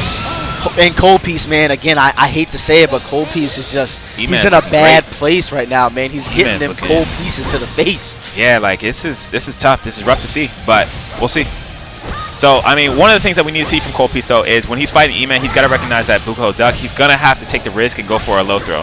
And Kokoro has a phenomenal low throw because it gets her a free stun mix-up. Oh, charge punch. There it is, 30% by E-Man.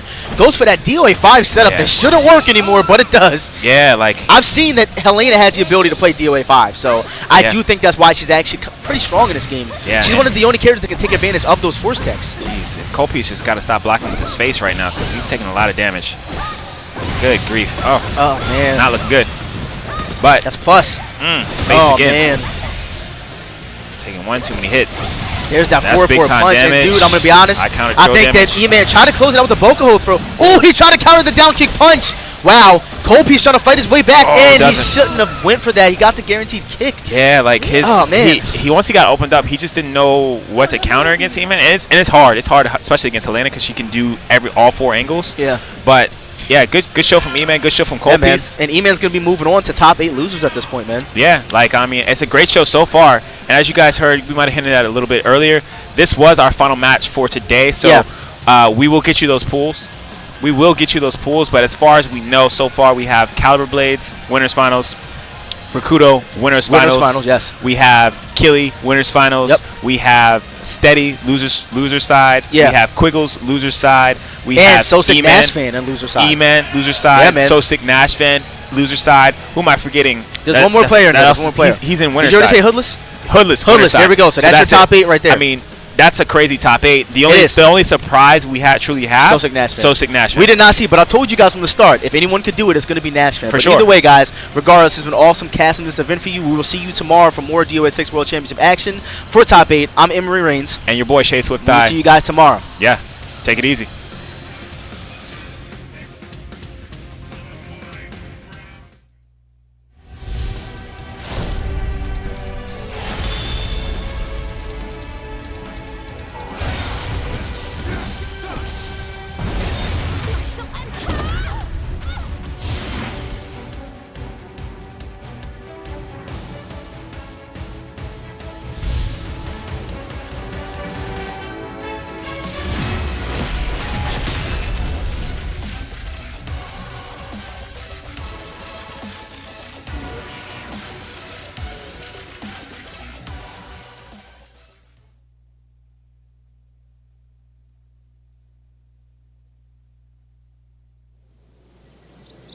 As a Dragon Shrine Maiden, I will do my best. I'm ready to fight!